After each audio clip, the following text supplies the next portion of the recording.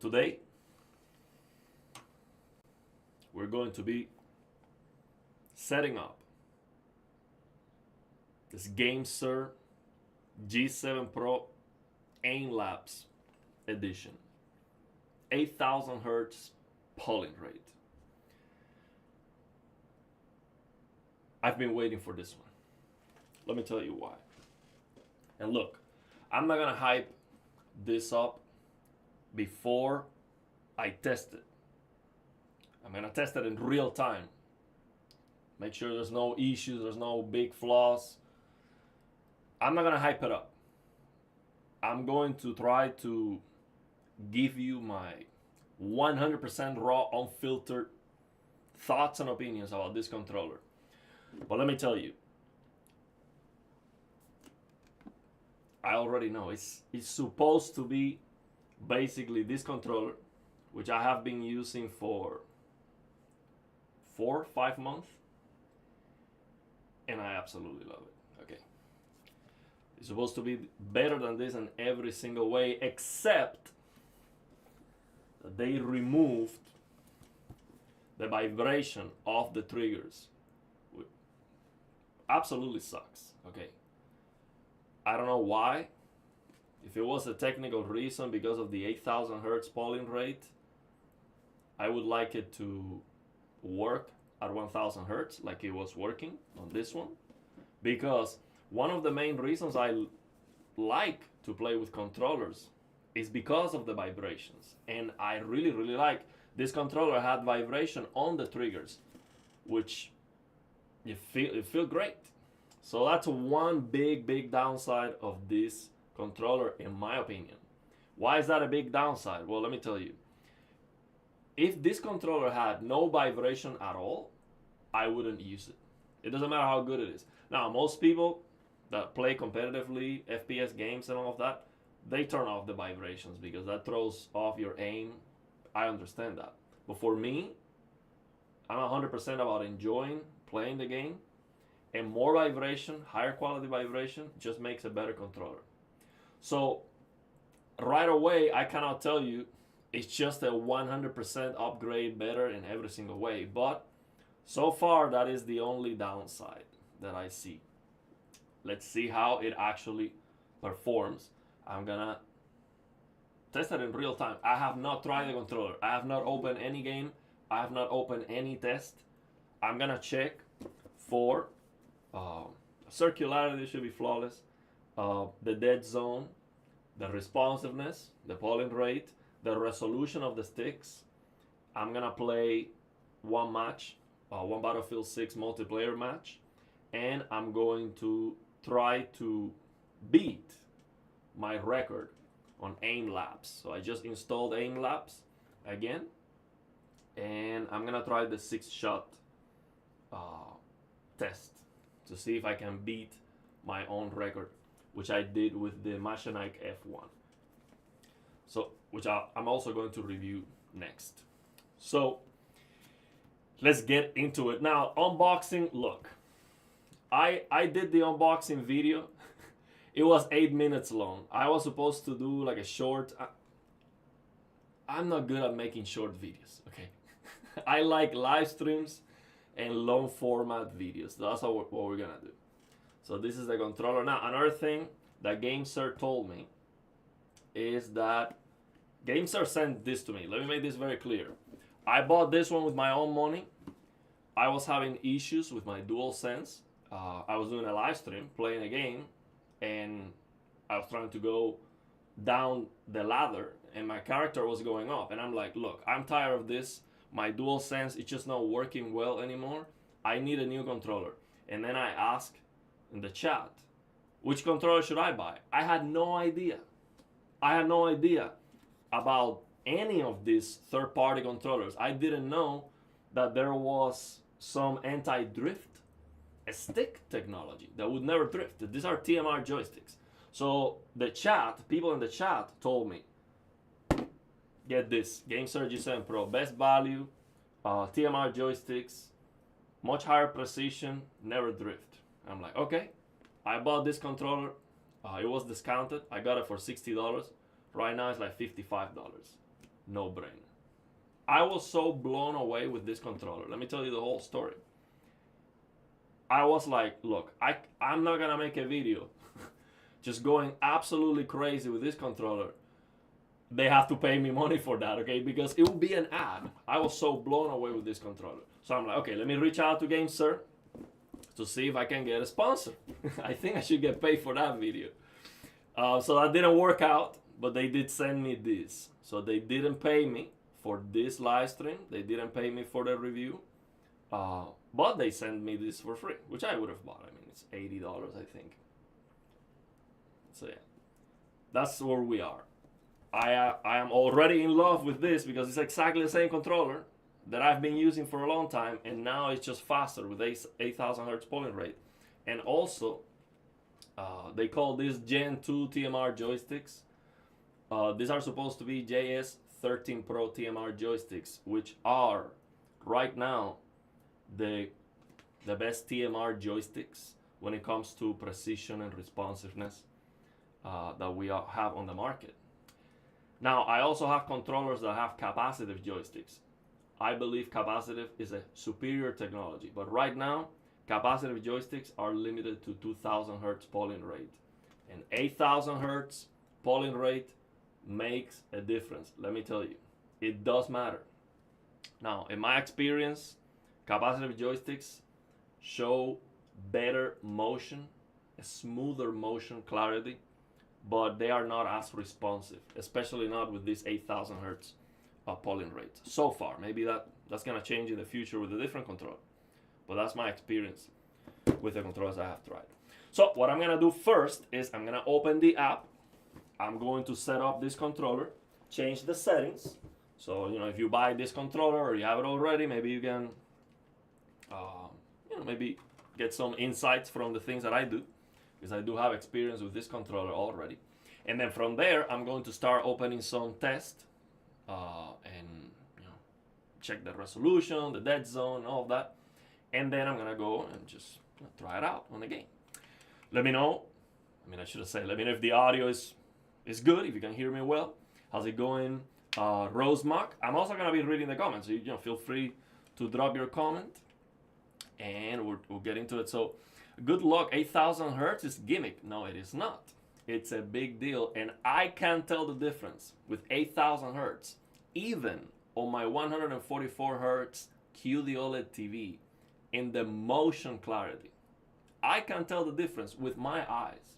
So on my 360 hertz monitor, I can tell the difference even more. It does matter, and it matters a lot. So also, another thing I have to say, I am familiar with Gamepad LA, and I do go there to look at all the latency numbers and all the testings.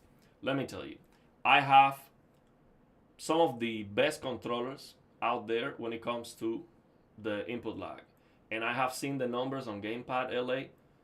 That's not the whole story, okay? And of course, everyone knows that, but let me make that very clear, because for example, I have a controller that's like top 5, top 3, and they are not even close to other controllers that are not even in the top 10. So everything matters when it comes to the responsiveness of the controller. Everything matters, including the tension of the sticks. If you lower the tension, now unfortunately that is one downside. This is a value controller. I mean, just $80. What I would recommend Gamesir is to make an ultimate, Gamesir G7 Pro Ultimate or something like that, that comes with adjustable joysticks. So you can adjust the tension of the joysticks. That is very important. In my experience, it makes a big difference. Now, you might love this tension, but the thing is, when you start increasing the height of your right joystick so you can get more precision, what happens is that the tension changes. You lower the tension. So the higher, the taller the joystick, the lower the tension. So having the ability to increase the tension as you go high, it makes a big difference. Especially if you are going to aim laps trying to improve your score, trying to improve your accuracy. It makes a big difference. So what I would recommend the Gamesir right away, regardless of how good this is, make a more expensive version of this controller that has adjustable TMR joysticks and also at least two more additional buttons. So here we have these two additional back buttons and these two additional top buttons, which are great, but two more will be better. So that's what I would like.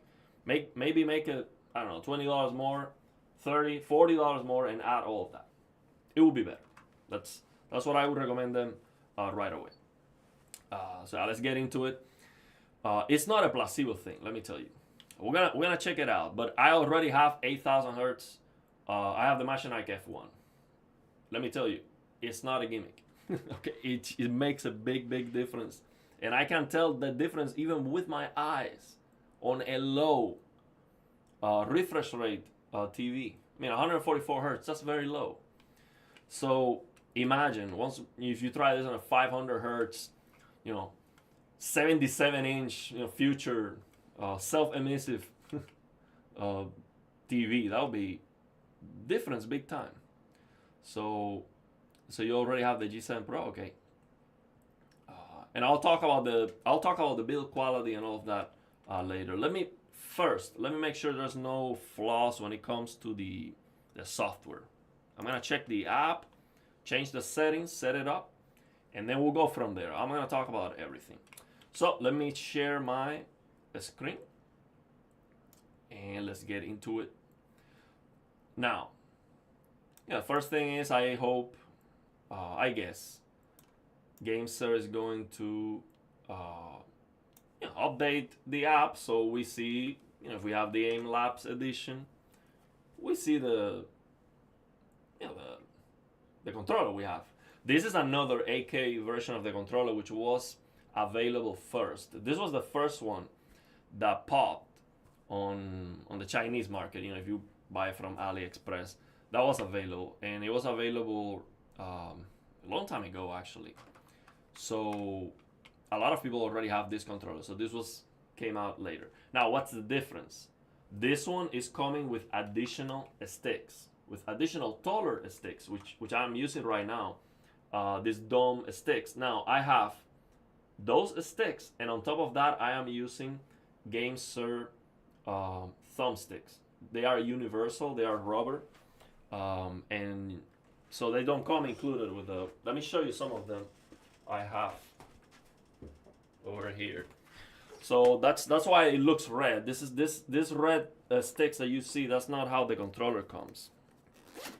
I'm gonna show you what I'm using, and I recommend you this because it works for any controller. So regardless of the controller you have, this Gamesir additional sticks. You have this one, which makes it taller. It has this shape, and you have one that's exactly like that, but it's not taller, regular like this. And then you have like a weird. It comes comes with 6. This one is kind of weird. I never used this. And then the rounded ones, which is the ones that I'm using. Initially, I didn't like rounded sticks, but then when I got more practice, it's just better when you move to have it rounded. Now, the included sticks on the box, they are rounded. They are rounded already. I just made it taller. By using the additional stick caps, I made them taller, a little bit taller. I like it the height because it gives you more accuracy. Okay, so let's go. Let me check. So this is how it comes out of the box. You have a dead zone. So the first thing you want to do with any controller, and I have tested this already, multiple controllers, you never want to have a dead zone.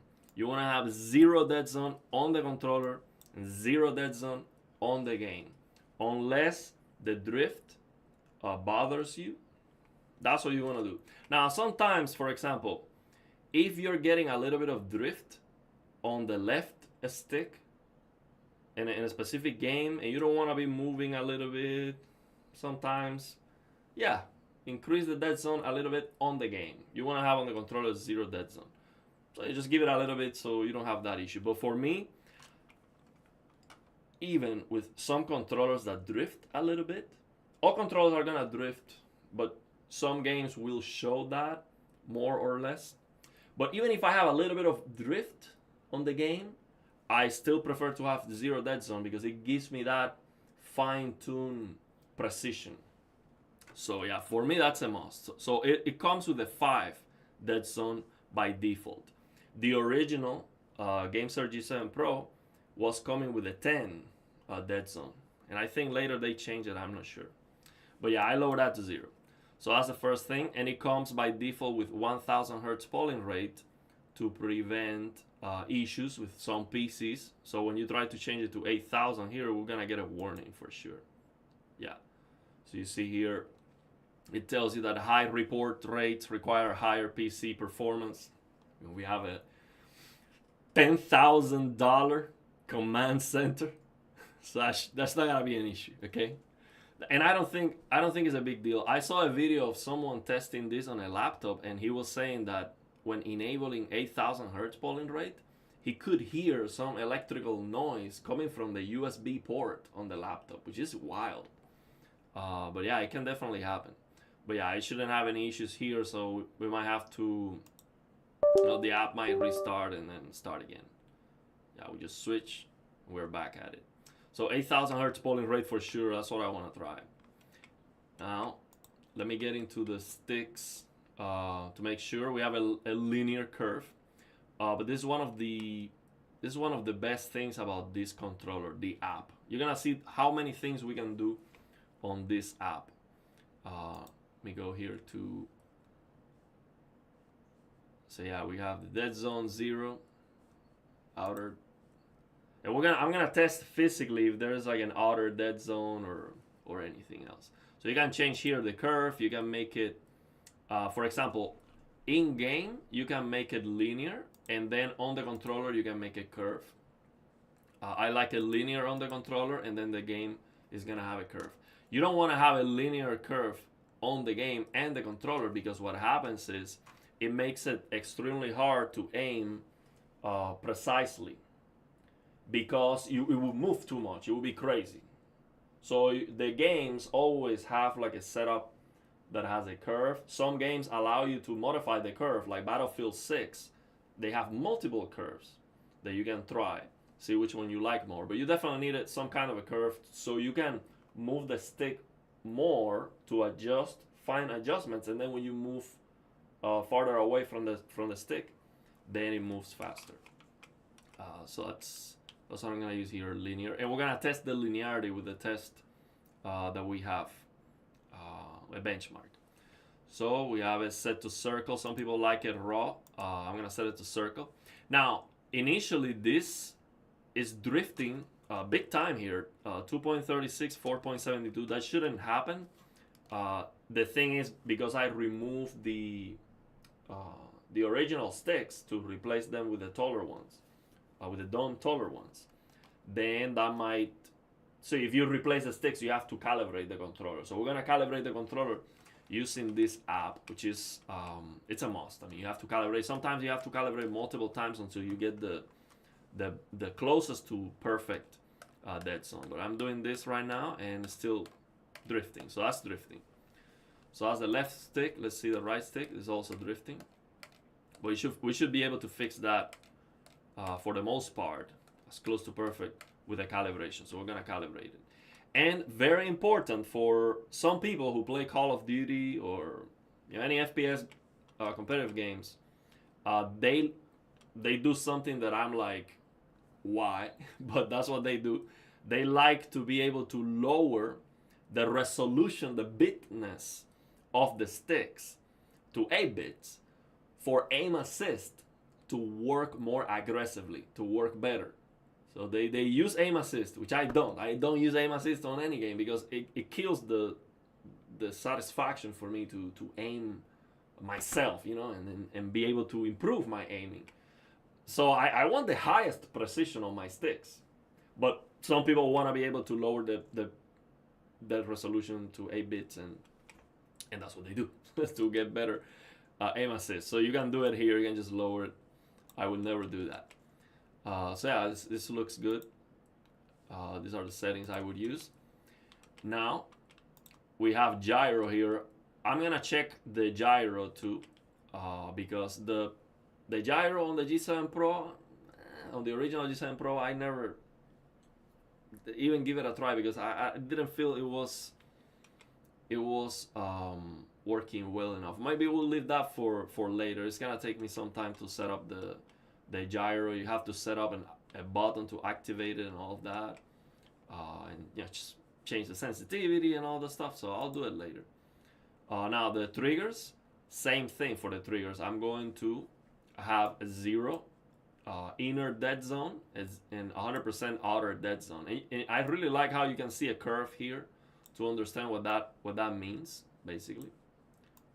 So that's what I'm gonna do for both triggers, 0 and 100%.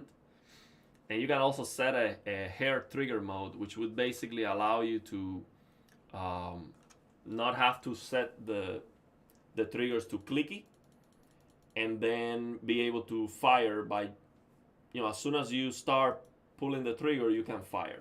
So the advantage of that, for example, is, let's say you're playing an FPS game and you want to be able to, when you jump into a vehicle to drive, in Battlefield that's not a problem because you're driving with a stick. Actually no, yeah, you drive with the tank is the one you drive with the stick. With the cars, you drive it with the triggers. So you could, for example, on this controller, you can set up a button that switch the whole mapping of the buttons to a different layer.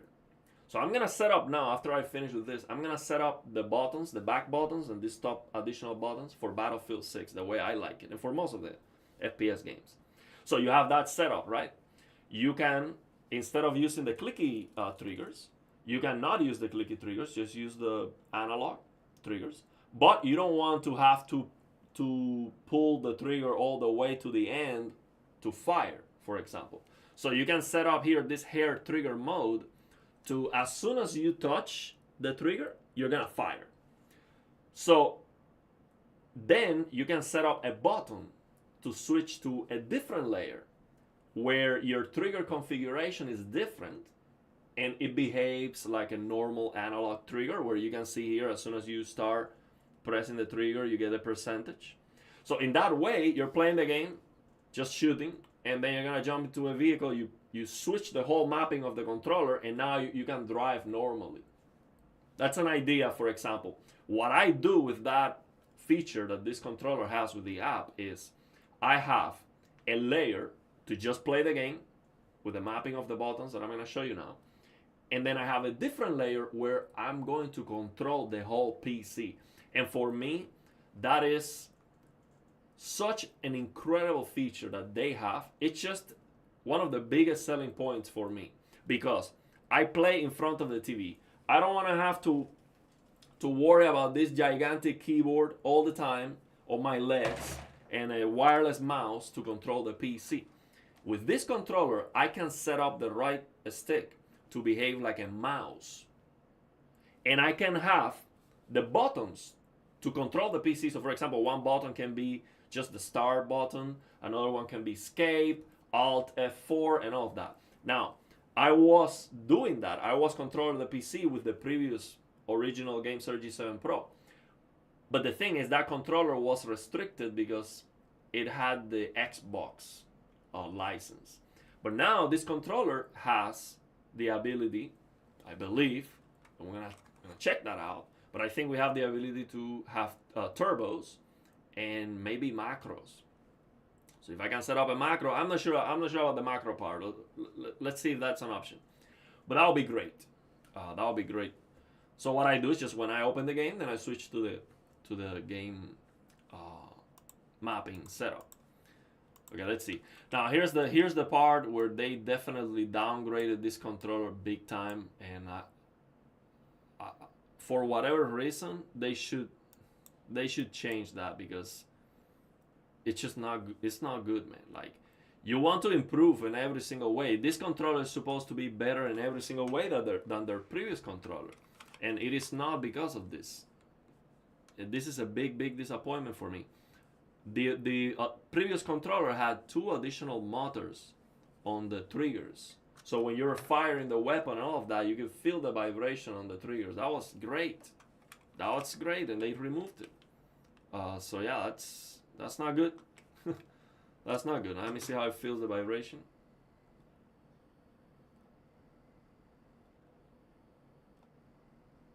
I'm not sure if this is even as strong as the previous one. No, it's definitely not stronger, because with the previous one, when I did this test, you have 4 motors vibrating. Now it's only 2. So yeah, man, that's a bummer. I don't. That was a bad decision. I don't know if it's because of the 8,000 hertz polling rate. So maybe if it couldn't work at 8,000 hertz, at least make it work at 1,000. And I would go down. I would go down to 1,000 just to get better vibrations in some cases. So yeah, now here, very important. This is a big upgrade for me. On the previous one, you had this light on the controller all the time, and you couldn't even turn it off. Now you can. Okay, I hope so. Let's see. Yeah, we can turn it off. That is amazing. That's huge, because I'm playing in a dark room with enjoying my HDR in a dark game, and then I have this controller. In the previous one, I had the super bright, white LED on the controller reflecting on the screen. That was bad. So yeah, I'm very, very glad that now we can do this, and we can actually change the color of this thing. So I could make it maybe like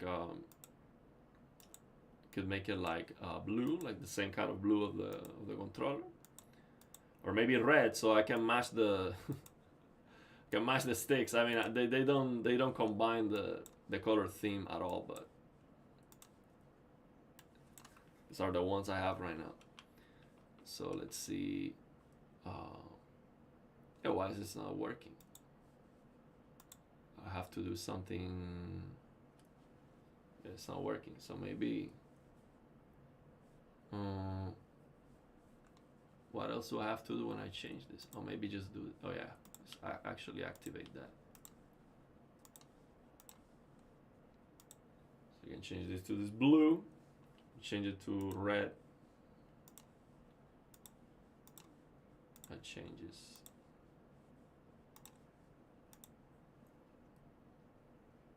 Well, it actually doesn't look red. It looks like pink, but that's okay. I mean, we'll figure that out later.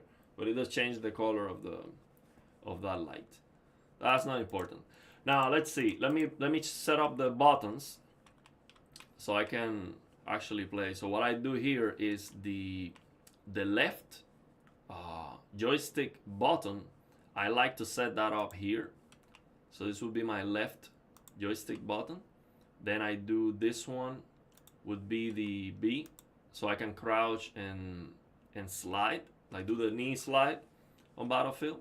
Then with this one I like to jump, so this would be the A. And with this one I would reload, so that would be X. Now, here's the thing. This is what I was talking about. Now here you come to the main menu, and you have this second layer. This is called switch to shift layer. This is like a secret feature, but I'm sure some people don't have the controller. They don't even know this exists. And for me, this is like one of the biggest selling points of this controller. I wish every single controller I had this feature. So now you click here, and you can set up a different configuration. So what I did was, all of this will control the PC. So I will go to the right stick, for example, and then you go here to the stick, and I would set up my right stick to behave like a mouse. So I'll go here to advanced mapping, and I select the output to be a mouse, for example. And with that mouse, you can control the PC, and you can set the DPI and all of that. So then the buttons, I would go and I would do, for example, this would be my right click. Go here to advanced settings. This back button would be on my mouse. Would be this left click, no, right click, and this will be left click. You know? So that allows me to control the PC, and of course then I will go, and the X will be my Windows key, so I can go to the keyboard and be like, okay, this is gonna be my Windows key. But now let's see if I can set up a macro here. Let's see. Map multiple buttons up to 3. Okay, yeah, this is not a macro. It's not a. I do see turbo. I do see turbo, so you can set a turbo for firing and all of that. Now it's drifting. I have to calibrate the controller, but you can map to multiple buttons. So for example, this could be Windows E. Yeah, so this will be great. For example, when I press A, this could be just to open the Windows Explorer with one button. So that's great. Now for that to work, I have to get out of the app, I believe. Well, no, actually, I can use it on the app here. So see, I'm moving my stick now, and I'm controlling the mouse. But I have to calibrate the controller because I see a little bit of drift. So this is, yeah, this is a big deal, man. I use this a lot, and I can, for example, do like Alt F4 to close a window. Alt F4 will be my Y. So that's it. When I press the Y, it will close out any window. I can do, yeah, I do this one.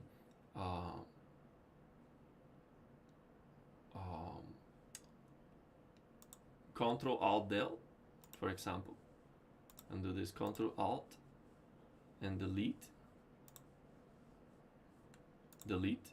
Oh no, you cannot do it on this one. So you cannot jump. Oh yes, you can. Let's see. Yeah, you can Control Alt and then delete. So with that, we go to the task manager and all of that. So yeah, this is great. I'm gonna be able to set up to control my PC better than with the previous one, because with the previous one, with the original Gamesir G7 Pro, you could not set multiple keys like this. But I don't see macros though. So what a macro is basically you can be playing a game. Other controllers have that feature. I don't know. I don't think we have it here. Maybe I am missing it. I don't think we have turbo, continuous trigger, and map 3 buttons. So for example, with a macro, which we don't have on this controller, that's a bummer. You can, for example, set up one button to be like on Battlefield 6, jump, a slide, jump. And you can set up the timing the way you want. So then you can just press a button, jump, lights, jump, lights, slow. You don't have to do it all the time, which is kind of cheating, to be honest. But I don't use it, but some people might want to do that. You cannot do that on this controller. So that's a bummer. So that is it. What I'm going to do now is I'm going to calibrate the controller to see if we can fix the dead zone. And I'm going to read the chat and all of that. I'm going to read the chat and all that stuff. Let's see how we're doing before and after. So what I'm going to do now is I'm going to open this circularity test. I'm going to open this circularity test before we calibrate. So this is going to check the circularity and the dead zone. So now first, the dead zone. Yeah, big time. We have, you can see the sticks are off center. We definitely need to calibrate. Let's test the circularity now. Circularity is perfect, 0%. The previous one was perfect too. So this is no issues here. So now I'm gonna calibrate and I'm gonna check that center again. We can check the center on the app anyway. So now to calibrate, you can just do this stick calibration. You can calibrate the gyro, the sticks, and the triggers. So to calibrate the sticks, just don't touch them. So it's calibrating the center. Oh, it restarted the whole thing. I don't remember it doing that on the previous one. So it's not even asking me to. It's not even asking me to to rotate. Let's try again.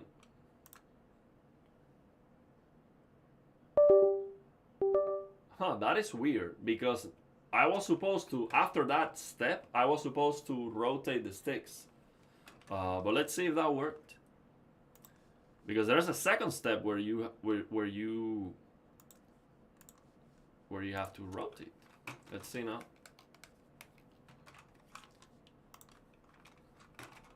Yeah, that didn't work. That crashed basically. The app is just crashing. That's not working. That's a big problem. Let me lower the polling rate. Maybe that's why. Lower the polling rate, see if that works.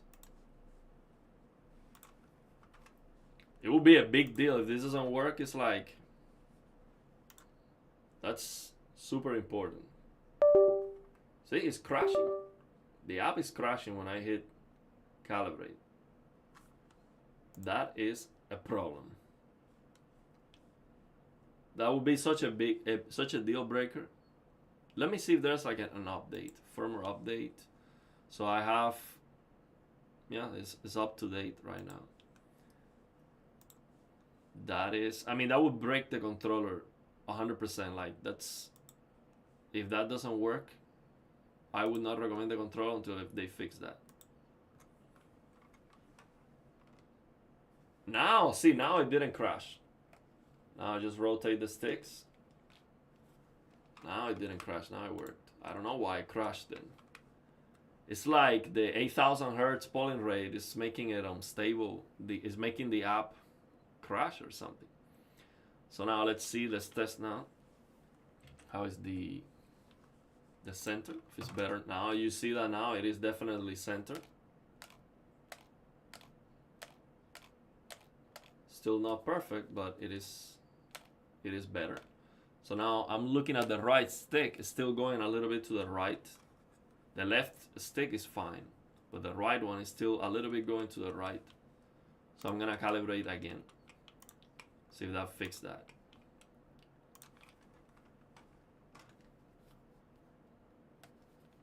The sticks. That's it. Now it is working. Now it's, yeah, I think now we got it. Now this is, yeah, this is perfect. This is perfect. 0.002, 0.01, still not perfect, but yeah, this should be good. Let's see what is the app saying, because we can have that number here on the app. Let's go to the, now I'm gonna increase the polling rate. That shouldn't affect the calibration at all. Let's see what the app is saying. Okay, now it's good. The less tick, that's 0. Yeah, this is good. 0.78, that's good, that's good. No issues there. And then the right one. No, the right one can be better still. Let's see. No, that's good, that's good. So what I'm doing is I'm doing this. Just letting it snap back.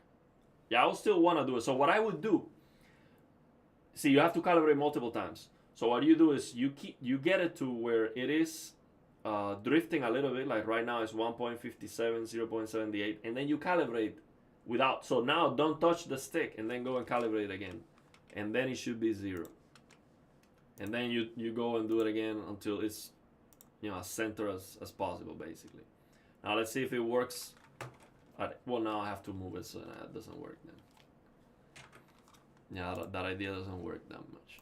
Well, it works because it did it before I moved the sticks. So let's see now. So that's the left. So now the left is a little bit worse than the right. Yeah, right is... no, it's actually not good. Let me try again. So I'll do it a couple more times, and then I'm going to open Battlefield 6. I'm going to play a match, and then I'm going to try aim labs. And I'm going to read the comments before I do that. Okay, let's go again. Before I play the game, I want to make sure the sticks are as good as they can be. Let's see now.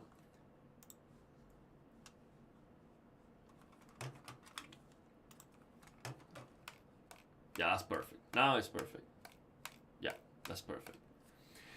Okay, so now I'm gonna read the chat.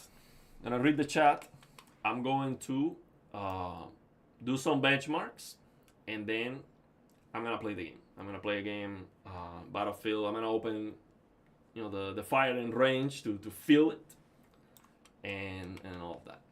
Now let's see if I'm at 8,000. Yeah, we're all set with the settings.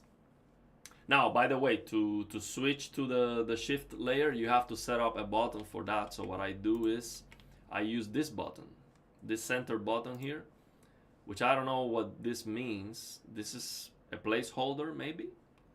What I do is I press this button. So this is the switch.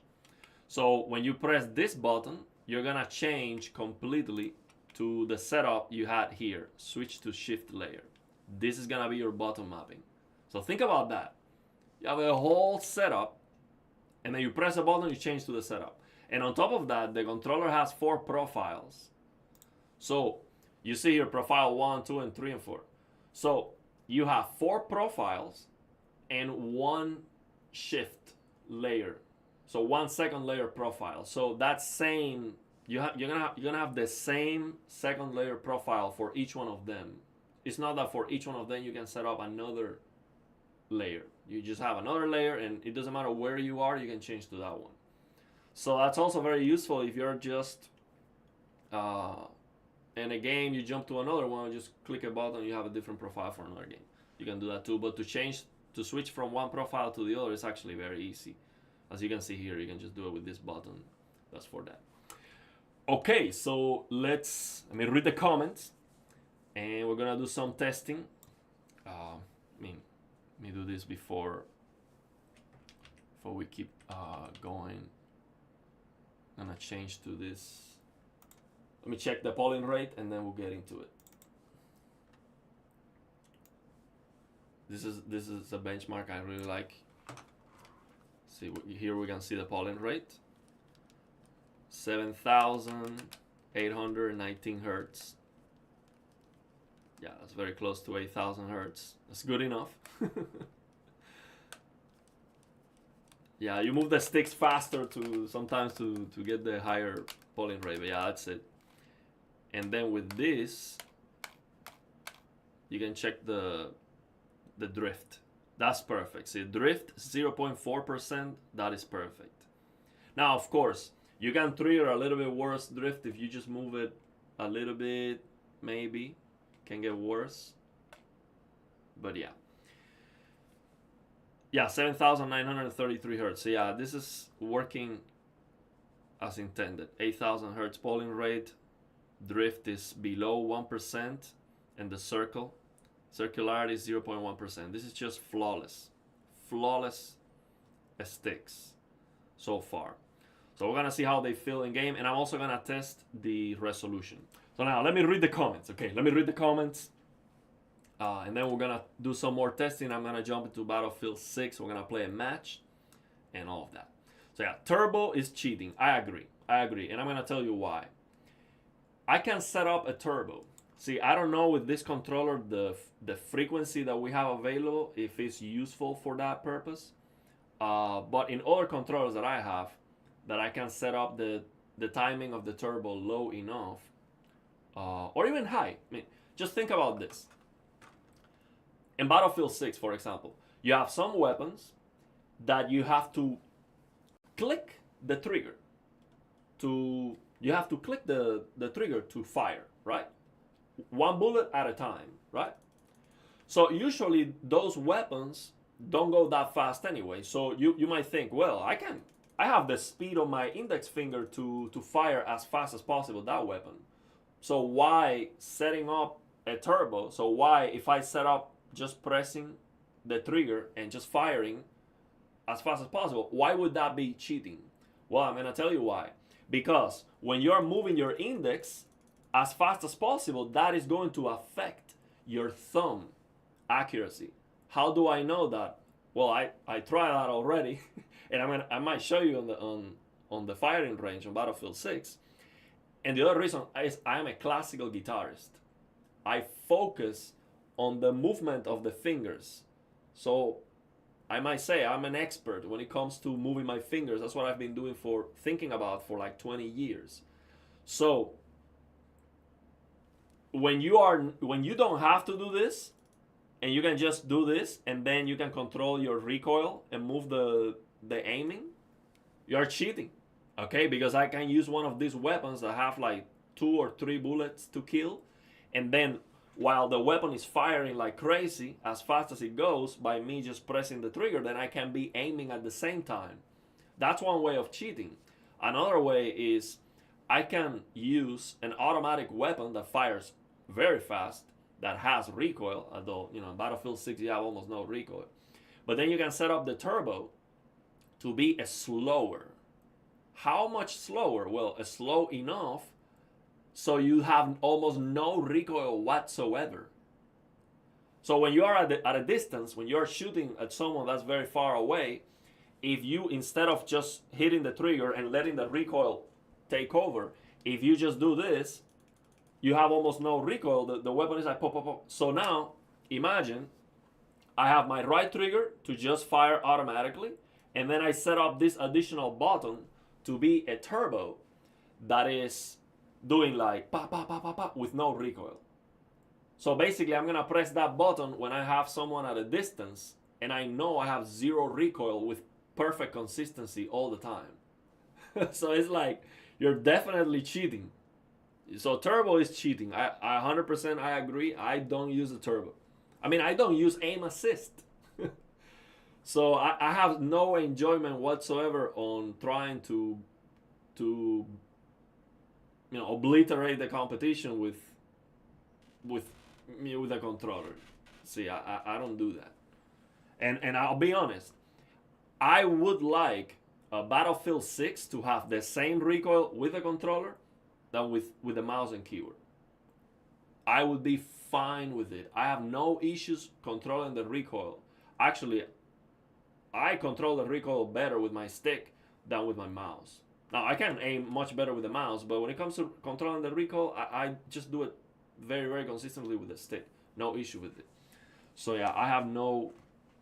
I would never use anything to get an advantage. But you can. And those are ideas that you can definitely implement. So yeah, how's it going, George? Okay, let me know if you have any questions. I'm gonna read the chat, then we're gonna get into some testing, and I'm gonna play a match. The right tripper is broken for me and was replaced. So we're talking about let's see what you're talking about, the controller. Oh, you're talking about the Zenless Zone 0 version. The right tripper. What do you mean by tripper? The trigger, you mean? The right trigger? Okay, let's talk about the D-pad. The previous one, the original Gamesir G7 Pro, the D-pad was just bad. Okay, and I'm just terrible. I mean, why? Because it was wiggling. So when you touch the D-pad like this, let me make myself bigger a little bit. So while we... So, let me get this. So, on the previous one, the D-pad was just horrible. I mean, it was, when you touch the D-pad, for example, if I do this, you could hear it was loose, basically. It was loose. So what I did to not fix it, but improve it a lot, was I bought this. So if you have the previous one and you don't like the D-pad, this is what I did. I bought this rubber gaskets off of Amazon, and I'm gonna show you. See if you can see here the size, because I don't remember. That's the size of the rubber gasket, because it fits perfectly.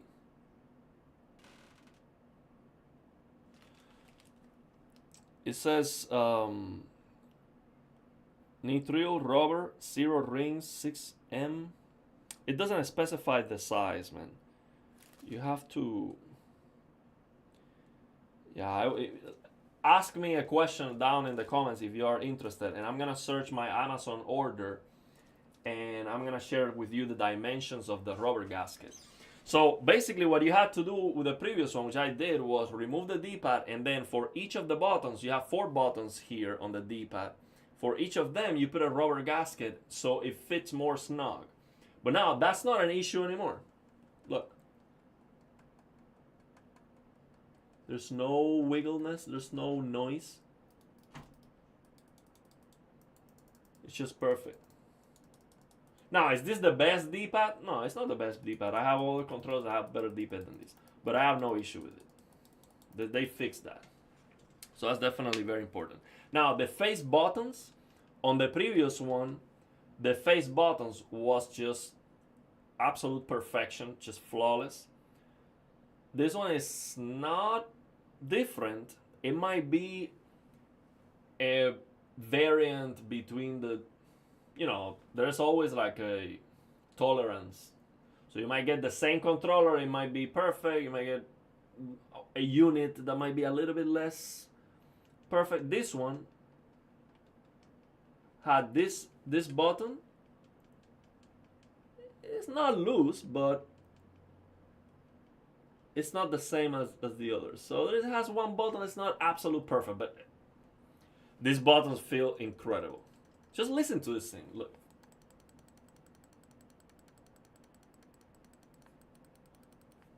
Amazing to press, but it's not as absolute perfect as the other one. But it might be just a variant. Maybe I buy one of the old ones, and it might be not as good. But yeah, see, if I do this, I hear a little bit. So it's not perfectly snug like it was on the other one. But I would change that any day for the better D-pad. So, and I don't use the face buttons that much anyway.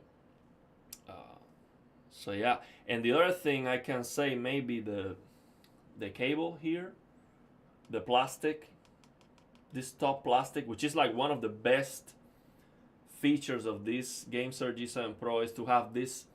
You see this plastic at the top of the controller. Allows the cable to fit snug, and when you move it, it doesn't move. Except that with this one, it actually moves a little bit up and down. But I'm talking about something so small that you would not be able to see it on camera, but I see it. It moves a little bit up and down, and I believe the previous one was not moving at all. So what I'm gonna do is I'm gonna use one of these rubber gaskets that I show you. So what I do is I put that rubber gasket on the cable itself to create that extra room so it fits snug. And I put multiple of them, so that's what I'm gonna do. Which is what I did with this cable. See if I have it right here. Yeah, I have it right here. So I did that with this cable. For example, I put a bunch of these gaskets, and so it fits perfectly here. So actually this cable is gonna fit perfect on here because I already calibrated it for that. So yeah, but that's a detail that nobody's gonna complain about that. It's not, might not even be worth mentioning, but I'm gonna mention it on the review. So yeah, but everything else, this controller feels exactly the same as the other one, except the back buttons of the other one. The back buttons were smooth. These back buttons are a little bit more. They have a little bit more grip. They are still plastic, but they are not smooth. The other one was just like perfectly smooth. These ones are like, you can see the texture even is more grippy. So yeah, these back buttons are great because you can see it doesn't affect your ergonomics at all. You just do this and press the button. And if you don't want to press the buttons because you're hitting them accidentally or something, and you're playing a different game where you don't need them, you actually have a lock system here where you can just lock the button, and now it doesn't work like it's part of the design. So they knocked it out of the park with that feature. Now I always use the back buttons. So yeah, they did fix the D-pad. Yeah, they fixed the D-pad. Is no longer wobbling like. See, if I do this, no noise. So yeah, I was ready with my rubber gaskets to fix it, but no, it's not. It's better now. This is better now without the rubber gaskets. So this is better than the other one with the rubber gaskets. So the other one with the rubber gasket was not as good as this right now. So yeah, they did definitely fix that. I go between G7 Pro and Wolverine V3 TE.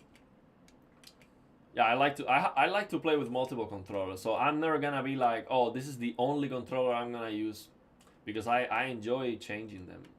I enjoy, you know, even sometimes, you know, you get your hands a little bit sweaty, switch to another controller. It's like when you're playing tennis, you get sweaty, you switch the racket. So yeah, it's like the weapon of choice. So which one is better? The Tarantula? There is a Tarantula AK. I actually bought the Gamesir Tarantula Pro. It was awful. I don't recommend that controller to anyone. It was just atrocious. Why?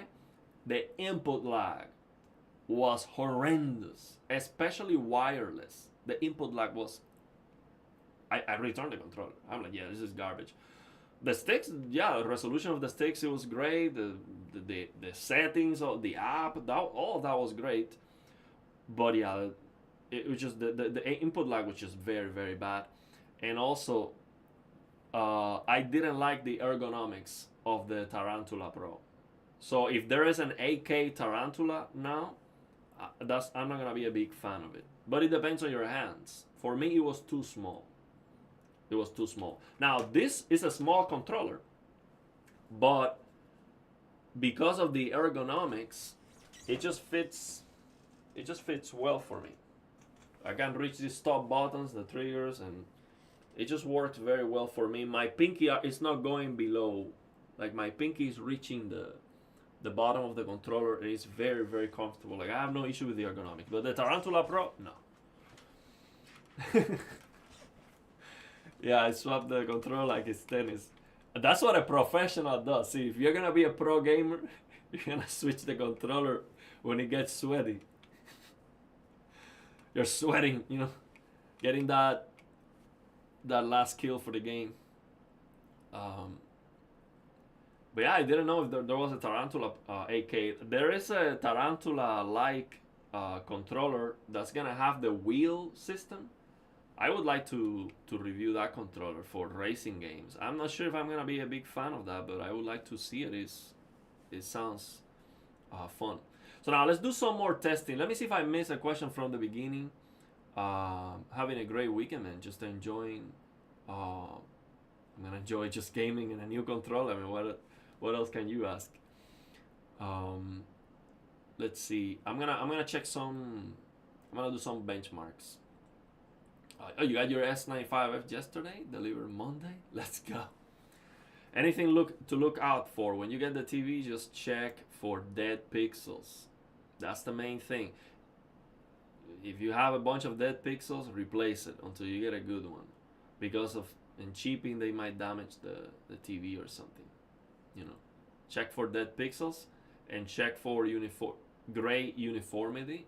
If it's not terrible, then keep it. But if it's very, very, very bad, you can try your luck replacing it, see if you get a better one. I'm gonna try gyro with this controller. I did try the gyro on the original G7 Pro, and it was not.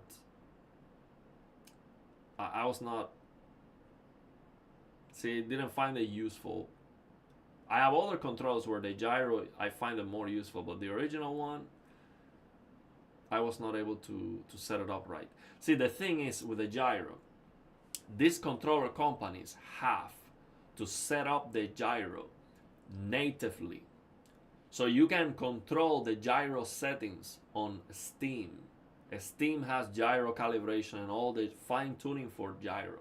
So you can have a native implementation of gyro for the best results. When you are mapping the gyro to sticks, at least in my experience, it just doesn't work the best. You wanna be able to natively have that, and for that to happen, you cannot use X input. I believe the controller has to use D input, and usually what happens when a controller has the D input option is that D input option is for Nintendo Switch. So then the polling rate goes down to 128. So it is unusable. You're not gonna use it. For example, if this controller had the input for Nintendo Switch, you're gonna lower the polling rate? No way. So I tested the 8-bit though Pro 3, and the gyro worked natively on Steam, and that was great gyro experience, but the polling rate was very low. So 125 hertz, I'm not gonna use the gyro. I'm not gonna use the controller just to use the gyro, but it was great because the native implementation, all the additional buttons, you can map them on Steam and you were able to see them.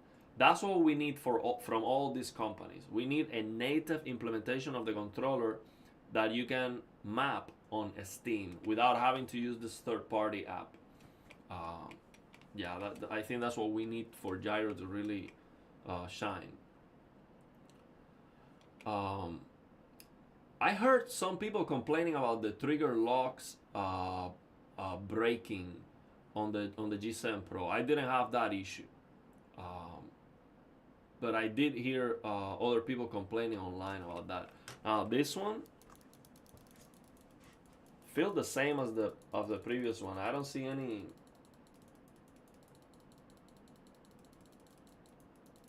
I don't see any quality control problem with that. Now I do see the bumper of the previous one was feeling more solid than this bumper, but maybe it is a unit to unit. But I can tell the bumper on the previous one was better than this. But again, that's to generalize. You know, it's a unit to unit variant maybe. So I'm being very, very picky. I'm telling you absolutely the smallest detail, but yeah, the triggers feel exactly the same. The clicky triggers feel great actually. So yeah, let's see how is actually the input lag. See, the number one reason that I'm excited about this controller is 8,000 hertz polling rate, JS13 Pro TMR joysticks, and so we're supposed to have an incredible input lag. So that's what I want to try. So we already know the polling rate is just insane. Well, it's saying here 9,981 hertz. That's probably wrong. Let me try again. Yeah, it's 8,000 hertz. I don't know why it was saying. So 7,700, 7,800. So you have to move it around fast to get that polling rate high. Now, these sticks still don't have an inner restriction ring, which would be a nice upgrade. But that's just the JS13 Pros, I think. I'm not sure if Gamesir can add that. But that would be nice, because what happens when you don't have an inner restriction ring is that when you move the sticks, you get this noise of the metal going against the plastic casing of the faceplate, and that's not nice. It's not a premium feeling to hear that, but it's not a big deal because it doesn't change at all the feeling of the sticks. I have other controllers that have an inner restriction ring, and it's not a big change. And actually, I have a controller that I review, the Gulikit TT Max, and these sticks have an inner restriction ring. They don't feel as smooth as the G7 Pro, not even close. Actually, these sticks, when I move them, tra tra tra tra tra tra, I feel like it's not a smooth surface in the inside. The plastic is not. It has, like, you know, when you build something out of plastic, sometimes you have some imperfections. Yeah, this doesn't have that issue. This just feels perfectly smooth when you are just doing this. You don't have that issue. So yeah, having an inner restriction ring doesn't mean necessarily it's gonna feel smoother or something. But yeah, you can see here 8,000 hertz polling rate. So now, before I go into a game and try how it actually feels, I am interested to know what is the resolution of these sticks. So let's try that with this test right here. So I'm gonna do this test. This is a very, very, very important test. So we're gonna do right stick resolution. So for this one, I have to concentrate, move the stick from the center to the outer edge. Too slow.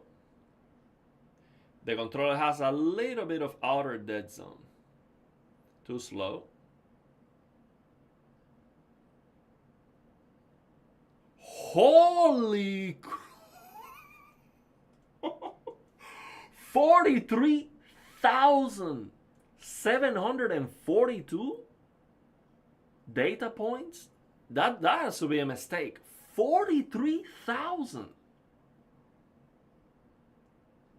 I mean, to put it into perspective, I have a controller with capacitive joysticks that has the highest resolution of any controller right now available. And it gets 8,000 data points. 8,000. This one is getting 43,700. Of course, the polling rate matters. That one is 2,000 hertz polling rate, but still. Let's see what the resolution actually is. Let me start this again. This will be crazy. Absolutely crazy. This has to be wrong like this. There's no way. Holy crap, let's see. Wow, it is true, man. 34,878. That is just insane. Holy crap. What's the resolution of this gonna be? 33,000. What is the resolution of this controller? 44,000 data points, man.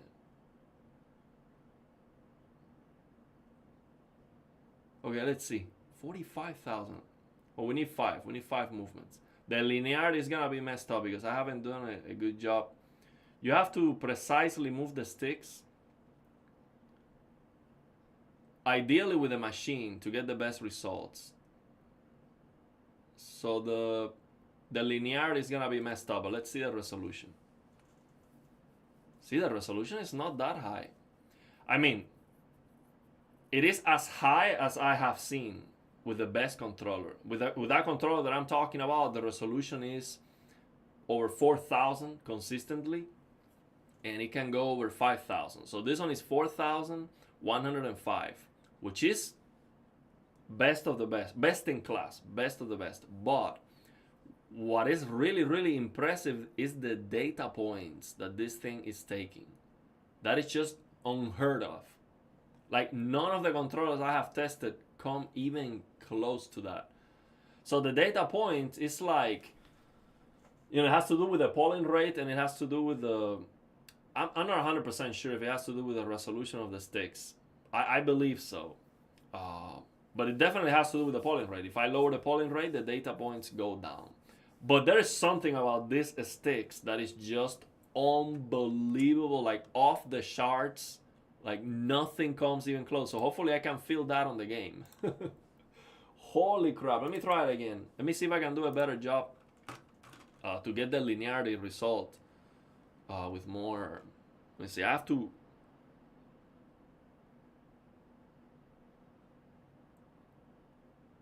$51,614.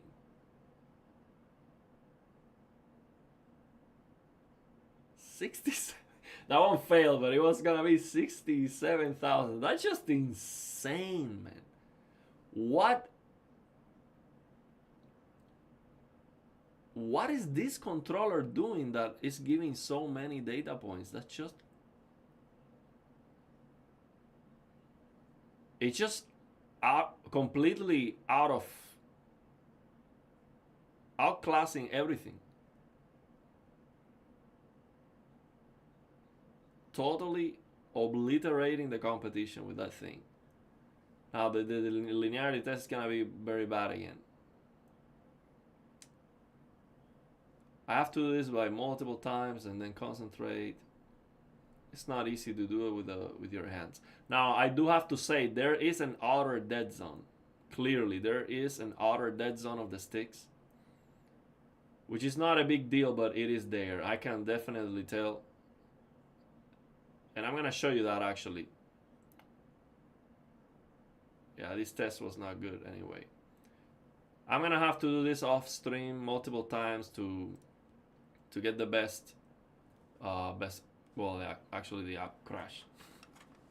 Didn't even give me the result. But well, let me show you this before we. I'll do one more, and I'm gonna show you this first. This is important to see for the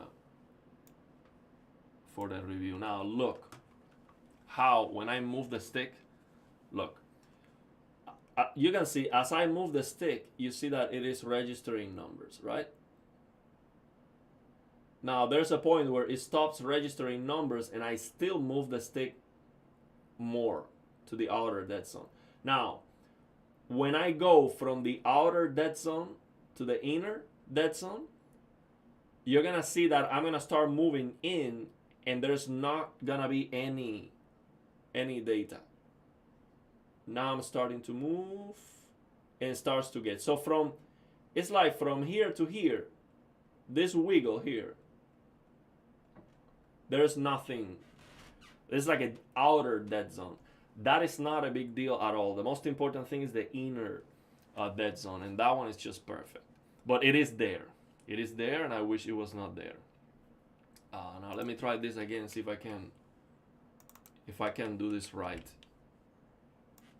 Again, ideally you wanna do this with a machine, but let me see if I can do a better job now, because I want to see what is actually the highest resolution and the linearity.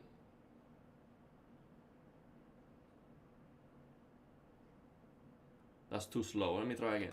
So I have 4 seconds, 3 to 4 seconds to move the stick from the center to the outer dead zone, and I have to do it in a line as perfect as possible to test the linearity.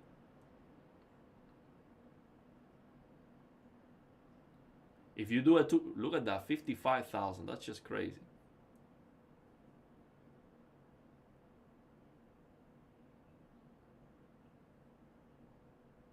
That was not good. See, if you do it too fast or too slow, it fails. You have to do it at the right time. See, 3.6 seconds. That's perfect.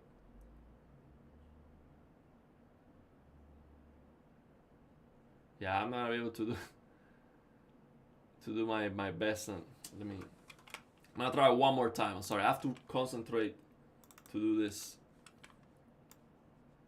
You have to move the stick perfectly in a line, and it needs to last exactly 4 seconds. So I have to, when I do it off stream, I have to contain my breath sometimes to get the precision of the thumb as good as I can, and do it multiple times. But I'm gonna do it one time, only concentrated, and that's it. I'm gonna jump into a game to see how this actually feels. Let me do it again. Okay, let's go now.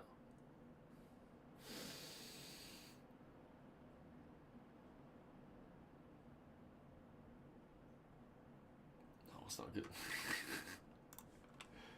Okay, last time. Let's try. I have to count 3 seconds internally. I'm gonna count 3.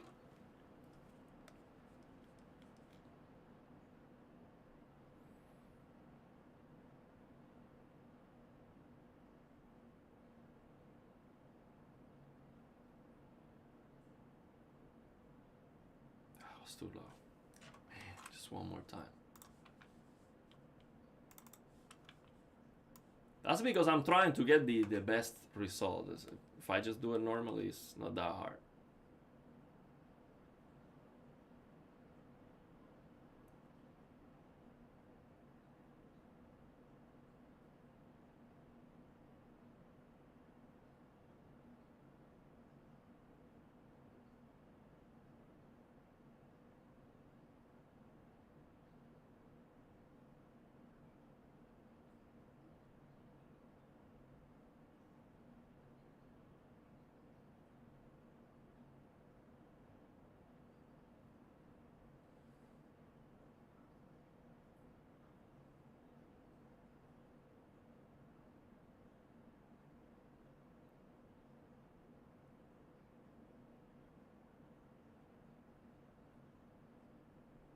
Okay, let's see now.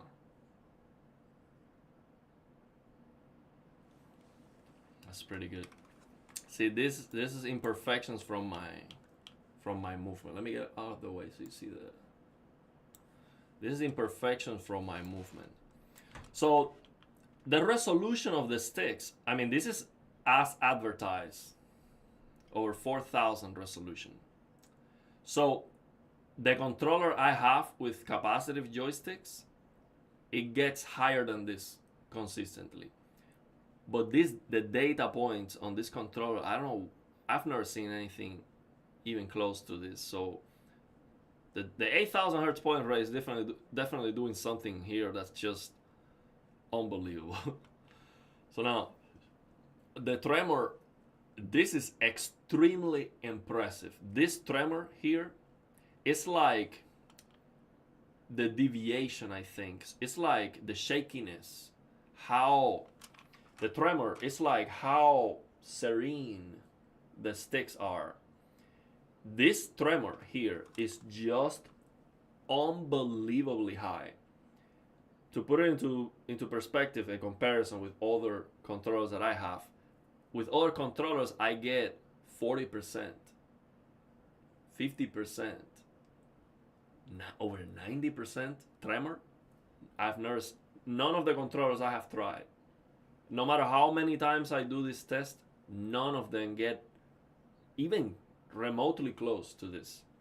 And the thing is, I have tested when I change the polling rate, when I lower the polling rate, the tremor is better. Because it's like you have less, it's less unstable, right? So the higher the polling rate, the crazier the sticks get. So you get higher tremor, right? So tremor is like, for example, think about it this way. If I open this benchmark, for example, if I do this, if I move the stick, for example, and I somehow locked that coordinate, right?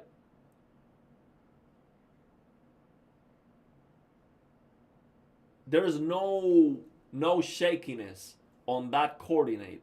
There is, but it's like my own hands not holding up. So with a machine, if you hold the coordinate there, thing is, I'm not a machine, I am moving.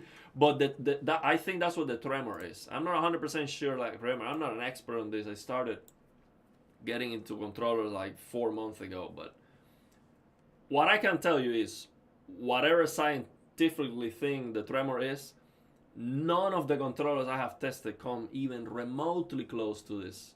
This is unbelievable. Now the linearity is me.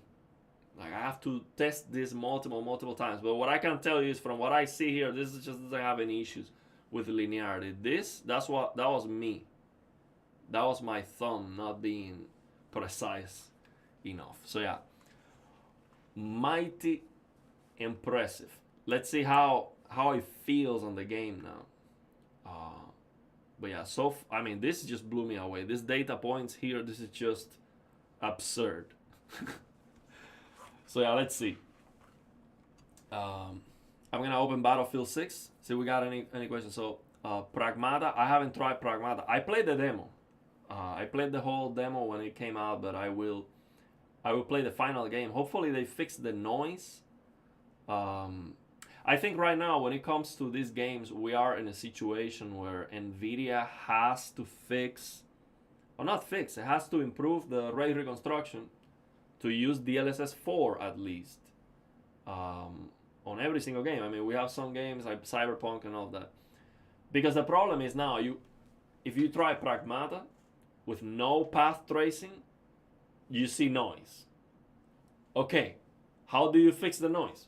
You have to turn on path tracing, turn on ray reconstruction, but now you cannot use DLSS 4. So now the whole game looks blurrier.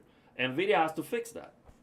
I mean, if we are forced to use path tracing to get to reduce the noise of the game, they have to give you the best upscaling. NVIDIA, they just have to fix that, man.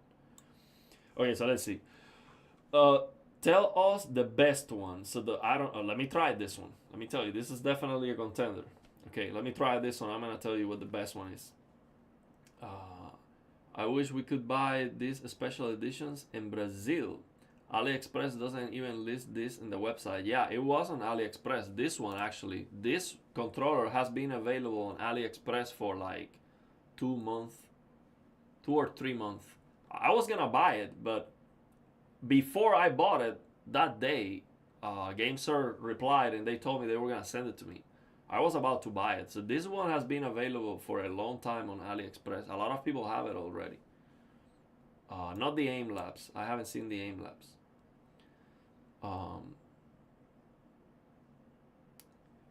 Man, if you're fine with the anti-glare, don't remove it. Don't remove it. Especially if you have lights on the room. Keep in mind when you remove the anti-glare, it's gonna be a mirror, perfect mirror, and you need to have a completely dark room, or the TV is just not gonna be watchable. It's gonna be very bad. So unless you are in a perfect dark room and using it only yourself, I wouldn't recommend you remove the anti-glare. I want to do the anti-glare campaign against Samsung to see if it helps them make a better decision next time, so everyone can have a normal semi glossy screen.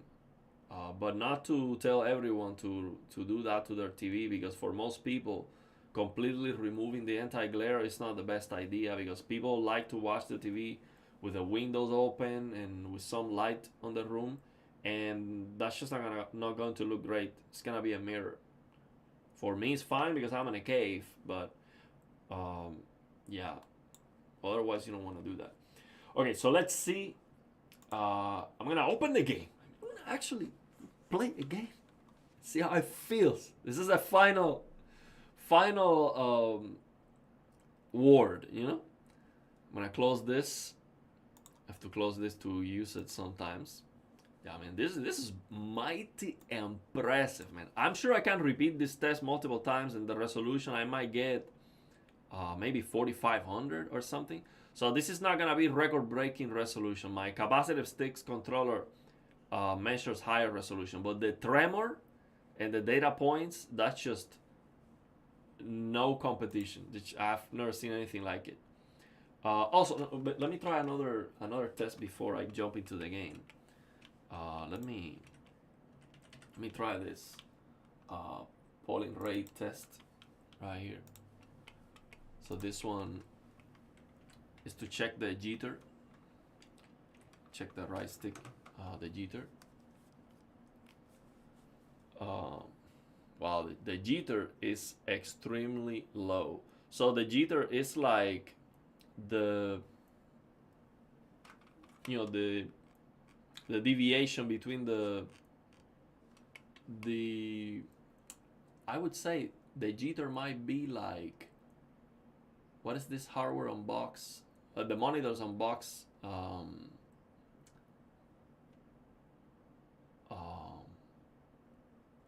Term for the gray to gray, a standard deviation, I think it calls that. It's like, you see all these numbers, 0.22 milliseconds. This is like, you have 8K polling rate. You can divide, 1 divided by 8,000. That's the milliseconds you're supposed to get. But sometimes you have 0.31 milliseconds, which would be like a slow, communication, no?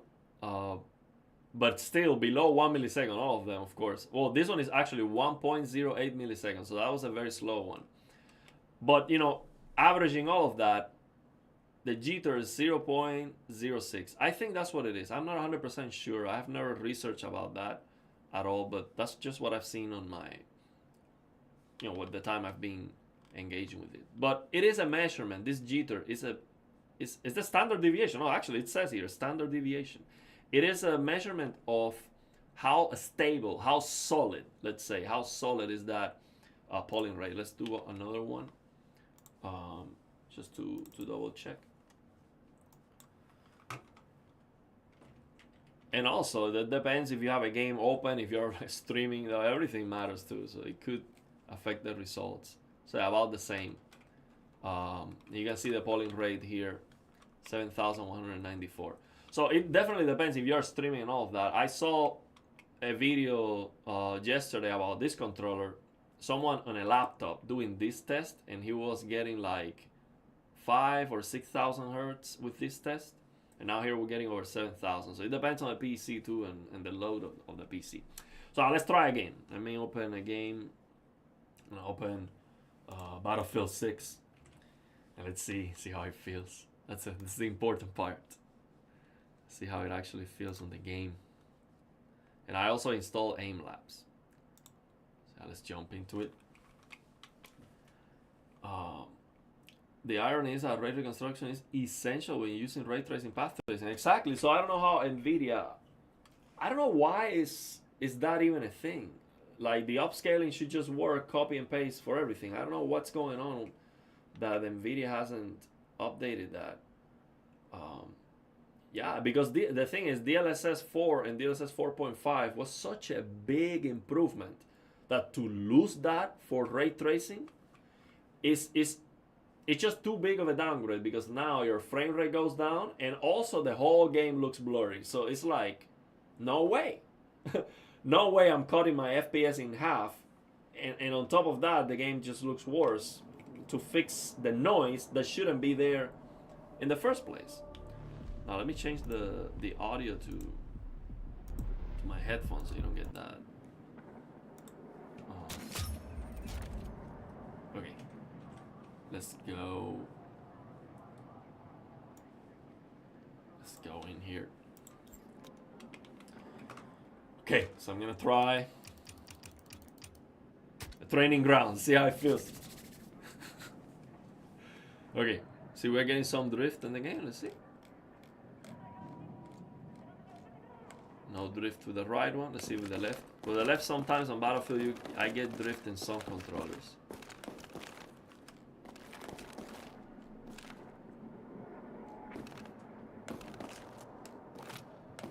Wow, this is impressive. It's not getting any drift. Look, I'm moving it like this to make it drift intentionally, and it's not drifting. See, when you do this to the sticks, I have 0 dead zone on the stick, 0 dead zone on the game. Let me show you. That is very impressive. Not all controllers that I have, I can do that. That's why I was saying before that I prefer to play with some controllers with having some drift on the game, because having 0 dead zone is such a big deal to have more precision. So I play with drift with some controllers, but I keep the dead zone in the game to 0 here, and also 0 here under controller tuning, 0 dead zone here.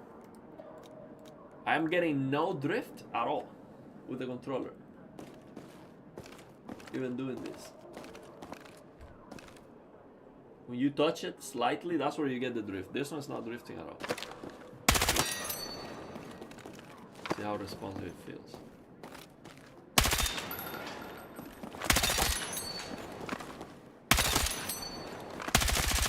Okay, let me concentrate, let me see. Let me try before I declare victory.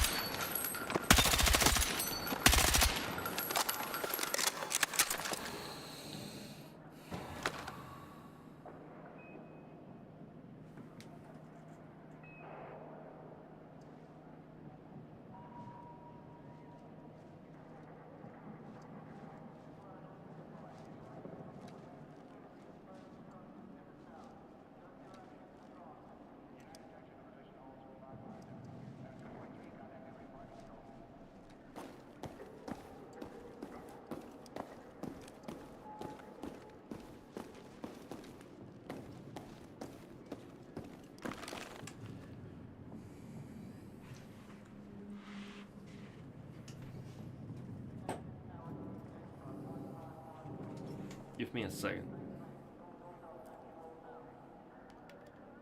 I'm gonna try the Machinike F1.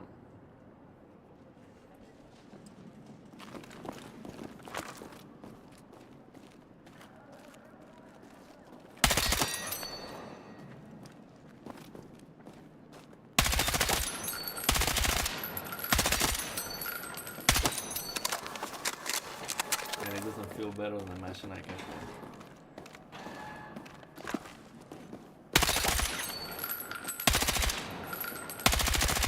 But the thing is, look, it's very hard to compare because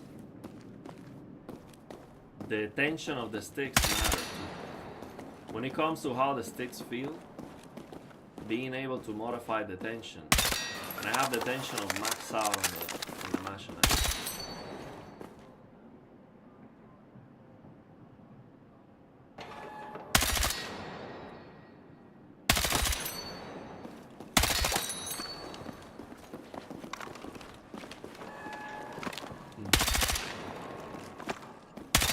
I think I have to play a match.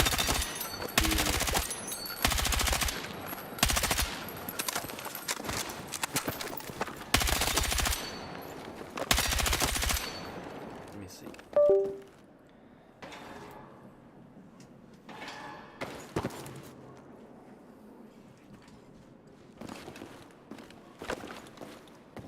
Man, it's not the same.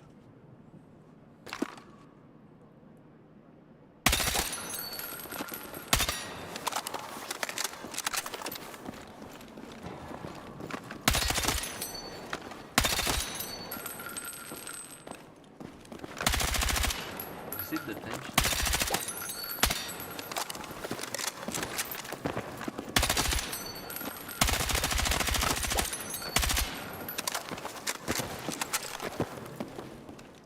And it's not the same. It doesn't feel the same. It's, look, don't get me wrong. It feels incredible. Okay, this feels super responsive. There is something.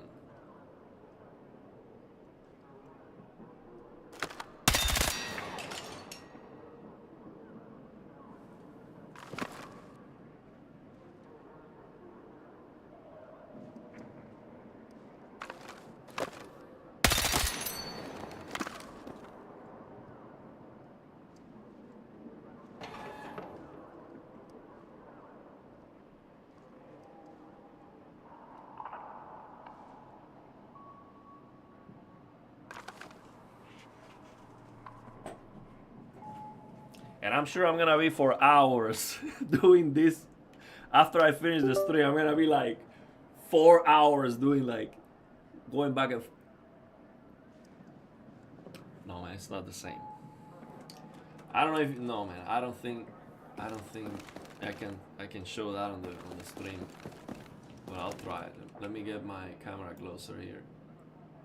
See if it's possible to see this. I have to fix this because I opened it and I have to calibrate and all of that.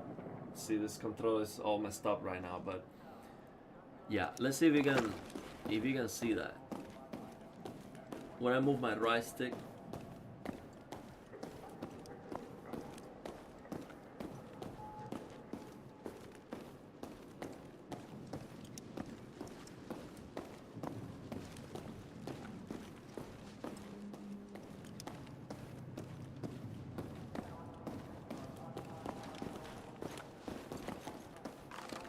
try the other one.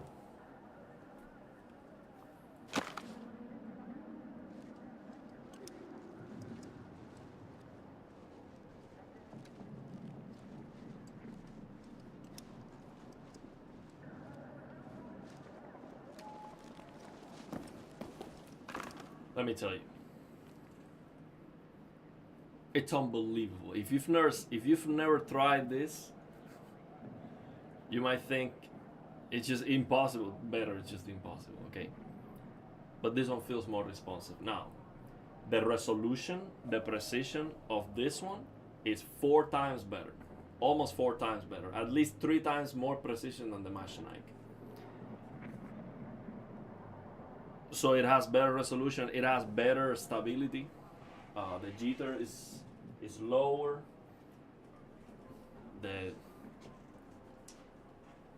the data points and all that. So technically, it seems to be a superior stick. This is a superior stick. But when it comes to how responsive it feels, the Machinike feels more responsive. Now the thing is, this thing is very hard to tell because I'm talking about. Look, if I lower the shadow setting, that's gonna make a bigger difference. Okay.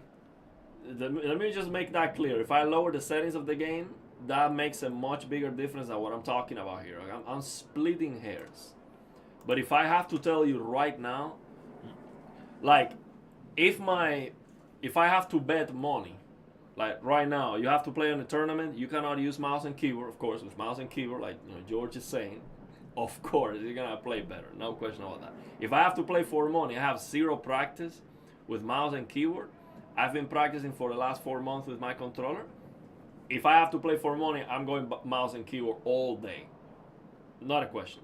But if that wasn't not an option, if I have to play for money right now, I'm going with the Machinike. It just, there's something to it now. What is that something? I'm gonna ask Gamesir to see if they give me that information. Machinike told me, because they also sent me that for review. I'm gonna review that controller and I'm gonna compare them. They told me the board of the controller is actually taking advantage of the sticks to a point where the board is asking for the sticks coordinates, for the input of the sticks, 20,000 times per second. So it's 20,000 hertz. And then the polling rate is 8,000 hertz. So I would ask Gamesir, what is the board frequency, let's say. I don't know exactly what the terminology is. I have to read that email again. But that was the secret sauce. And man, I'm telling you, I can feel that. Now the thing is, does this one feel responsive? Unbelievable. Like, I cannot see. I'm even doubting myself. Like, I have to play more and then go back and forth, because what I notice having the Machinike and also other controllers, that you can adjust the tension of the sticks. The Gulikit TT Max, also the KP70. What I notice, when you change the tension of the sticks, how responsive the sticks feel changes too. So when you, but the thing is, what I notice is when you have a lower tension on the sticks, it actually feels more responsive. And the thing is, right now, the tension of these sticks are significantly lower than the Machinike, because I'm maxing out the tension of the sticks on the Machinike, and they still feel faster. So when I lower the tension, they feel even faster. So I just don't understand. But also the thing is, the curve, how linear the controller is, influence that too, because if you have a faster speed when you start moving the stick from the center dead zone, maybe that might make the controller feel faster too. But this one is very linear. I have checked the linearity, and it's pretty much flawless. So it's not that the linearity is messed up and then it's moving faster when you just start moving. So, but yeah, I have to tell you right now, if I had to bet to tell you which one is faster, I would say the Machinike is faster. And if you go to Gamepad LA right now, they say that this one is actually faster. Let me actually show you that, because that's why I was saying, man, I have been checking out Gamepad LA since I am into controllers, and I have many of the controllers they have there, and I'm telling you, it's just not the whole story. I don't care that they say this one has a lower input lag. If I feel the other one feels better, then it's the other one. So let me show you here I'm gonna search for. Usually use this on my phone. See, how can I sort by the stick lag? okay, sort by stick lag, and this is let me get myself out of the way. So right now, if you go to Gamepad LA and you sort by the stick latency, this controller here, this is just a board. Someone 3D printed the controller. This is the build quality is gonna be like very low. This is just whatever controller you 3D print. It's just the board, so this doesn't count. It's basically a very small board that you can use to design your controller or something like that. So this is not like an official controller you can buy. And they say it has a very low latency, but it hasn't been verified or anything. But this one, the G7 Pro 8K, it has been user verified. So what that means is people who have bought a special equipment to test the input lag. And there's an app for that, and you need the special equipment. So what that equipment does is basically go with the stick from the center to the outer dead zone and back. How fast that goes. So this one is saying that the latency is actually lower than the Machinike F1. You can see here these are multiple tests from multiple people, and you can see here the latency of the sticks is actually like below 1 millisecond in some tests. Now some other tests, like here, this one is like 2.46. So maybe there is a lottery. Maybe there's a small variation between different units, because this was at 8,000 hertz polling rate too. So for example, this latency was below 1 millisecond was at 4,000 hertz polling rate. So sometimes it can happen that at a lower polling rate, the controller latency actually goes down. That can happen. But now look, this one was at 4,000, and it was worse. So the same LG Lee, which has a YouTube channel, big YouTube channel actually, he tested at 8,000 hertz polling rate, 2.46. 4,000 was even worse.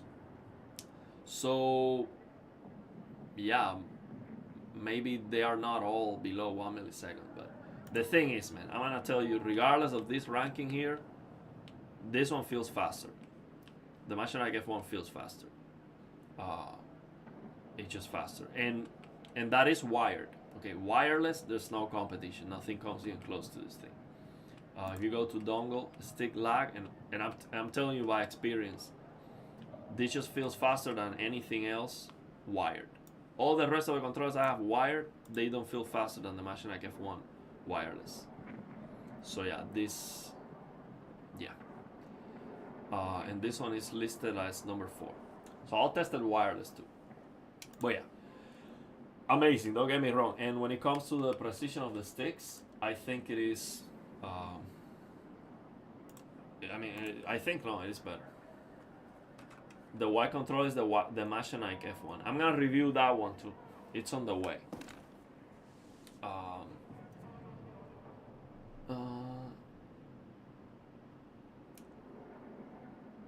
Yeah, image clarity over ray tracing all day because it's affecting the whole game. You find out that 55 S90D in Europe is WOLED, don't buy it. 55 QD OLED option, S95C. Yeah, the S95C is a much brighter TV than the S90D anyway. Buy the S95C over the S90D all day. All day. Get the S95C. It's an amazing TV. Just make sure you can replace it because the Samsung build quality is horrendous. You might get a bad unit with a bent panel with dead pixels and damage during shipping or something, because these QD OLEDs are very fragile too. So make sure you can replace them.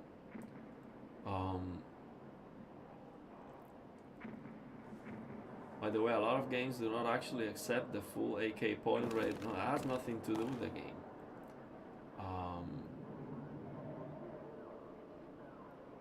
I don't think that. I mean, I'm getting 8,000 hertz polling rate right now on the controller. Some games feel more responsive than others. That's for sure. There's no question about that. Titanfall 2, for example, which I recently played, it feels more responsive than Battlefield 6. Why is that? It's less demanding. Let's start with that. When you have the GPU at 85% and below, most of the time the game feels more responsive than if you have the GPU like at 100%. So it matters, the performance of the game, and even with the exact same performance, some games are gonna feel faster than others. Why is that? Well, maybe that's why, what you're explaining. But what I can tell you is, on the Machinike, for example, I saw that wireless 4000 hertz had a little bit better input lag than 8000. Let me tell you, 8000 is better. I have tested that too. I've been days going back and forth and playing again and doubting myself and looking at the stick and doing this. 8000 is better. Okay, it's not even a question. So there's a lot of people out there saying that, oh, just after 1000 hertz it doesn't matter. It does matter. It makes a big difference. Not very easy to see, but under the right environment you can definitely see it. Hey, you can put it in the input mode by pressing the home key plus. Hey, however, Rumble doesn't work wireless. So, and what do you gain with the input mode? Do you have like native gyro support if you open a Steam? Because that's what I would be interested in, being able to get the gyro set up with Steam. That's what I want to do. That's what I think these controller companies have to think about. Because you have to see, if you want to make the gyro useful, you have to have a native implementation. You have to map the gyro to stick. It's not gonna be. Oh, so you can full remapping in gyro. Okay, well, let me do that. I mean, that's exactly what I'm talking about. So press the home key plus A. Okay, I'm gonna try that. Let's see. Let me do this. That would be amazing. I'm gonna do it right now. That would be incredible. I mean, that would take my review of this controller up to unprecedented levels. Okay, see, if this works, I'm gonna set up. What I'm gonna do is, because I don't want to do like a super positive review. I'm not getting paid for this, but I want to be fair. If this works, I'm going to have to set up an affiliate link for Amazon, because we're gonna sell a bunch of these things. That would be unbelievable, let me tell you. So now, right now, this is X input. So I'm gonna do what you're saying. Press home and A.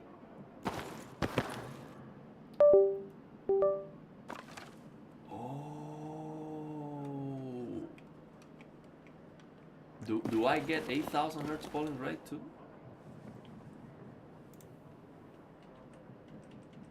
Man, this would just take this controller to the stratosphere.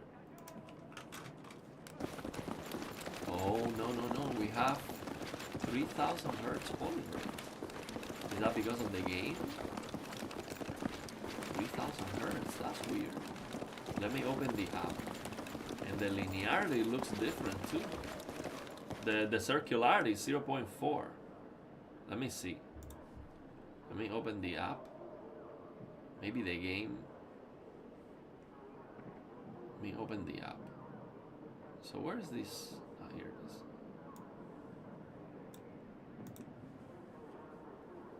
So no, but no rumble and 1000 hertz polling.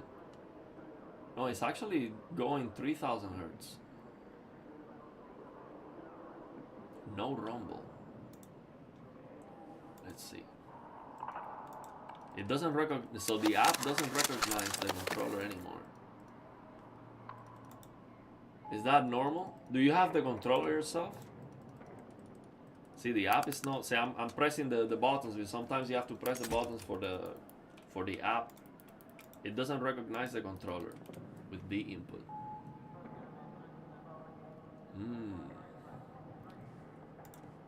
But you're saying 1000 hertz. I'm getting 3000 hertz. Actually beyond. 3273 hertz.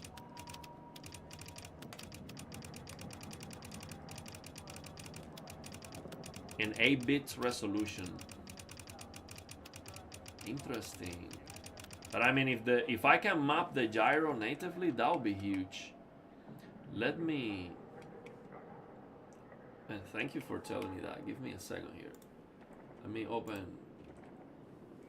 I'm gonna open Steam. That would be just amazing if we have native support. I mean, if this works, Gamesir, when it comes to the software, is simply the best. No other company comes even close because the software, the app is just the best. The options, the settings that you have on the app is just the absolute best, period. And now on top of that, native support, that would just be, at that polling rate, that would be just incredible. So that's what I was told. Steam input maxes out. Oh, a Steam input would max out at 1000 hertz. So natively outside of Steam, it might be higher. Oh, I see what you're saying. Okay, let me see.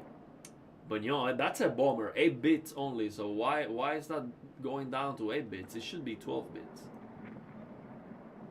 I'm gonna ask Gamesir because I have their email. I'm gonna ask them about that. That's a big deal. They should put that on the box. Native support, native gyro support for Steam. That is huge. At this polling rate, they should focus on that, actually. I'm gonna tell them, you should make that work with the app. If the app doesn't work, maybe it doesn't work because you're supposed to use Steam. But there should be a way to use the maximum polling rate with the maximum 12 bits. Okay, let's see. I'm gonna open the Steam controller settings.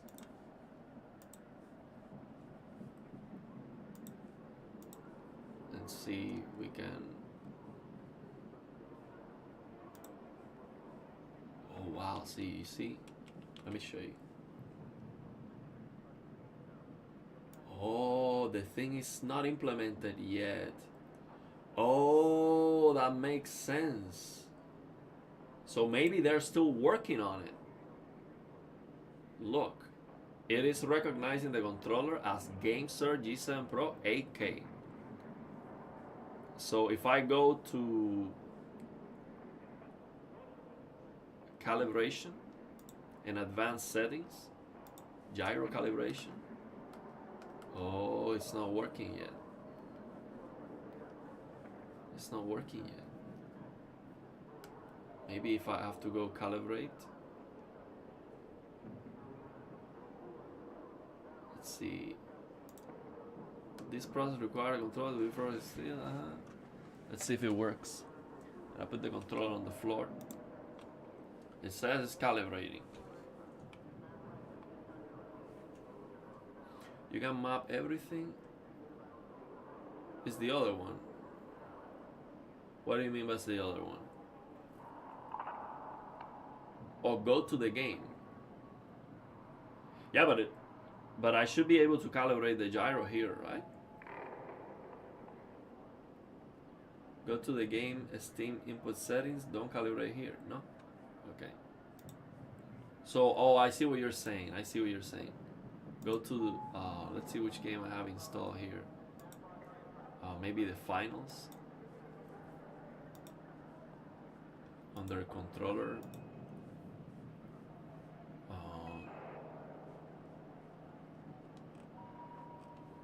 Gyro behavior. Gyro to mouse. Let's see. Calibrate. Let's see if that works.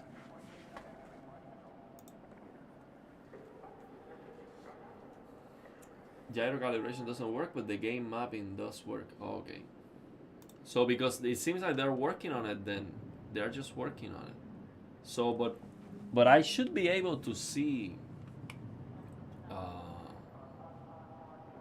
Oh, look! These are the additional buttons.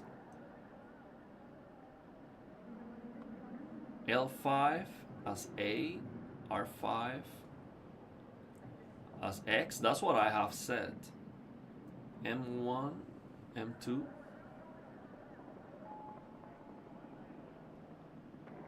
R4, L4.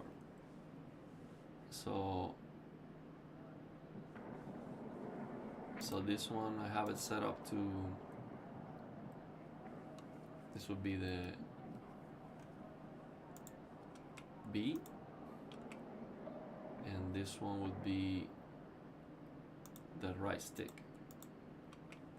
the left stick. Okay, so let's see if that works. I'm gonna open the finals. Even the share button, you can see it. I wonder why it's showing these 2 additional buttons, because I only have 4 additional buttons, not 6. I don't know what the M1 and M2 are. But yeah, let's see if that works. So if I open the game, that the gyro should work. Before I launch the game, let me get out of Battlefield 6. Give me a second, so I don't get this crashing here on me. That would be huge. So it seems like they're working on it. Let's see if the finals has to update first. Well, that kind of sucks to have to update the game while I'm streaming. Hopefully the stream doesn't crash. See how long is this update?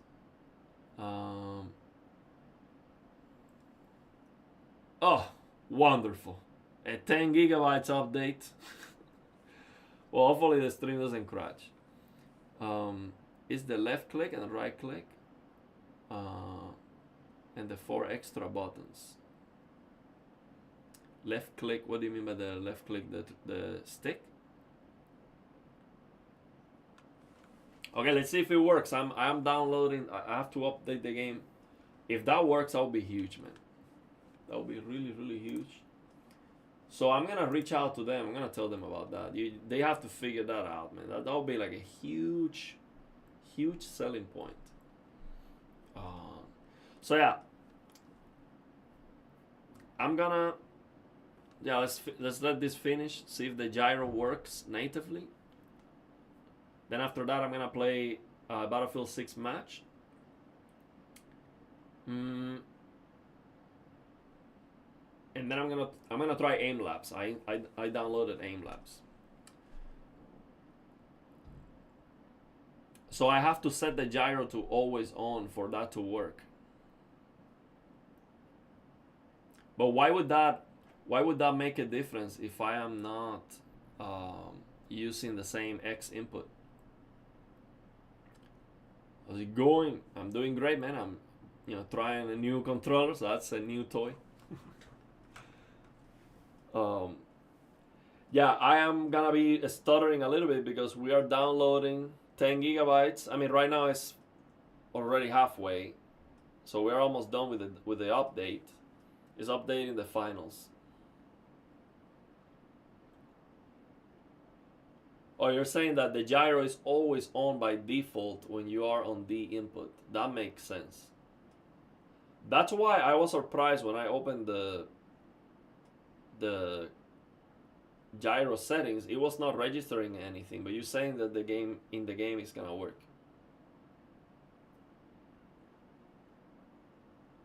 If I didn't add an activator key, I don't know what you mean by that. If I try Battlefield 4 PvP, yeah, I love it. I really like it. People are very good though. Yeah, I know the stream is gonna be lagging because I'm downloading at maximum speed. Now it's over. The download is over. Now I'm gonna open the finals and see if this works. Steam input, I mean, if you enable it.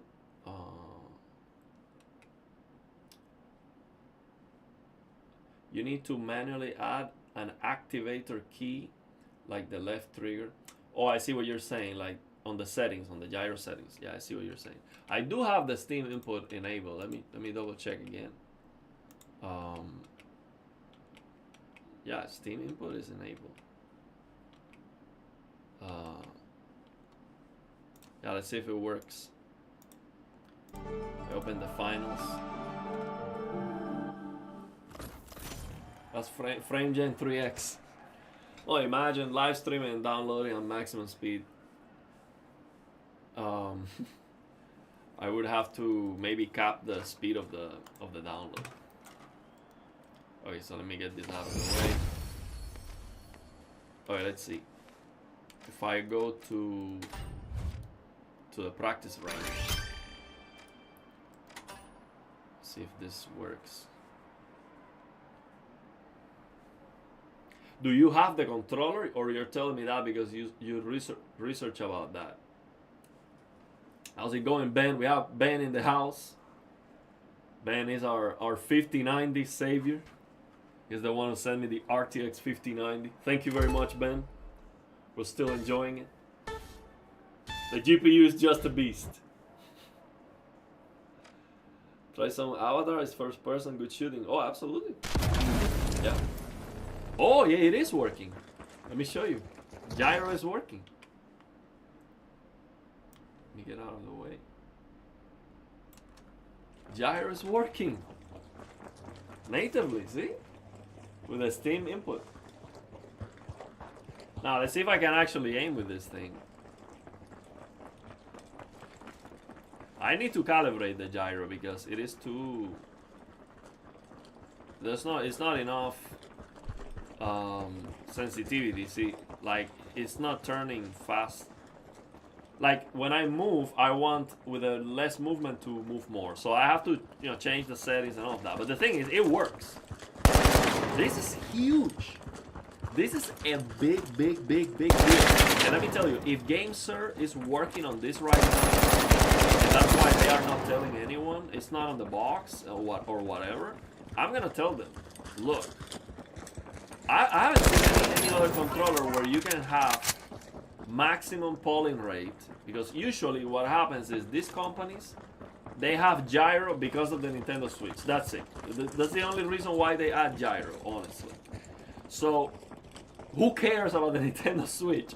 I mean, why would you buy a high-end controller with a 1000 Hz plus polling rate to play on the Nintendo Switch? Nintendo Switch, you cannot use 1000 Hz polling rate. You cannot use. It doesn't make any sense. So what we need, of course, that's fine if the controller works on the Nintendo Switch, but we need the gyro for the PC too. Unfortunately, it's not implemented natively, and it should be implemented natively. So yeah, right now I'm telling you, this is like the only controller I know where you can natively use the gyro on Steam, and we're getting like 3000 Hz polling rate. So the stick resolution goes down to 8 bits. So they have to figure that out. They have to just completely unleash the controller. 8000 Hz, 12 bits for the sticks, and gyro official support on Steam. This, let me tell you, this would take this controller to the next level. This would be like no-brainer. Like, if this would be like a controller. If they figure that out, it would be a controller. So yeah, man, this is, I mean, and also I mapped the gyro to mouse, which is, it feels very intuitive. The thing is, it's not fast enough to, not fast, like I need more sensitivity, but still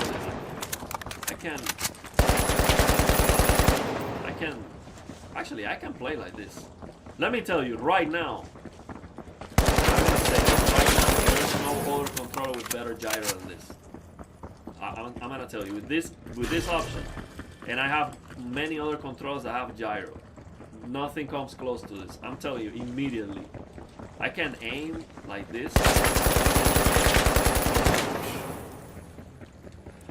I'm going to obliterate the competition. Oh god. Oh man. I'm gonna spend just the right time tweaking the gyro settings, getting that activation button, and this thing is gonna be a laser beam. A laser. Man. This is amazing, let me tell you. The 8-bit Ultimacy also does this at 1000 Hz. Well, that is great. I tried the 8-bit DO Pro 3, and I love this about the 8-bit DO Pro 3. You go to Steam, you have full gyro support, the extra buttons work. I really like the ergonomics of the 8-bit DO Pro 3. But the polling rate goes down to 125 Hz. I told them, look, I know you care about the Nintendo Switch to get those sales and all of that, but you're missing out on the PC market for no reason. Just only this controller. I like the ergonomics of this controller more. So give me this ergonomics with the maximum performance. It's a no-brainer. I don't know why they wouldn't do that. This is great. Let me show you. Let me make my camera bigger so you see how this gyro works. This is a lot of fun, let me tell you. I never used the gyro because I never have it. Let me see if I can put myself at level to show you this.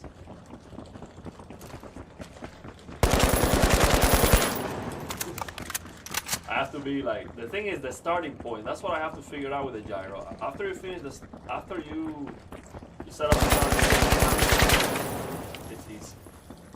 Let's see. So wait for it. Wait for it. Gonna laser it. Well, it's not that good. Well, let me go here. Let me go here. It's a better practice. So we can laser. Have to practice a little.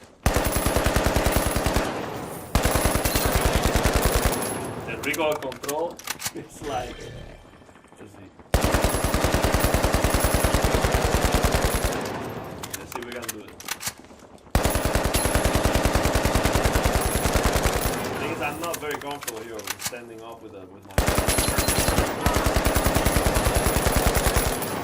Man, let me tell you, the recoil control with the gyro is. Let me follow. Let me get that follow. You just have to practice it.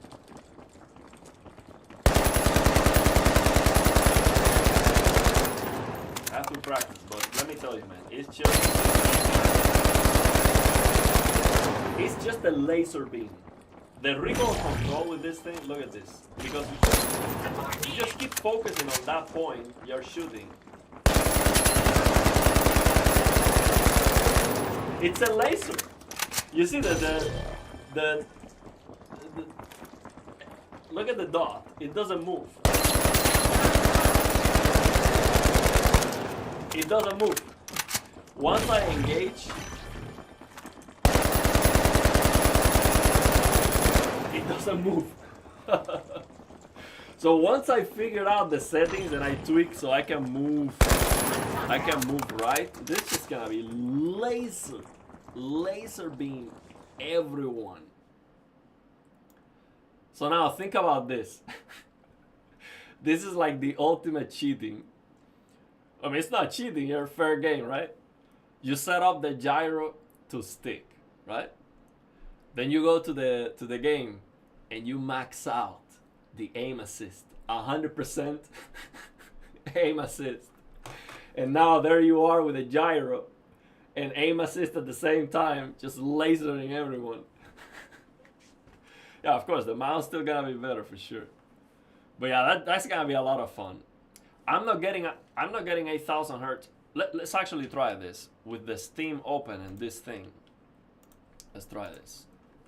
See if I'm getting. No, the thing is, if I move the sticks,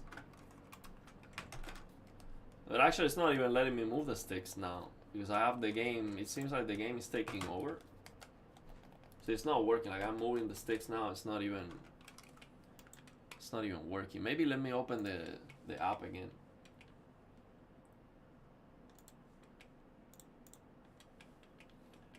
Oh man, let me tell you, I was excited about this controller. I am beyond excited now. It's not with the game open, it's not letting me test this. Huh. Let me try closing the game. You get out of the stream. Stop sharing the screen. I'm gonna alt tab the game.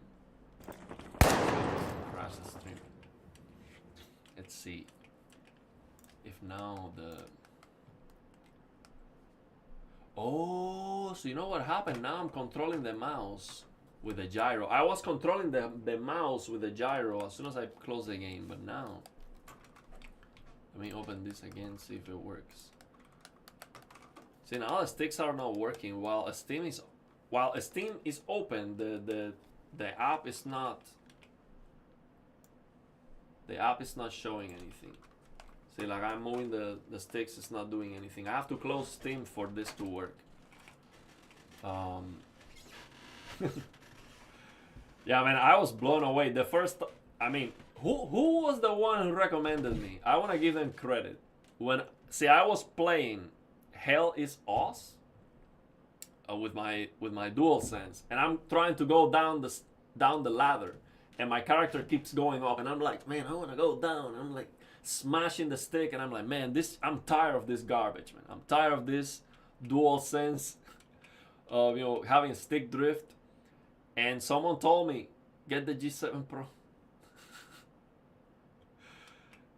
and yeah, someone else said too, yeah, that's a best value. You have sticks that are not gonna drift. And I'm like, okay, I bought that. I was just blown away. I was so blown away, I didn't make a video about it. You know why? Because I was feeling like, yeah, they should pay me for it. Okay, I'm so impressed with it. You have to pay me for it. So I reached out to Gamesir, and they didn't reply to that email. So I sent them an email, hey, look, I really like your product.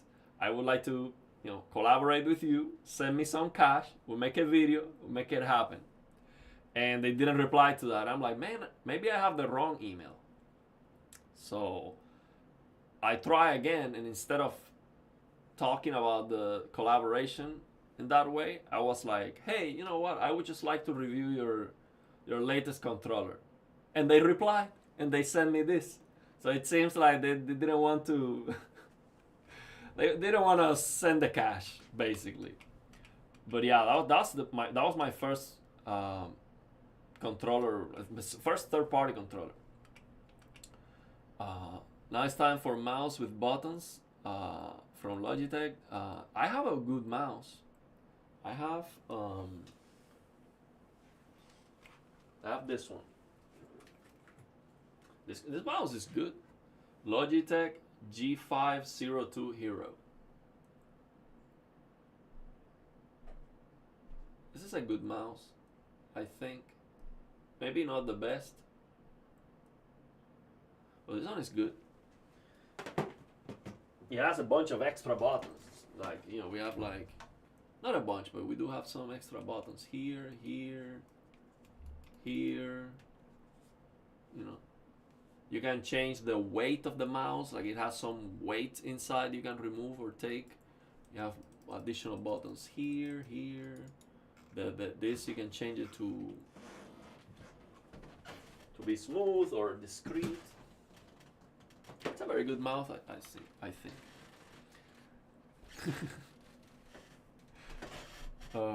Yeah, man, we have to, I don't want to give these Chinese companies free promo. You have to send the cash, or at least send me this. This is a payment, okay? They sent me this. I was gonna buy it anyways. You can see that as a payment, but I'm gonna give them a review, okay? I'm not gonna glaze them over, okay? They're not gonna get glazing for me. But yeah, I'll be fair, because it is a great controller, man. I have to say, I mean, $80 for, it's a lot for the money. I have bought many other controllers over $100. This one is good. This one is good.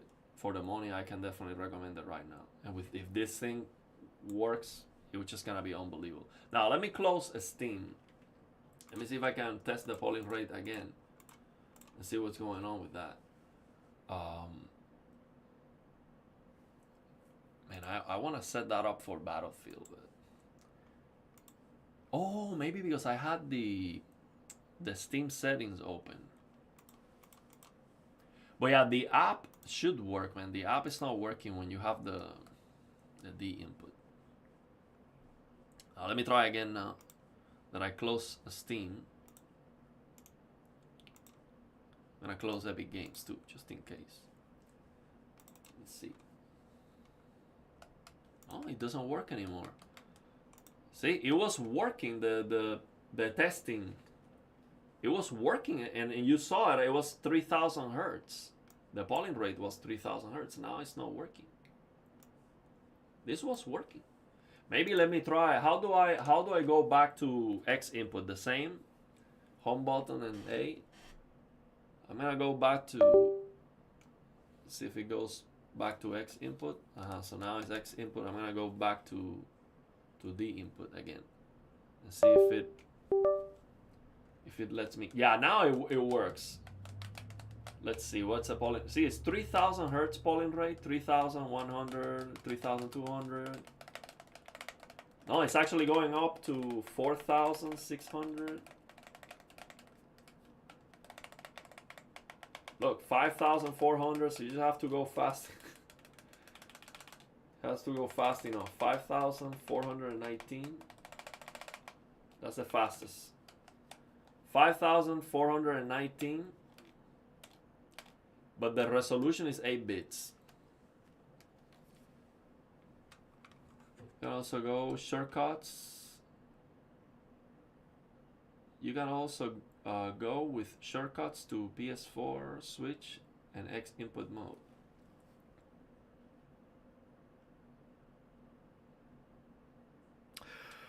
Oh, wait a minute. I've been using the controller with the...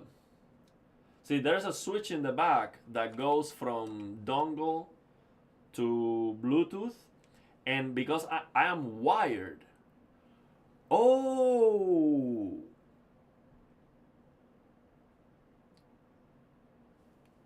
Oh, I think I have been using the controller wireless. Look at this. See what happened? Maybe that's why the Machinike was feeling more responsive. Wait a minute. Look at the back here.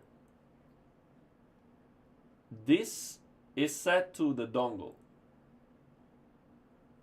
So this is set to the dongle by default. And I didn't touch this.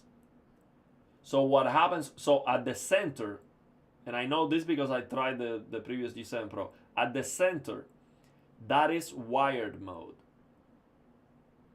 So right now, I have the cable connected.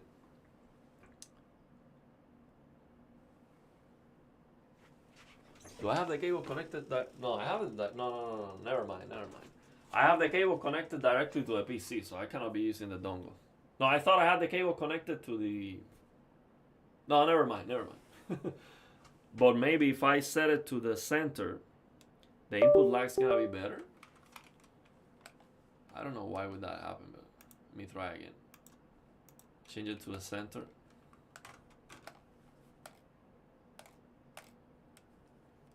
Let's see. It's still D input. 3,000 hertz. Yeah, it seems like it is 3,000 hertz. It's only if I move the stick wide crazy like this that the polling rate goes higher. But that's probably just a peak. But it's actually 3,000 hertz the polling rate with D input right now. They have to fix that. They're probably working on it. A firmware update, I think, should be fixing that in the future, making it better. But the circularity is worse, I have to say. Okay, one of the sticks came out. This is the additional. This is the Gamesir rubber sticks that I got. They don't fit very well the dome sticks. These additional dome sticks, they are not fitting that well. It fits, but it's tight, so you have to.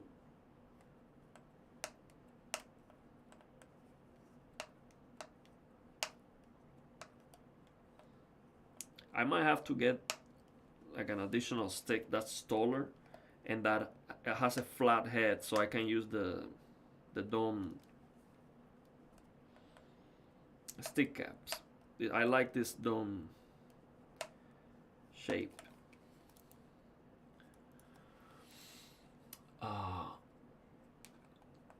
You can also go Oh god, I already read that.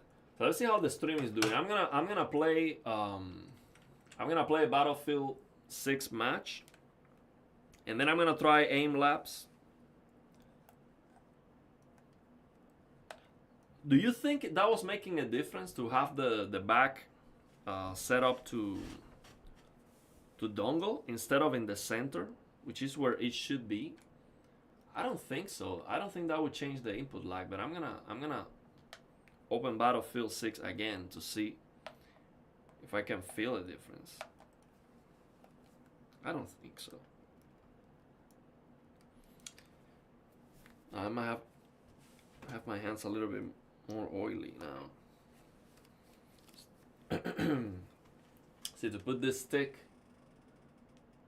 it is a lot easier actually when you have a normal flat stick, but with these dome sticks it doesn't fit very well, so I struggle a little bit.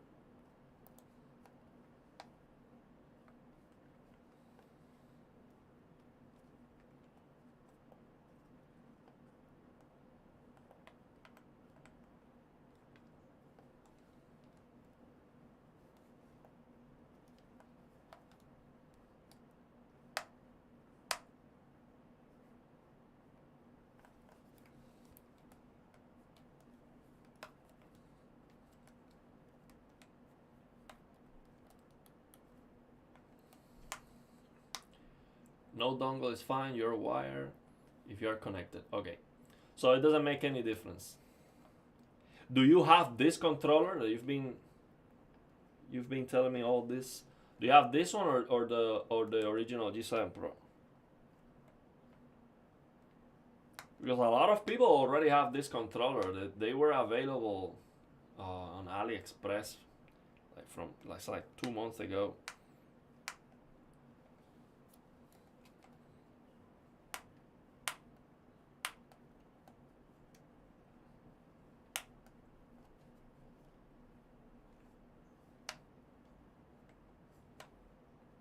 And I didn't struggle that much to put it the first time, but now my hands are a little bit oily. But I want to use this also to compare controllers because it's what I'm used to. So you got it yesterday, okay? Oh, you pre-ordered day 1. Let's go, man. Man, it is really. I mean, I was already satisfied with the previous one. This one being 8,000 hertz with a better sticks, that's just a no-brainer. I wonder why they removed the vibration of the triggers. That's just such a big disappointment for me because I really like the vibration of the triggers. I wonder why they removed it. Maybe to keep the price down? Maybe that's more expensive? Maybe not for sure. I mean, adding more motors should be more expensive. Maybe it was a technical reason because of the 8,000 hertz polling rate. Maybe there was a technical reason they had to remove it. Okay, we got it. I think we got it almost there. We got it. The thing is, the dome shape on the sticks, it makes the stick bulky. So the bottom part, you see how it goes. It's hard to see on the video. It's like because it doesn't focus on the right. Okay, so I'm gonna show you now. You see that bottom part is too tight, so it might go out. That would not happen with a flat, with the original sticks. That wouldn't happen. But I like this dome better. Okay, let's try. So I'm gonna open Battlefield 6. I'm gonna change to a regular X input, and I play Battlefield 6. I'm gonna figure out the gyro thing with the Steam and all of that later on. The trigger vibration was awesome, and I don't know why they disabled it. It was disabled with 1,000 hertz anyway, yeah. But it was awesome, man. But it was working with 1,000 hertz. There was like I remember when you change to 1,000 hertz, there's like a warning about the triggers that tells you it's not gonna be working natively or something. But if you change the triggers to sync with the motors or something like that, it does work. It doesn't work the same, maybe with the same precision or something, but it still works from what I remember. I cannot test it right now because I gifted my G7 Pro to a family member. It was a gift because I knew I was gonna get this one, so I gifted that one. And he has an Xbox. I was gonna give him a different controller because I thought he had a PC, but he switched back to Xbox. So I had to send him the G7 Pro as the only Xbox controller I had. Okay, so I'm gonna change it to X input again, and I'm gonna play one Battlefield 6 match, and then I'm gonna try aim labs. Let's check the polling rate. See, now the polling rate is 1,000 hertz. Why? Xbox 360 X input. Let me go to the app again, because when you change from X input to D input, are there more different modes? Maybe I'm now in a different mode, because it shouldn't have changed to 1,000 hertz. Oh, this is a different profile. Maybe I pressed the... It was just on a different profile. Okay, so this is the profile I set. Okay, let's go. I'm gonna try one match. Okay, the moment of truth. Okay, at the end of the day, you test all you want. You look at all the numbers until you play the game. You don't know. Okay, so we're gonna actually play the game now. I'm gonna tell you what I feel. I've been focusing. Let me tell you, my number one focus when it comes to gaming for the past 4 months has been the controller sticks. That's it. It's playing FPS games because I like to enjoy the precision of the controller sticks. So that's what I've been doing. Yeah, what happened is it wasn't a different profile. Maybe I pressed the M button and then I changed the profile without wanting. So let's see how it feels in game now. Moment of truth. I'm gonna play my favorite map. The map where... Oh, wonderful. I'm in queue now. It's a lot of people playing Battlefield right now. See, I'm in a queue right now. Oh, now we're finally in. That means we have a lot of competition. Let me get this set up better.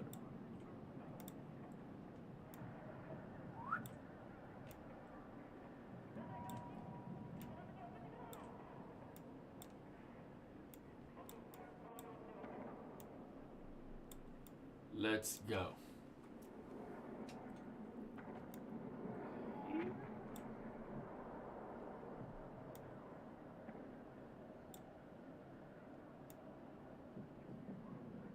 Okay. Get a feeling real quick here. Check that everything is right. Okay, jump, slide, jump.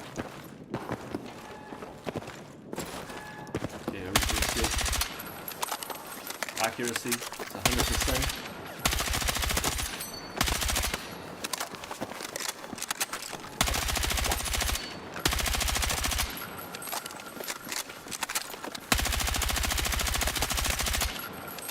Get my headphones.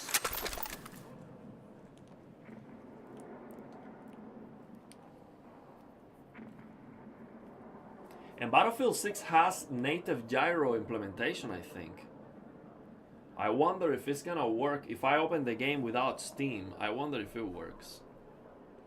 Have you ever tried that on Battlefield, the gyro implementation? Because I see that we have gyro settings, but I've never been able to use it. See, there's like a... Oh, where is it?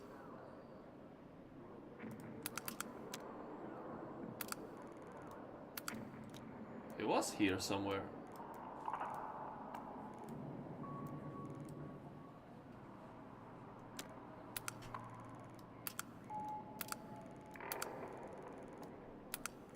Oh, look at it here. Gyro.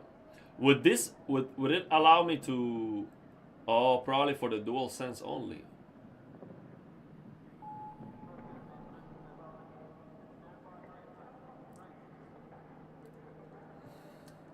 I wonder if it works. Let me try it just real quick. Let me try to go back to the input, see if it works.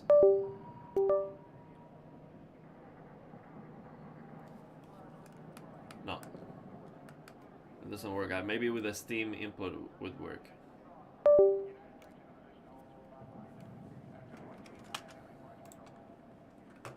Okay, let's see.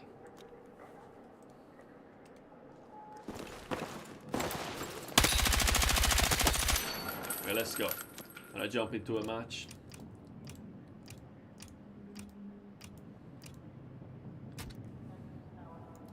And I play Rush. My favorite map, I'm gonna tell you. This is the map that I like the most. Is this the new? Oh, yeah, this is new. This is the one. Sobek City, that's the one I like.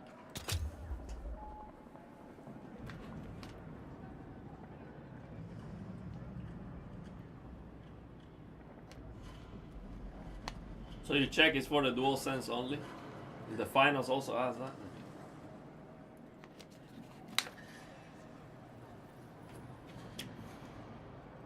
But they have to figure that out, man.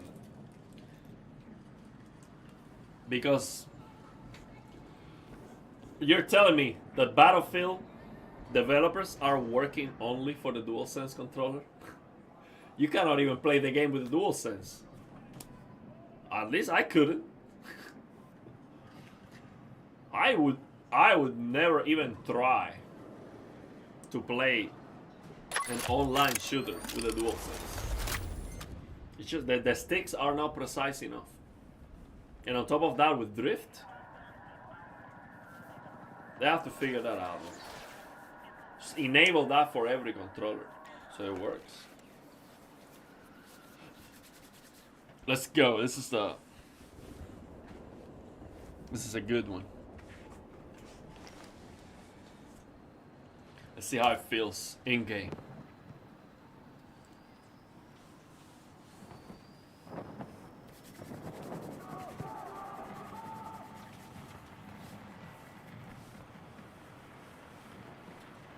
Two out of 24 players, so it seems like I'm gonna start a new match.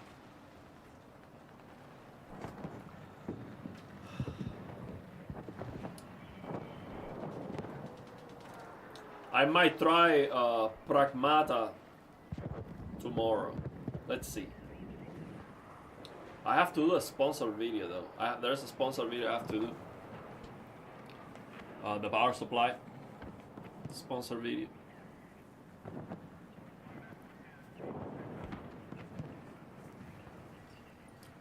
Maybe I'm gonna need more details.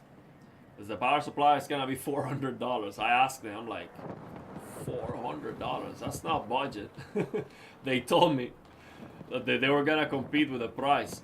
$400, that's a lot of money. But I checked, and that's what those power supplies cost. The Seasonic competitor of that power supply is $480, and it has the same specs. So yeah, it's a little bit cheaper.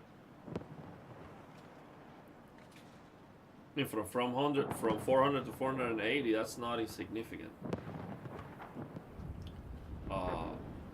But yeah, I might need more information to justify that power supply, because that's a lot of money.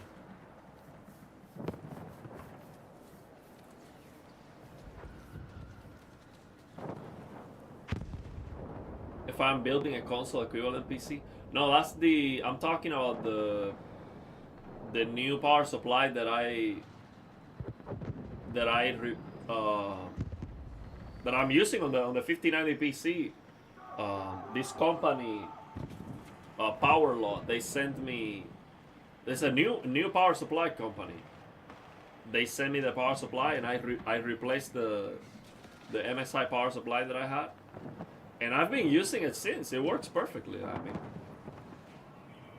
no issues. It just works. It was super heavy in comparison with the MSI power supply. It was a lot heavier. So it definitely feels like it's beefier. It has a lot more ports in the back. It's just insane, the amount of things you can connect to that. So it's definitely a high-end power supply, platinum and all of that. $400, that's a lot of money for a power supply. But yeah, I was doing my research and that's what they cost, or $400.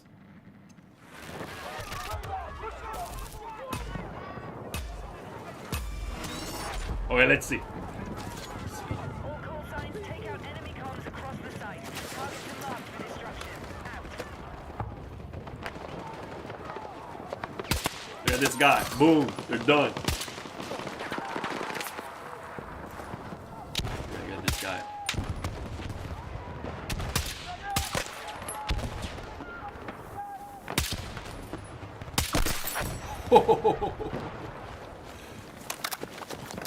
Man, let me tell you, I feel the precision.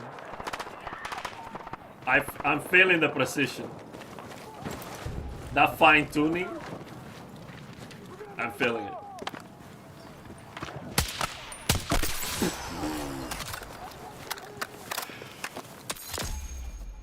I was looking at 2 pixels.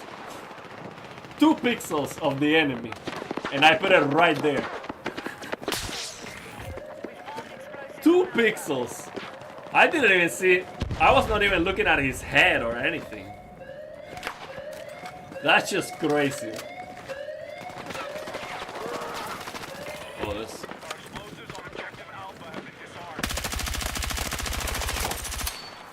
That's it. Okay, let's see. Where are you?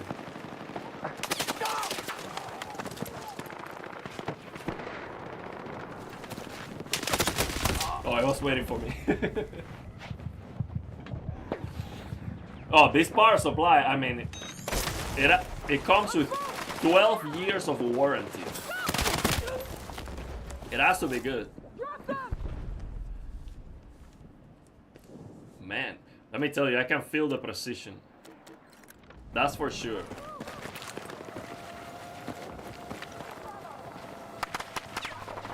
So let's see if we can get rid of this guy.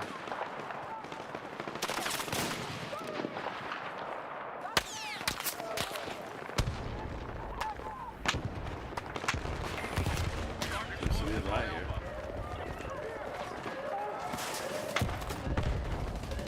One right here.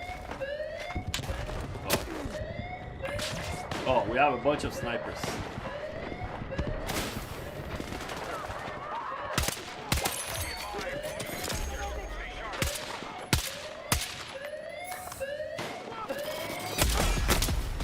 He got me.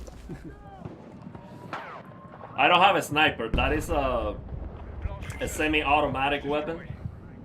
I think they call that a marksman. Marksman rifle. I really like this one. It's two bullets to kill. That's what it takes. 2 bullets to kill. I'm gonna engage. Gonna get closer. Right here.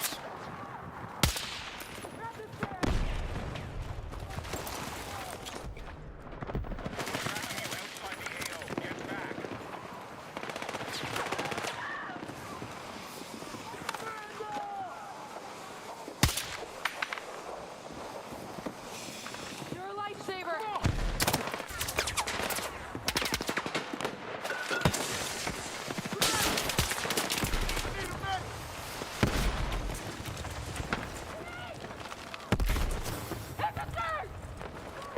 I'm in the losing team, I just realized. We're getting overwhelmed.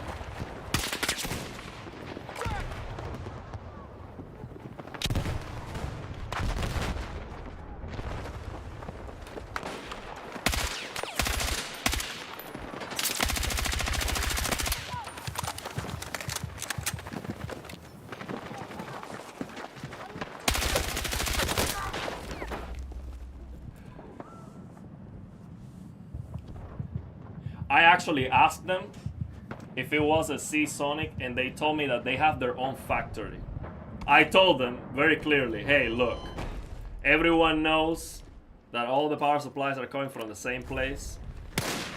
Is that a Seasonic? I literally asked them, and they told me no. We have our own factory.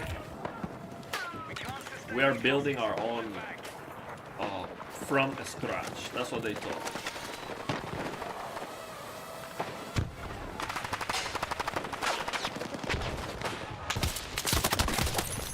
Got it.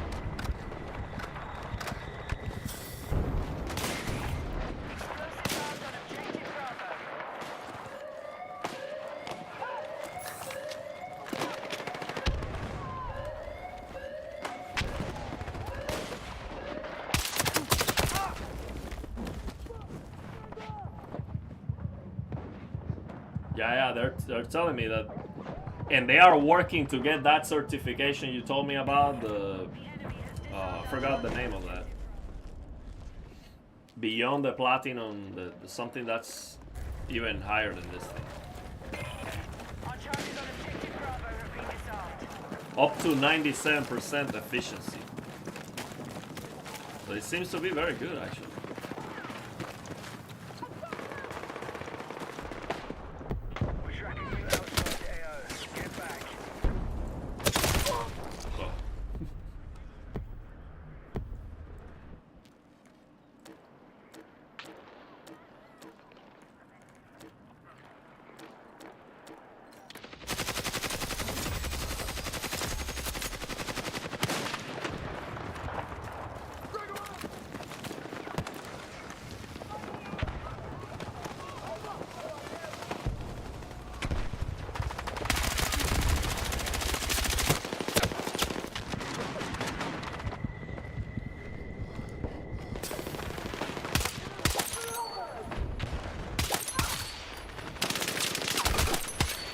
Got it. We got a triple kill there.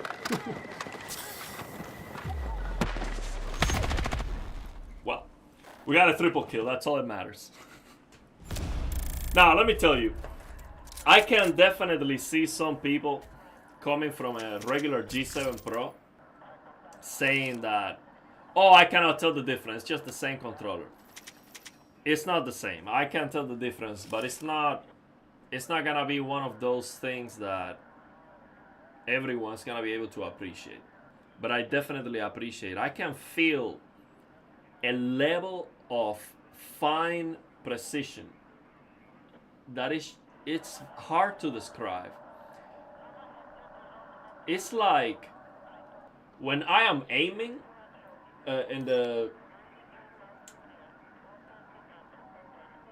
just to get that final touch, I feel like the stick is going in slow motion. See, it's like, how can I explain? So it's like I am aiming and I have a button to slow down time to get that final touch. It feels like I am slowing down the time of the game to have more accuracy. I don't know if that makes sense, but that's what I'm feeling. It's definitely more precise than the regular G7. Definitely. It feels, also it feels very serene. It feels smooth and like quiet. You know, it's like a frame time graph that is a perfect line. You know, that's what I feel.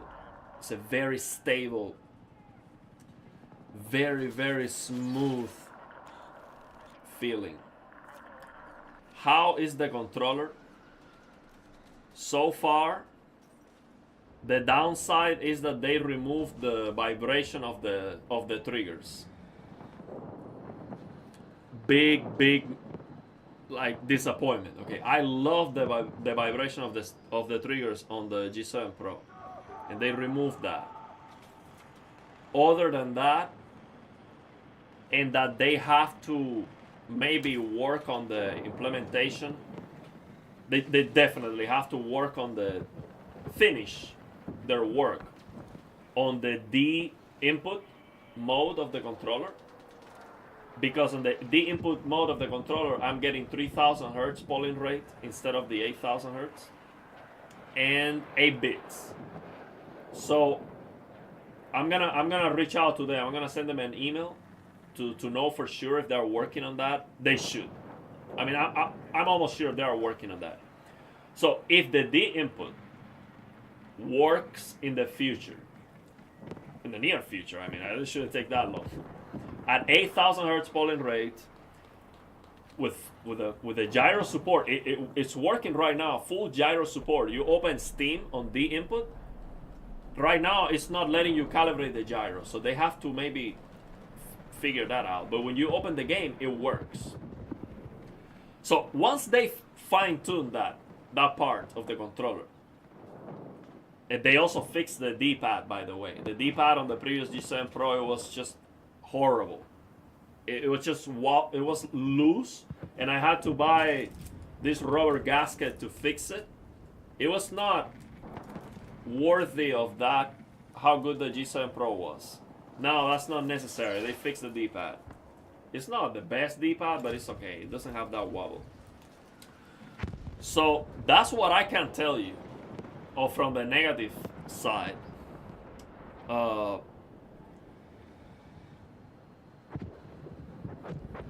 It's just I would say right now it's a must buy. It's like if you are on a PC. I mean, the only thing that this controller is missing is tension adjustable sticks and 2 additional buttons. That's it. It's just, and it's so cheap. $80-$90. So now here's the thing. This is the Aim Labs edition. It comes with 6 additional sticks. 6 or 4? Maybe 1, 2, 6. It comes with 6 additional sticks. The golden version of the controller doesn't have the additional sticks, and it costs the same or more. So buy the Aim Labs edition instead. I think it's a must. I mean, it's just, I have to try the dongle. I haven't tried the dongle yet, but it's just amazing. Let me tell you, absolutely amazing. I bought myself the original G7 Pro, and that was my first third-party controller with TMR joysticks. I was blown away, and this is even better, much better. Let me tell you, the sticks resolution is over 4000 consistently, and I'm getting 40,000 data points. 40,000 data points. To put it into perspective, I have never seen over 8,000 data points. The highest I've seen on that test is over 8,000 with a KP70, which has capacitive joysticks. This one is just unbelievable. The jitter is very low. The standard deviation is very low. And the, what's the name of that stat? What was the name of that stat? It was the resolution, I forgot the name of that. I'm gonna have to open that again to tell you. But what was the name of that thing, man?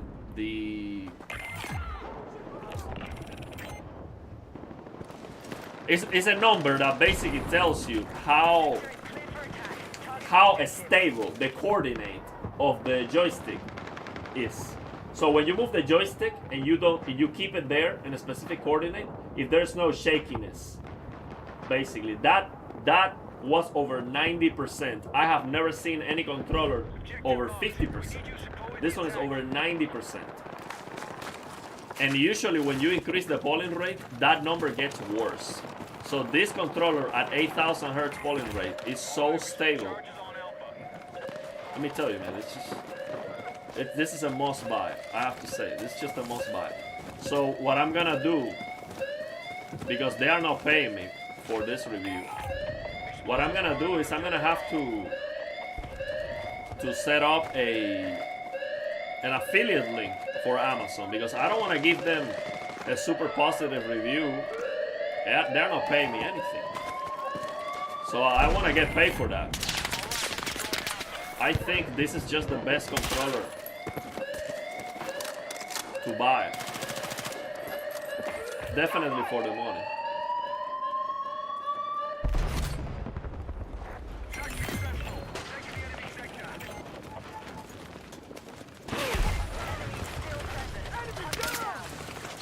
See where I'm getting shit. Oh, there's someone at the top.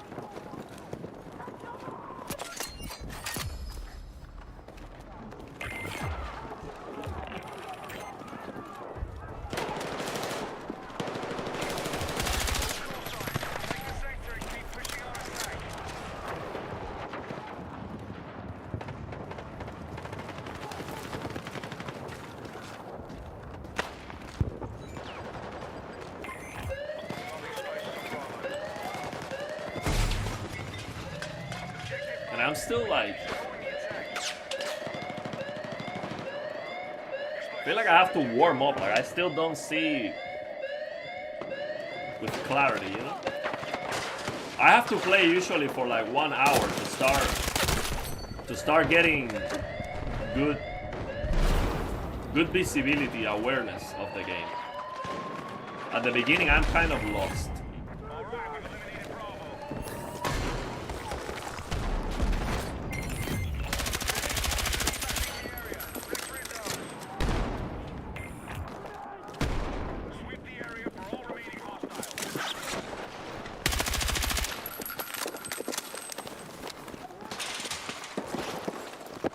Oh, there.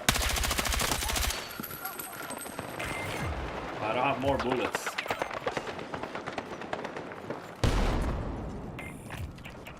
Hostiles are mounting their defense in final sector. All elements attack. I don't have more bullets.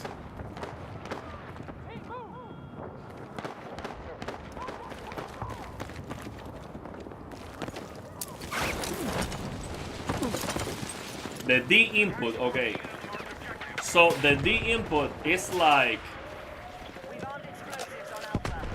a different kind of protocol or connection between the controller and the PC that has different standards that allow the controller to communicate in a different way. So it's like, for example, X input makes Windows see the controller like an Xbox 360 controller.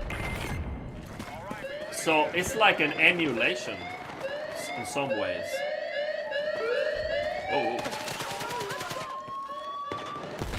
So then with D input, man, this is flawless victory. Now with D input, when you open Steam, you see the name of the controller. You can map the extra buttons that the controller has. You can natively map and calibrate the gyro. Now, right now, that's not working. The calibration is not working. It seems like they are still working on the D input. But basically, it allows the controller company to make Steam recognize the controller as a native controller with its own buttons.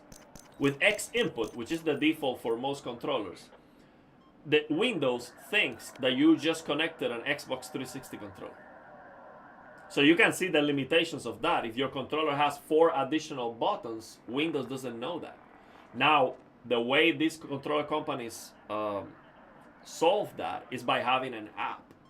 So with the app, now you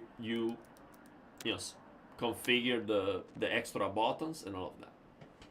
That's the.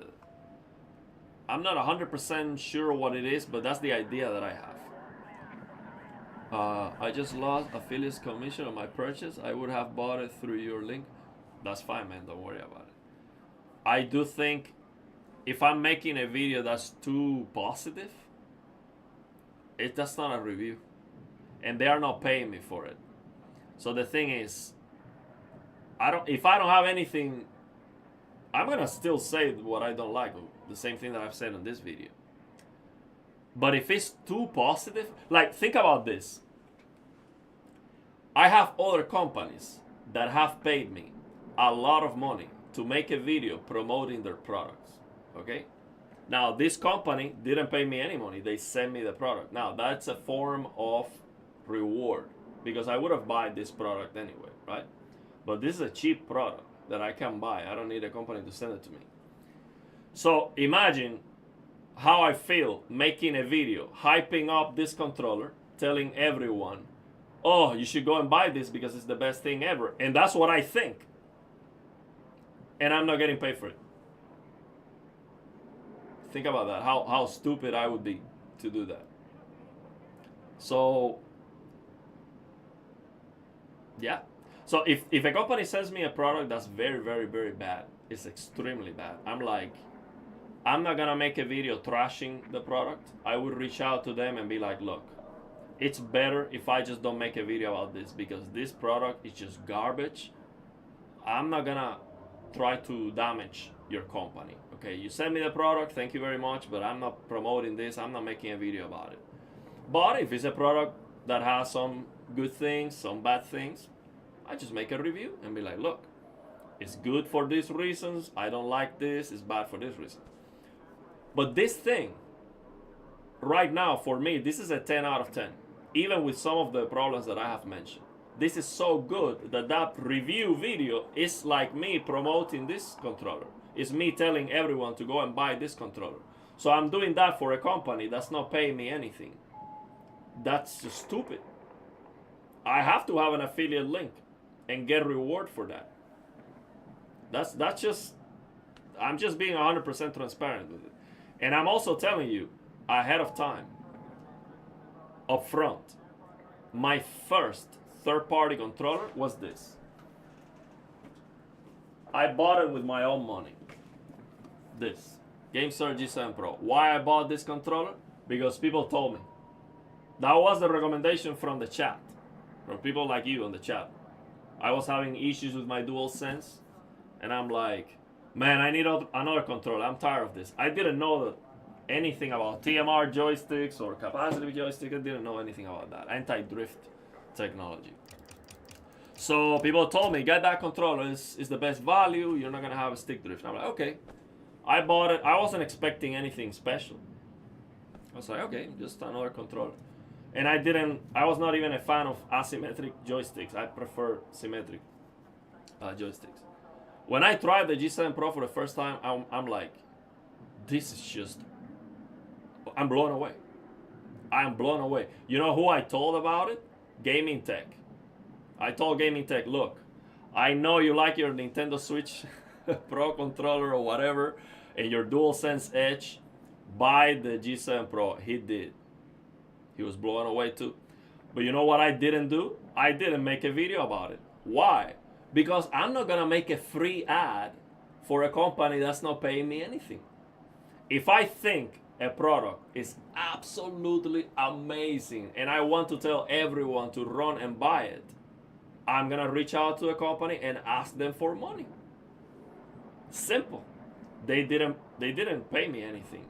So I sent them an email. Well, can you send me a review sample? They didn't even reply to that email. I thought I had the wrong email. But then okay, let me see if they have something new. And they did. So they say, yeah, we're gonna send you this for review. Okay. It's the same controller, just better now. 8K polling rate with JS13 Pro TMR joysticks. I love the previous one. This one is just unbelievable. So I'm telling you 100%. I couldn't be more honest. I'm telling you exactly what it is.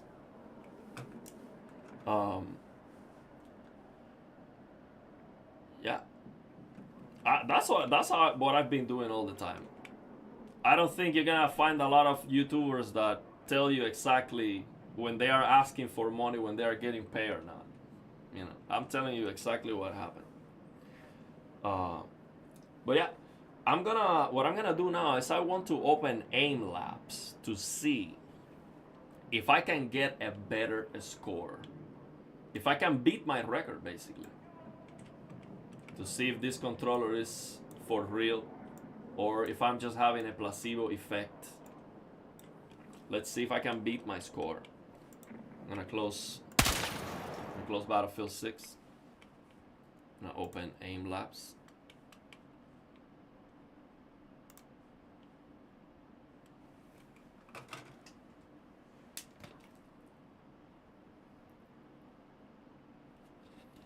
Also, by the way, I have promoted a bunch of products. For the sponsored videos, yeah, I have the sponsor link. But, for example, MSI sent me a bunch of PC parts and components and things. I didn't put an affiliate link for any of them. I've never put an affiliate link outside of sponsored videos.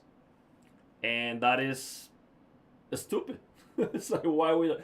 See, I haven't done it because, you know, it just takes some work to set up the account and, you know, I don't know, it takes some steps. But I should do it. It would be irresponsible for me to not do it.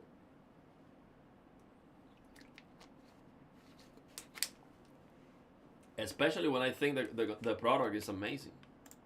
Okay, so let's see how we do on aim labs now.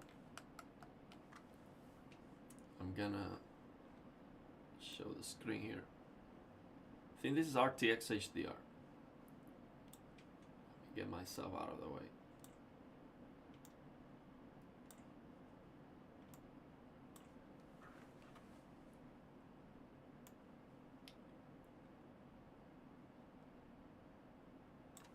Okay. Now,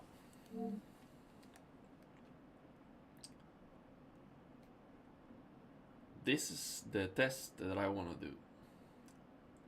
The 6-shot. Where is it? Where's my 6-shot? I hope it saved my score.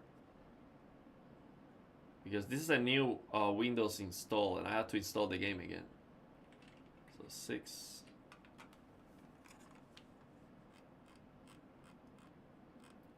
Okay, 6-shot ultimate. This is it. No, wait. I want to see my score. Why is the controller not working?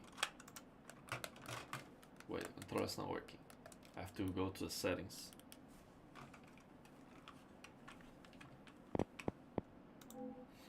I think this didn't change my settings.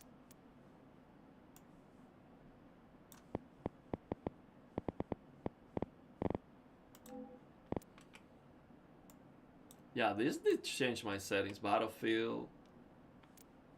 Let me make sure I have no dead zone.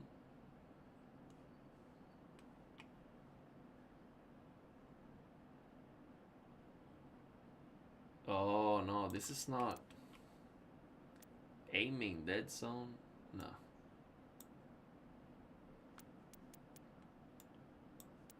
I don't think these are my settings.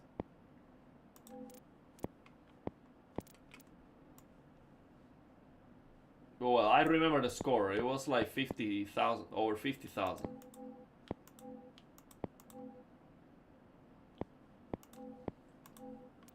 Let me lower the audio here just in case.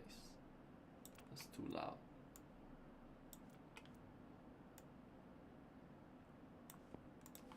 Okay, let's see.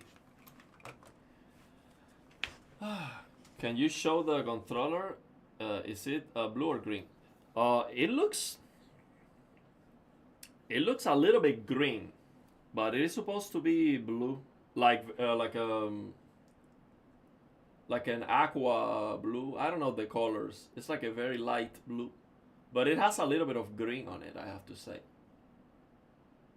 Now, these are not the original sticks. These are Gamesir stick caps, the rubber stick caps. And I'm using the taller stick. The stick is included on the box. It's dome. So basically, I have to open the. So I put the stick cap on top of it. So it is blue, but it has a little bit of green.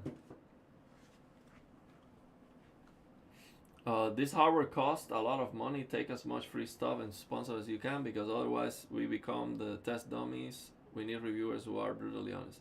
Yeah, the thing is, I do make it very clear what is a review and what is a sponsored video. If I'm getting paid, that's not a review. That's a sponsored video. The thing is, see, where the line gets thinner is when this is what happens. So think about this. I set up an affiliate link. I really recommend the G7 Pro. It's the first review where I'm gonna have an affiliate link, because I highly recommend people to go and buy this controller. Think about this. A lot of people buy the controller. I make a bunch of money. And then next product comes. And instead of evaluating if I really recommend the product and I want to have an affiliate link, now I'm thinking, but I could make a lot of money. So even if the product is not as good, I still want to have the affiliate link. So that's what happens to most content creators. Why? Because especially if you want to do YouTube full time, you have no choice. That's the problem. The problem is now you're starting to recommend some products that are not as good, because what else are you going to do? See, think about this. If I am a controller reviewer, and I'm not, okay, I'm reviewing controllers because I like them, I'm into them. But think about this. If all I'm doing on YouTube is reviewing controllers, and I want to make money, if you are like me, which I'm like, okay, I like only 2 controllers, and those are the only 2 controllers I would ever recommend. Why would I recommend anything else? Now I make those 2 videos, I make money, and then after that, what? I have to wait another year until another controller comes out. That's good enough? See, I couldn't be able to survive if I'm gonna do YouTube full time. So that's what happens with most of the channels. They have to recommend products that they would not recommend because they cannot survive otherwise. Now, I'm being 100% honest and telling you what it is.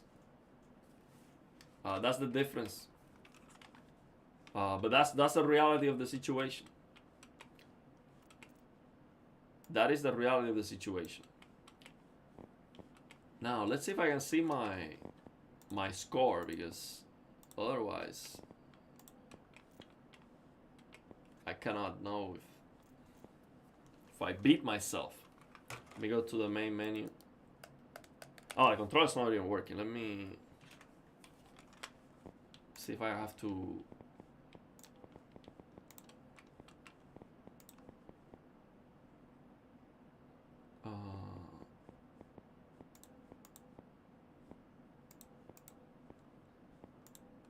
So general. I know if there's like a gyro, you can disable or enable it. Can you enable it?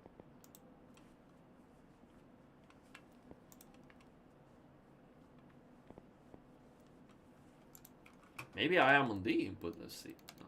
No, the controller's not even working. Let me close to the main menu. It was working. Yeah, it is working now. So it seems like I have to enter the game with the controller.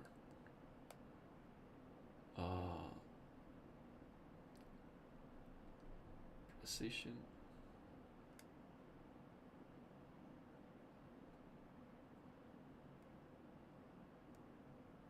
Six shot.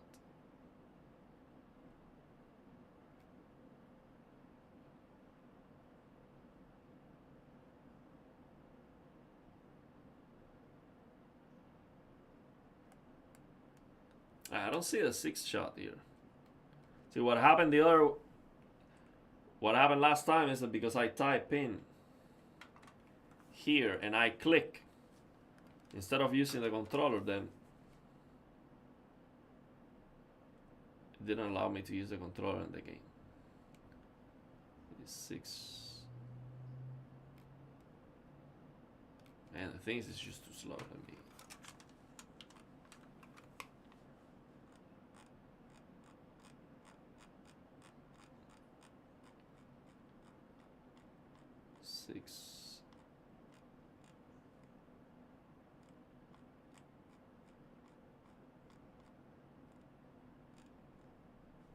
Why I don't see that?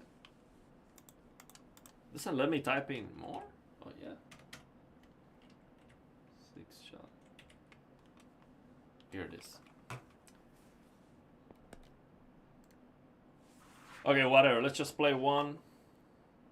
Oh, it's drifting a little bit. Why is it's drifting? The gyro. Oh, it's the gyro's working here. That is weird. The gyro is working, but like reverse. If I go up, it goes down and very slow. If I go down, it goes up, but very slow. That is weird. So it's like, why is this game, or this aim labs, why is it able to identify the gyro of the controller using X input, and then the games are not able to identify that? That's weird. Let me open this to make sure. Yeah, I'm using X input. So how is the gyro being recognized by this and the games are not able to do that?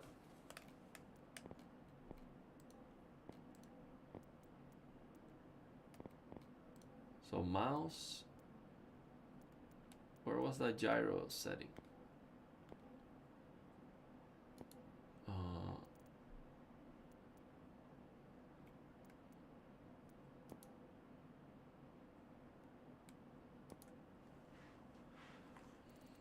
Let's see if I increase the gyro sensitivity by a lot. And then there has to be like a button to reverse the gyro because it was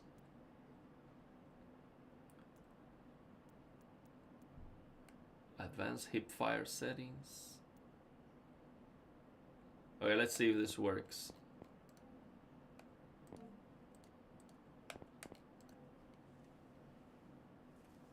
No. So this is not gyro.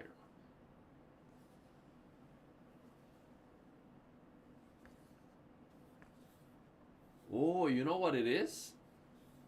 It's not that the gyro is working. It's that the stick drift is changing with the gravity because of the weight of the tip of the stick. That's crazy. I'm gonna disable this. Yeah, it's not that the gyro is working.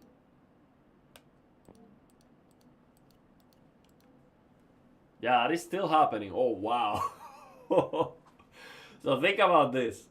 The gravity is pulling the right stick down because of the weight of the tip of the stick. So when I go the other way, the camera starts going up. Very slowly. See? That's crazy. So think about this. Even see, the little bit that the stick is moving, let's see if it's sideways, it happens too. No, sideways, it barely happens, so it's mostly up and down. Yeah, it also happens sideways. If I do this, it moves a little bit to the right. If I do That is crazy, man. Let's see if I stay in the same place. So if I make it not drift, the thing is still drifting. Let me see if I have to calibrate the controller again. Let's see. Yeah, it is drifting here on the controller a little bit. Let's see what is the. I might have to calibrate it again. Nah, that's fine. That's fine. The left is a little bit messed up. That's fine. That's fine. I'll play like this. It's not a big deal. So luckily we have creators of hardware on box. Yeah, that's another. See, that's another side of the coin. Some. See, when the YouTube channel gets big enough, then you don't have to do that anymore. See, because you're getting enough revenue from merchandise and all of that. But for the channels to start growing, like, you know, 100,000 subscribers and all of that, that's what they do. They just consume product and get excited about new product. It doesn't matter if it's good or bad. They're just gonna get excited about it and make a video about it. It's just the nature of the game, you know. If you don't do that, what are you gonna talk about? It's like, for example, when it comes to TVs, the only TV I would recommend is the absolute best. I would never recommend anything else. Do you think I can make money on YouTube as a TV reviewer? No. See, if they send me a TV and I'm like, look, I'm not gonna have an affiliate link because I only recommend one TV. That's it. After I make that video about that TV, what else am I gonna do? Trash every single other product that they send me and be like, yeah, this is good, but I don't recommend it. Companies are gonna stop sending me things because I don't recommend anything. That's a problem. But that's just the reality of the situation. Okay, let's see. See if we can get. No. I cannot aim right here. It is so extremely sensitive.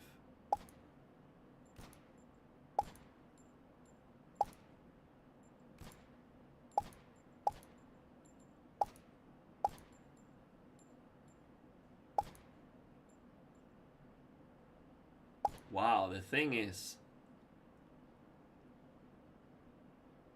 let me tell you, it is hard. See, I have the thumb over the stick. It is hard to not move the thumb. So I realize that the stick is registering my movement, but if it is hard for me not to move the thumb, it's hard to aim. So I have to get good at precisely just keeping my thumb without moving it and just moving it enough if I need to. I have never had that feeling with any other controller.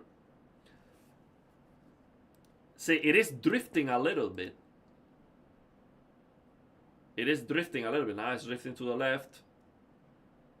Now it's drifting up.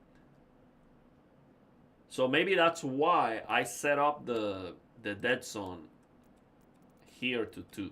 Because I had the dead zone set to 2. And maybe because of that, it was drifting with other controllers. I thought I had it set to 0. Let's see, if I set it to 1, see if I stop the drifting.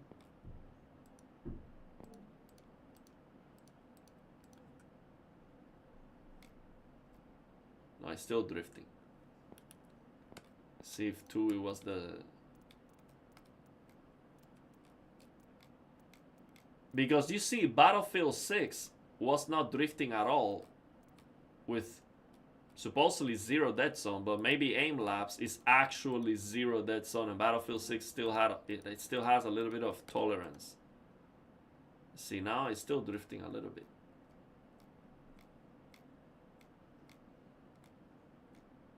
And now it's fine. Well, let's see if the same. Well, I was not even. Okay, let's see. Yeah, this is still my high score. It's right here. Let me get myself out of the way.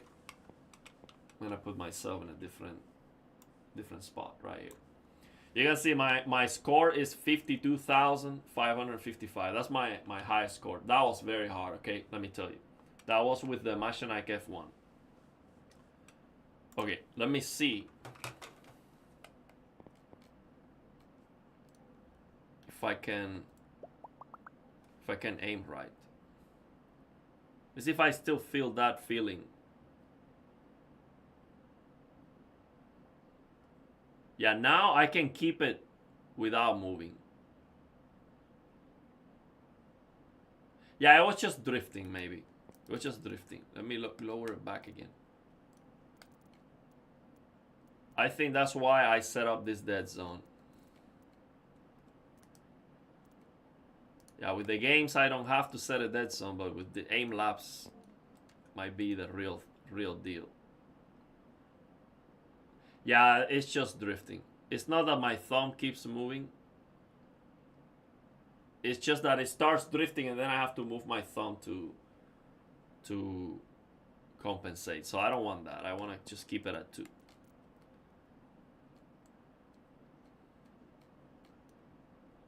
Now try this test if you want. You're gonna see it's not not easy. Now I saw there's a guy on YouTube that has over 5,000 hours on Kovac, I think. It's like aim labs. It's a different, one of these aim trainers. And I was on a live stream and I asked him, can you try this test? He did first try live over 70,000. 70,000 first try. Of course, he's a crack. But yeah, you can try this. It's not easy.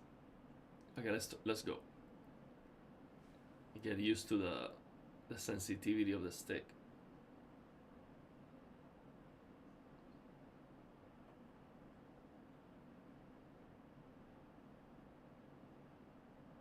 Okay, let's go.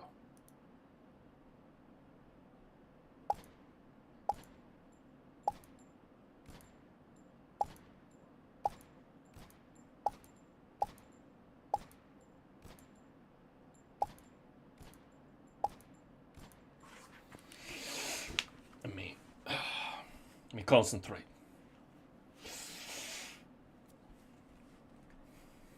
This is very demanding.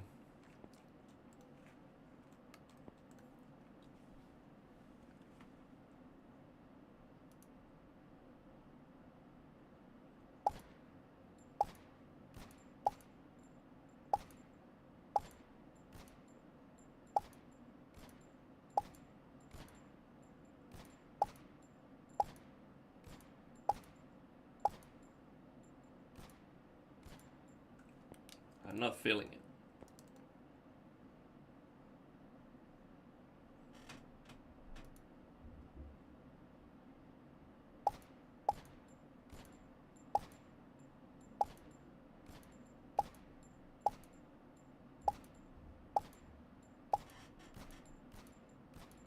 See, I'm not feeling it.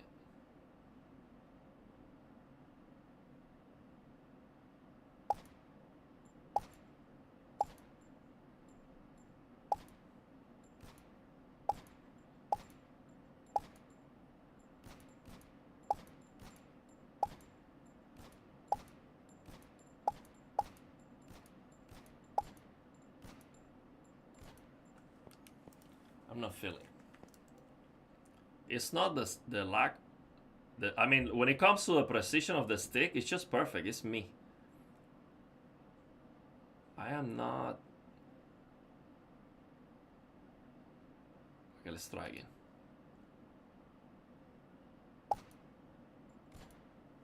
Let's see what's going on. I need practice. I cannot blame the controller. It's me.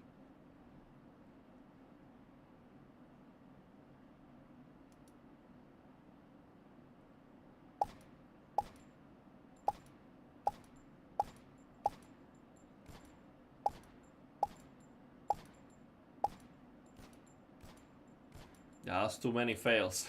You have to keep going up. Okay, I'll try this one, however it goes.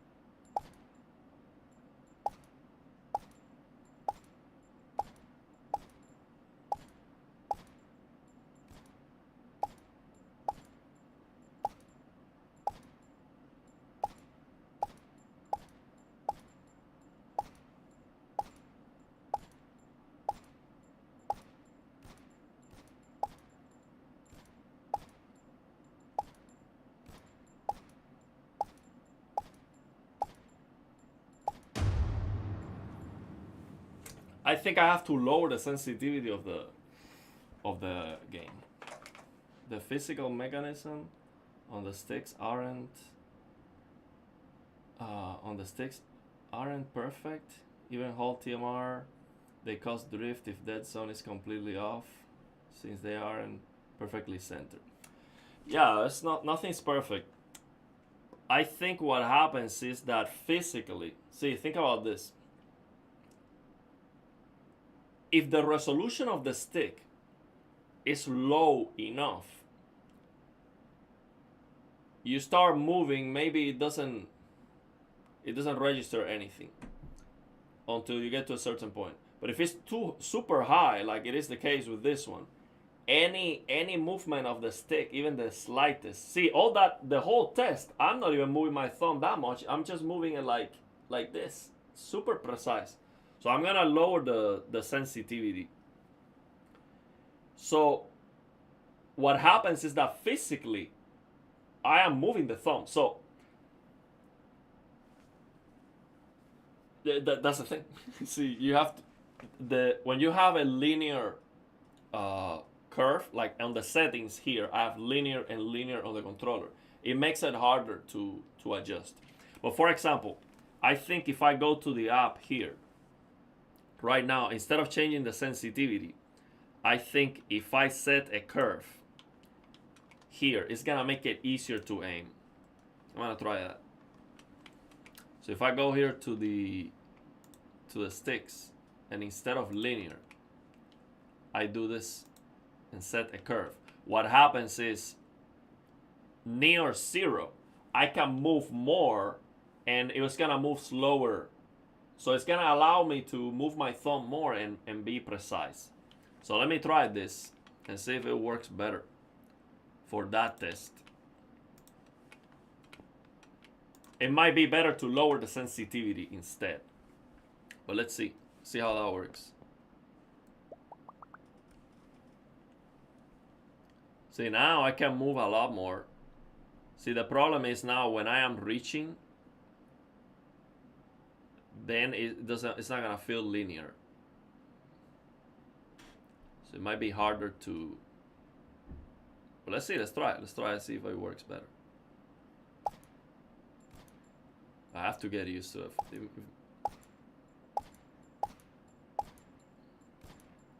No, this doesn't feel.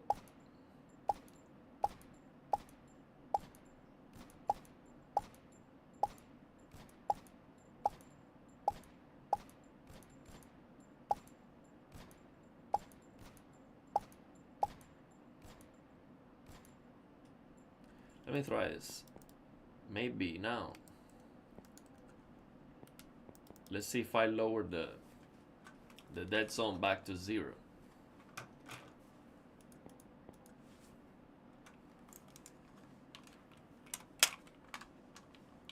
See if I don't have to use a dead zone now. Maybe the curve makes a difference. It does. It does. Now it's not drifting. It is, but less. See? Because the thing is, with a linear curve, as soon as you start moving, it is registering a higher input. So this is a better setup. Maybe not this aggressive. That curve was very, very aggressive. But let's see, maybe I can do better now.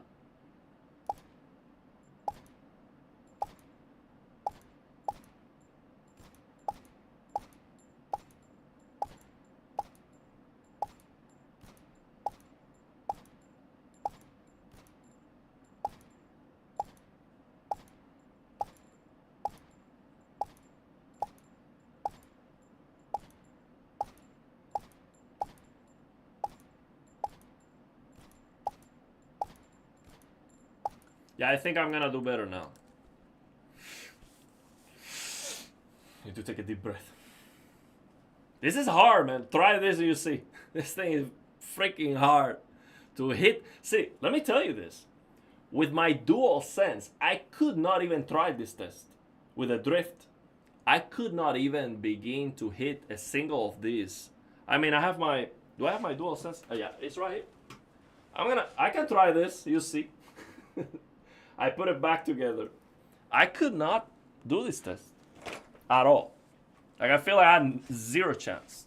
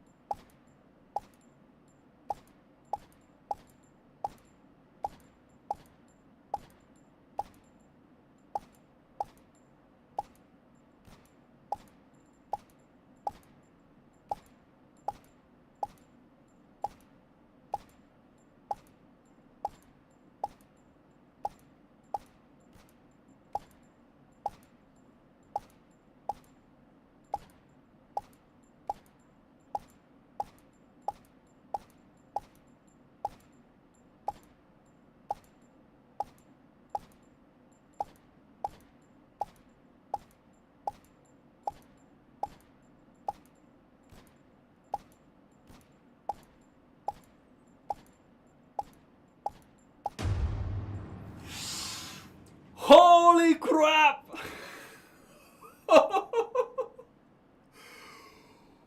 Wow, we did it! Second try. Well, I was like the try number 10, but that was my best. Let me tell you. Look. I've been trying hard for the past 4 months, coming here every night, changing different controllers, change the settings, going back and forth with the tension of the sticks and all of that. Personal best, okay? Forget about my opinion. Forget about what I'm feeling. No. A number, okay? Accuracy, number test, 100% verified, okay? It's a skill issue. I just have to get better. Okay, I just have to improve now. But 54,000 points on aim laps, that is no joke. Okay, for me, I'm a beginner. I started using a controller with TMR joysticks like 4 months ago.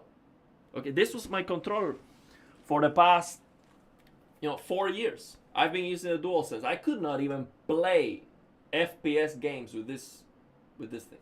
Let me show you. Let me show you how this test looks like with the DualSense, okay? Oh, this is actually very, very stiff. I'm gonna try this cable. Okay, I'm gonna connect my DualSense. Okay, to be fair, I'm gonna put some stick caps on the DualSense because that makes a big difference. Okay, that's just. So I'm gonna put the same stick caps which I have on the Gulikit TT Max. I really like the super tall stick. I wish I could have a huge stick like this for the G7 Pro. Hopefully they do taller sticks. Maybe I can just buy like a third-party stick. Okay, I'm gonna put this on the DualSense because without the stick cap, it's just big difference. I cannot even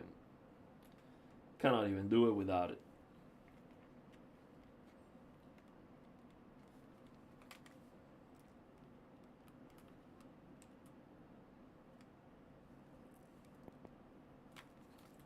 Okay.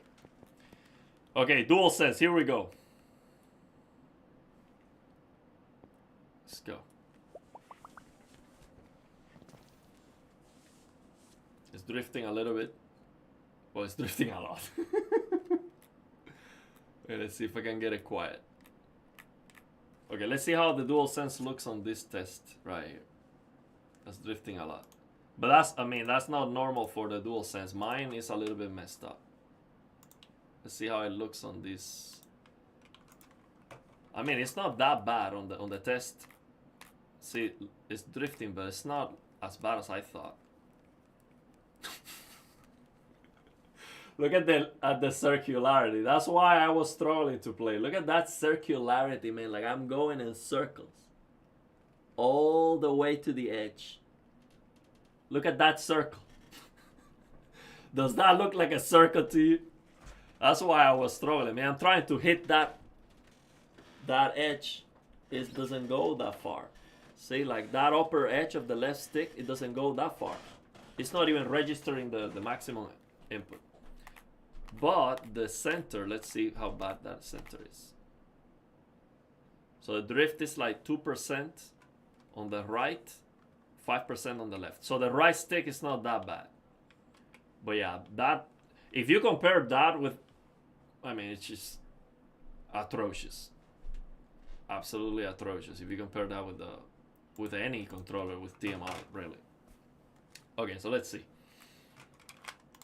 I'm gonna show you how it looks like with the DualSense. I'm gonna try my best, okay? I don't have to even try to make the DualSense look bad. I'll try my best. It feels a lot faster, I have to say. Oh, because it's a linear input, of course. Let's go.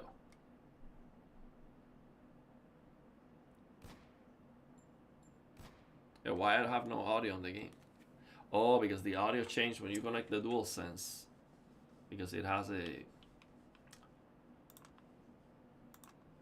Well, I don't know why, because the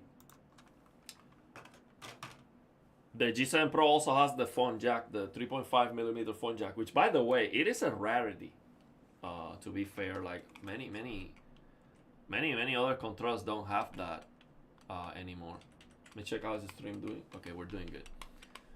Okay, let's go. Let's see how it looks with the DualSense. And I will honestly try my best. Like, I'm not trying to make the DualSense look bad or anything. And mine is not brand new, okay? Brand new DualSense gonna be better. Let's see. Okay, I'm gonna start again.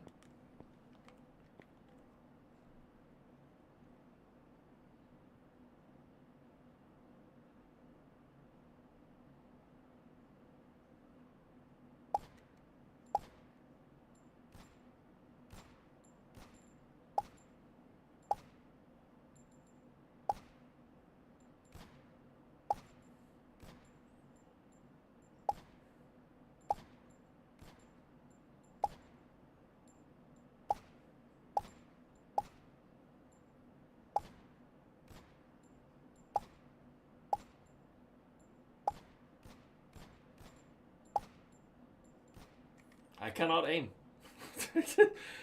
I mean, I can do it, but I cannot do it. I cannot aim. Like, you can see, I'm trying to... See, even just stabilizing, like, look.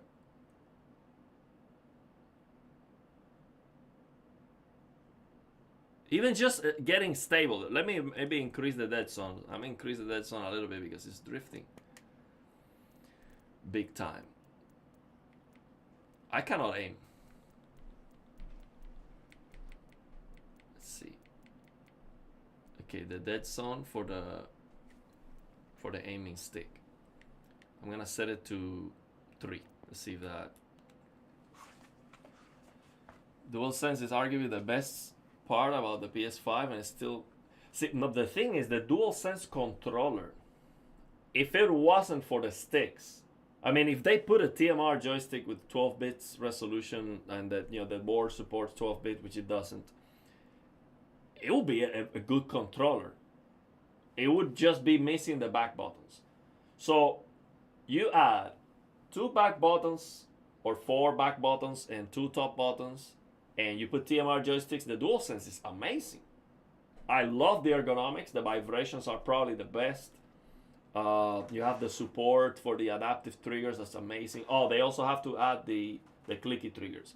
So if they basically a modified DualSense with a higher polling rate and a higher, which it doesn't exist by the way, because the board limits the is 8 bits. So you don't have more than 8 bits. Even if you put TMR joysticks that are higher, it's 8 bits. Because it's limited by the board of the controller. But if they do those modifications, and maybe of course improve the buttons if you're gonna do that anyway, instead of main brain, just make more clicky buttons and all that, the DualSense will be great. But that's not what we have. It's just not what we have. I love the vibrations. The DualSense vibrations are great. The adaptive triggers are amazing. I love that. Okay, now it's much better because it's not drifting that much. It's drifting a little bit. But yeah, let's go. It should be better now.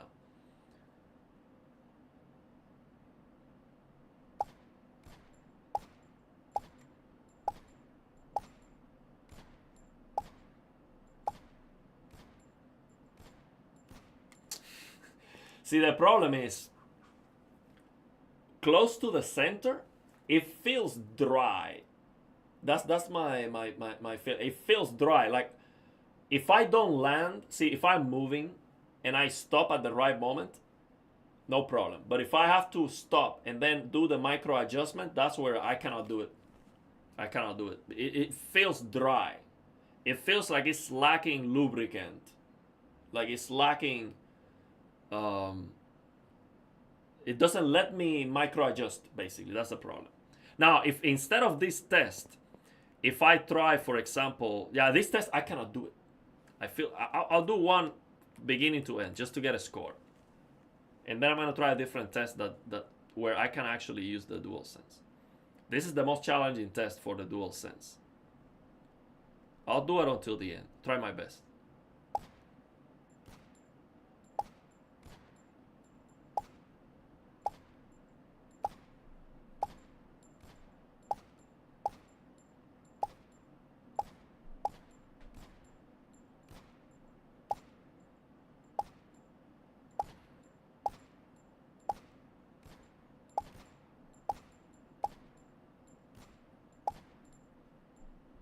See, that's the...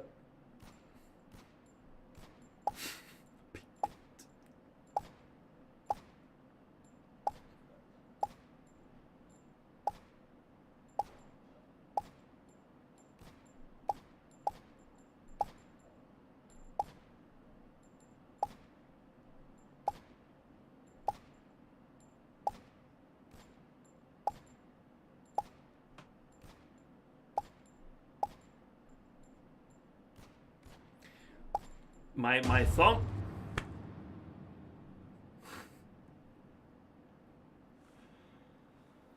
Well, is the difference that big from 25,000 to 54,000? No, it's bigger than that.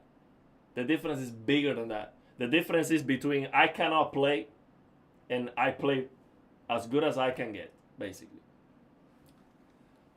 It's just... For this test, the DualSense for me is just unusable. Maybe if it was brand new, it would feel a lot better. The biggest problem for me is that the tension of the sticks is not that high. The DualSense tension is actually okay. I like the tension. But near the center, when I am trying to do the micro adjustment, it feels very, very tense. But in a bad way. In a way that when you start moving and break the inertia, it's actually soft. So it's like, and it feels dry. It feels like, rather than, you know, I don't know how to explain it. That's what I feel. So, but if I try a test See, this is a test that I have seen in some controller reviews. Let me show you.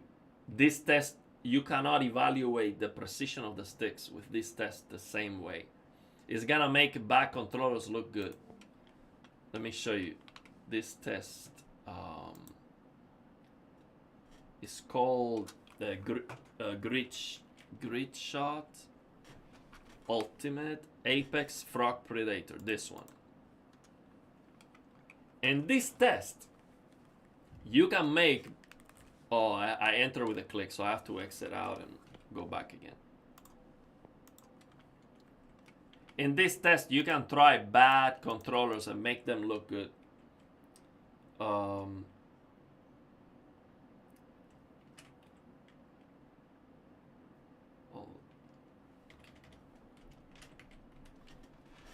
Grid Shot Ultimate Apex Frog. Okay, so let me enter with this one. See, this is big targets, big motion. This does not test the quality of the sticks because look at the size of the target. So this is only testing how good I am, basically, mostly. See, of course, it's gonna make a difference if you have better sticks, but see, there's not a lot of precision needed for this. So I have seen this test in some reviews, and I don't think this is a good test for the sticks. See, even with the DualSense, I can do okay with this. Not amazing, but I can do okay.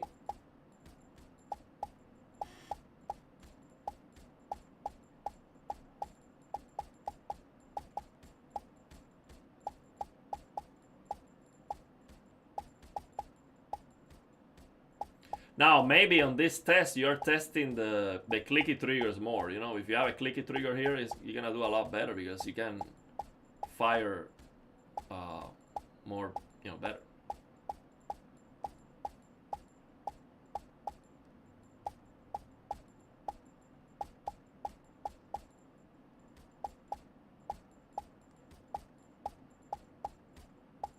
Yeah, I'm missing sometimes because of the trigger. The trigger being soft and not clicky.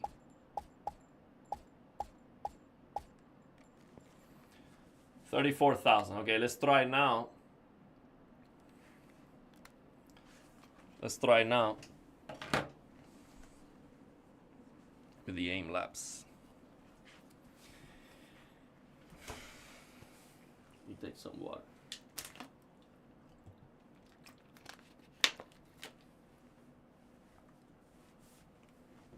See if I can break my record.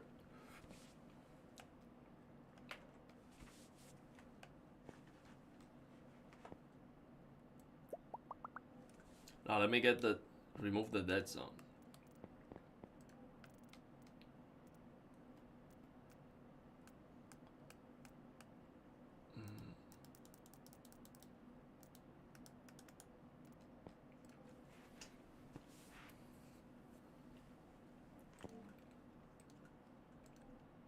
Let's see how fast it's moving.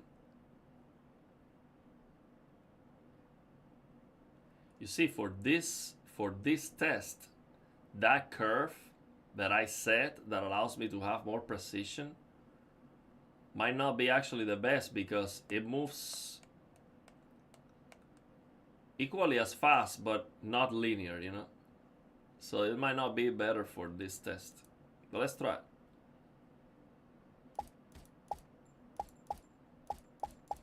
See, I'm moving too slow.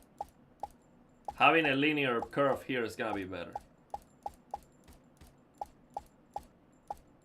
Yeah, let me set it to linear.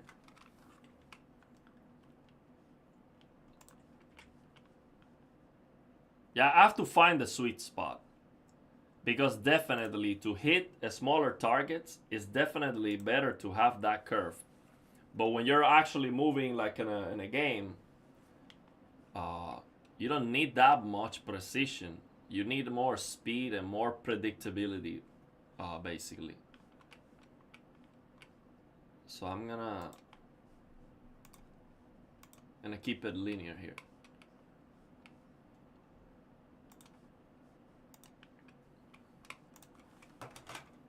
See how we do now.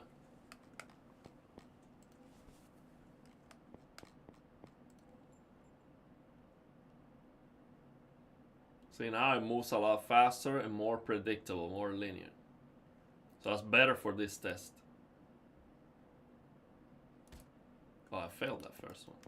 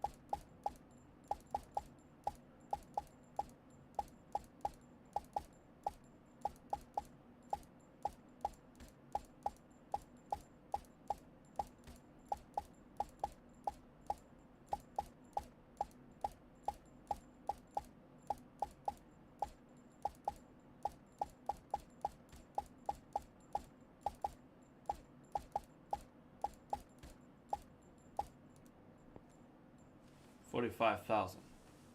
See, I was very close to my best. My best was 46,000. My best score ever is 46,000. First try, and I am already close to my best.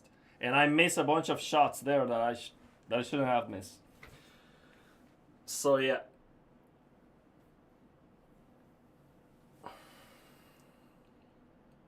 I have to wait for the new Machinike F1.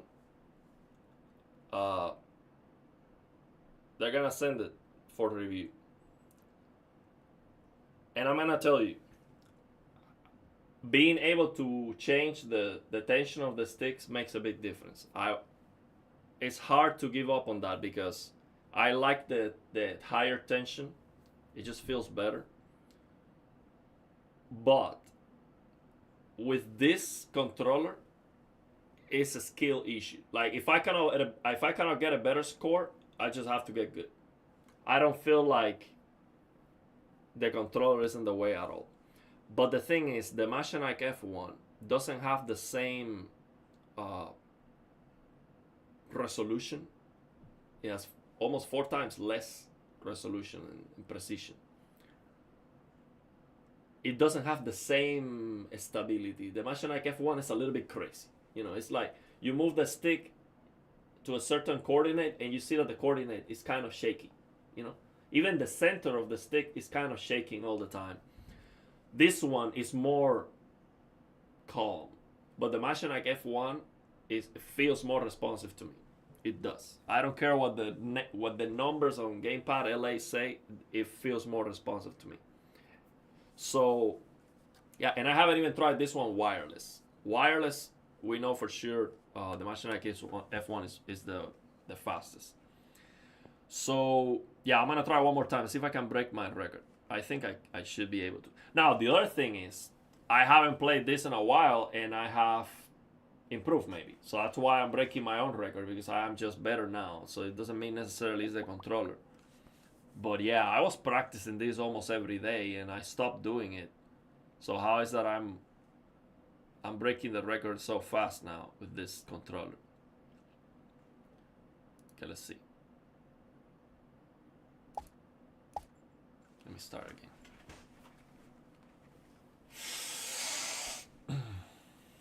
Maybe let me add a little bit of a dead zone. The 2 dead zone, so I have no drift. Yeah, this will be better. Okay.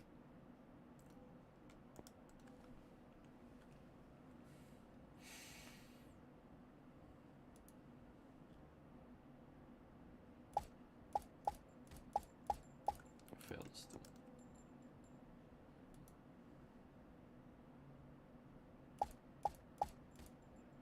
Oh, I'm failing that. Need to get into the flow.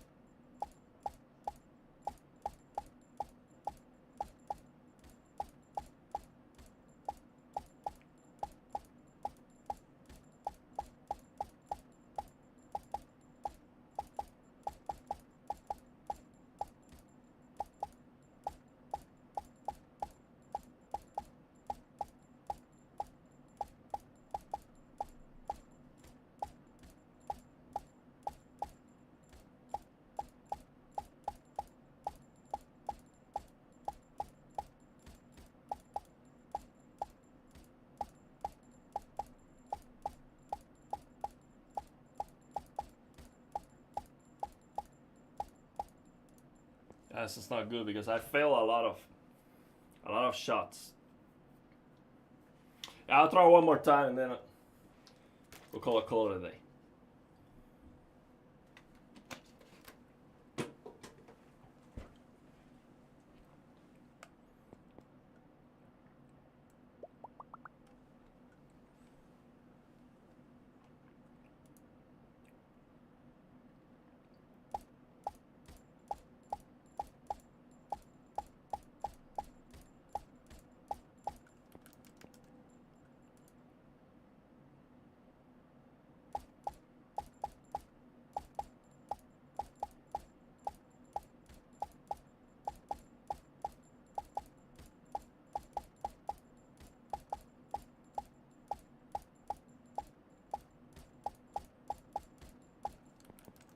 Too many failed shots.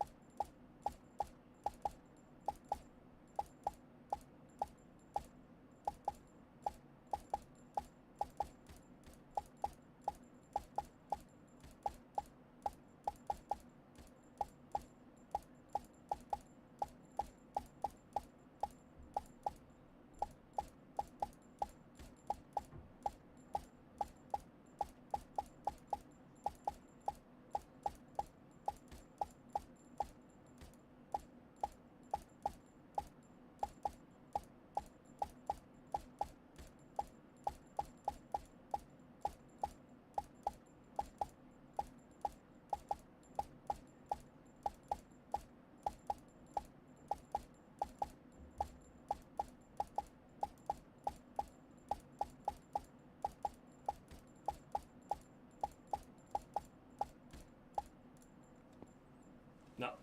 Okay, well, let's leave it there. I would have to try more.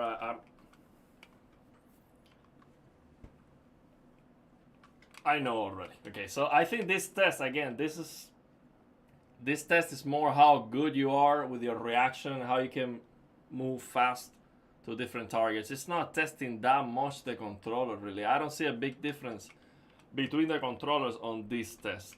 The biggest difference I see is on the other one with the small targets. So yeah, man, let's leave it there. Do you have any questions before we finish the stream? I want to play today.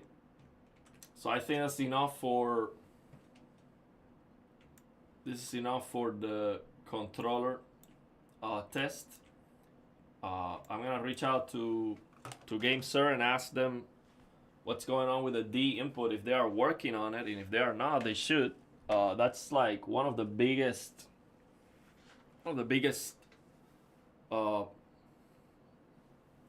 selling points, one of the biggest advantages for me, to have native gyro support. Right now it's 3000 hertz polling rate,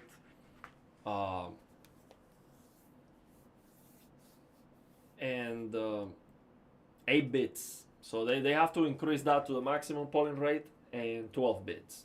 They have to do that. So I hope they're working on it, because that's a big deal to be able to natively map and calibrate the gyro on Steam. Right now you cannot calibrate it, but it's working in game with D input. That's a big deal. So yeah, it is exactly what I was expecting. Exactly what I was expecting. Just better than the G7 Pro. A lot more precise. Now, when it comes to the input lag, it's better, but I don't feel that the input lag on this controller is better than the Machinike F1. I don't feel that. And the thing is, if you go to Gamepad LA, some tests say that this is going below 1 millisecond. It would be better than the Machinike, but I don't think so. I don't think so. But you know, input lag is one of those things. Maybe a machine is measuring this in front of me and telling me this is actually lower input lag for the sticks than the Machinike, but the tension of the sticks or whatever, the ergonomics or whatever, makes the Machinike feel faster. But I'm telling you, man, I've been using the Machinike for a long time now, like over 2 months, and it feels faster. But just lower the shadows on the game. That's already gonna feel a bigger difference than that. Just lowering the GPU utilization is gonna give you maybe a bigger boost. But yeah, let's leave it there. Let me know your thoughts and opinions. If you have any questions, I'm going to, maybe take a break, and then I'm gonna play something today. Maybe Samsung. I don't know. Let's see. Pragmata. Let's see. Got a huge plant-based burger. Made patties myself using seitan. What is that? I made patties. I don't know what that is, patties. But yeah, I have tried the plant-based burgers. They're good. It tastes good, but I try to only eat the good stuff. The super clean stuff. But once in a while, I like to go. Say my favorite place to go to eat, with a family, with people, to invite friends and all stuff, is the Mongolian grills. So Mongolian grills in the US here are all you can eat, and you have like a bunch of things that are uncooked. You choose them, and they cook them for you in a big. It's like a rounded iron grill. And the best thing for me is that I don't put anything on the food. So I just get the food. I tell them no oil. They just put water on it, and they cook them on the grill. And then if I want to put some sauce or something, I do. If I don't, then I don't. So it is the cleanest place to eat for me. It's actually the only restaurant, the only place where I can go and eat and all I want and enjoy it and not feel bad about it later. It's just perfect for me. Yeah, very low oil. Yeah, low oil is important. But yeah, once in a while, have some fun. So yeah, let's leave it there, man. I might be coming back to stream something else. But yeah, I'm happy about this one overall. If you jump to the end of the stream to get my thoughts on the controller, let me tell you, this thing is good. And it is so good that I feel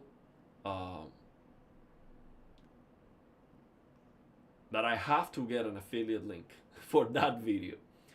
Because I'm going to tell you the truth. And the truth is, I don't think there's any controller that comes even remotely close to this controller. At any price, let alone $80. Okay, this controller has probably the best TMR joysticks. The JS13 Pro. At 8,000 Hz polling rate. You have the best software that I have seen for any controller. Is this Gamesir software? What's the name of it? Gamesir Connect software. This software allows you, well, the controller has 4 profiles where you can have 4 different button combinations, and the dead zone, and the curve of the sticks, and the gyro mapping. 4 different things. But on top of that, you have a second layer that you can switch on the fly, because you have a profile button on this controller where you can go, you press the profile button, you have 1, 2, 3, 4, 5. 1, 2, 3, 4 profiles, right? But every time you change the profile, the controller disconnects and connects back again. Because you can have one profile at 8,000 Hz polling rate, the other one at 4,000, whatever. But we have this second layer that you can change on the fly with a toggle button. You can toggle to switch or press to switch. And the controller doesn't disconnect. So you can just be playing the game or whatever, you want to change to a different layer, like a whole complete different setup of buttons with one switch. So for me, that is a huge deal, because what I do is I have that second layer set up to control the PC. So my right stick is the mouse, right click, left click. I can set one button. It doesn't have macros. Not that I didn't see macro option, but I have the ability to set with one button to press 3 different keys of the keyboard. So with one button, that is Windows E. Another button, Windows Alt F4. Another button, Control Alt Del. You see what I'm doing? So I'm controlling the whole PC. I open the Windows Explorer. I have my mouse here, right click, left click. I can copy and paste, for example, copy, paste, Control C, Control V with one button. Escape, Alt Tab. So I can control the whole PC with my controller. And then when I open the game, I press this button, which I set to the switch, and then I have the profile normally to just play the game. That is such a big deal for me, because I don't like to, I'm playing in front of a TV. I don't like to have to use the keyboard and mouse to, my legs, the keyboard, a huge keyboard on my legs, to. So this is the only controller that I've seen that allows me to do that. So the software is just incredible. On this controller is the best software that I have seen. And on top of that, you have the input lag, the best sticks, and yeah, this controller is just nothing is perfect. They remove the motors on the triggers. I don't like that. That's a downside. And it seems like they did it because of the 8,000 hertz polling rate, because on the original G7 Pro, when you change from 500 hertz to 1,000 hertz, you got a warning, hey, the vibration of the trigger is not gonna work natively or something like that. But as far as I remember, they were working. And I say remember because I gifted that controller to a family member, because I knew I was gonna get this one. And he had an Xbox, so that's the only Xbox controller I had anyway. But I think that's the best Xbox controller out there. So I think it was working at 1,000 hertz. Maybe not the same, but I remember it was working, and I enjoy that a lot. I sync the trigger vibration with the regular vibration, and it was feeling great. So we don't have that anymore on this controller, and that's a bummer. Other than that, they fixed the D-pad, which is huge. The D-pad on the original Gamesir G7 Pro was broken. It was loose. Like you used to do this, and it was loose. That they fixed that, and it was loose. I tried to fix it by buying these rubber gaskets that fit perfectly, and that helped the D-pad, but it was still not perfect. This one is better than my previous G7 Pro with the fix with the rubber gaskets. So they definitely improved that. So man, honestly, I have to say, I cannot recommend this enough. And I'm not getting paid for it, so I'm gonna have an affiliate link, and we're gonna pay for it because I think they're gonna sell out. I believe this will be the most successful PC controller ever, and nothing will come close. I mean, maybe this year this year is already halfway, but maybe the competition is going to step up. But this is just amazing, absolutely amazing. So what I would like Gamesir to do is make a more expensive controller. Okay, $80 is amazing, like, yeah, but there is an audience out there that want a more premium controller. How can you make this controller better? Adjustable sticks. I want to be able to adjust the tension of the sticks. That's a big deal, and this controller doesn't have that. Would that make the controller more expensive? I'm okay with it. Charge $40 more. I don't care. I would buy it. I bought controllers that are $120, $180 already. So I would buy it. Many people would buy it. Make a more expensive controller with adjustable sticks, more additional buttons. Add 2 more additional buttons to the back. I don't know how, or you can just put them here or whatever. I don't know. I think I would like it to be like this one. This is such a great back button, especially you can lock it if you're not gonna use it. So maybe another button like this, but lower here, that you can also lock if you're not gonna use it. So you have your fingers like this, and you do this. You're pressing that button, and then you use the ring finger. You're pressing the other button, maybe. I don't know. I'm not a controller designer, but do that. 2 more additional buttons in the back. Tension adjustable sticks. Home run. $40 more, even, or $20, $30 more. It would sell like hotcakes, I think. This is gonna sell out. This is gonna sell like hotcakes. I think it's gonna be a very, very successful controller. Also, I would like them to do a symmetric sticks version of this controller. I would buy it. I would buy it. Give me symmetrical sticks. I prefer symmetrical sticks. Now that's gonna change that's gonna have to change the design of the controller, because if you put another stick right here, it's gonna be too close with each other. So when you do that, your thumbs are gonna go together. See, so you need to separate them more, and for that you need to make the controller a little bit wider. Make a bigger controller with symmetrical sticks. Similar to the DualSense when it comes to the shape. Something like the Machinike F1. I really, really like this controller, which I'm gonna review too. I got an early sample that has a bunch of issues. That's why I didn't review it yet.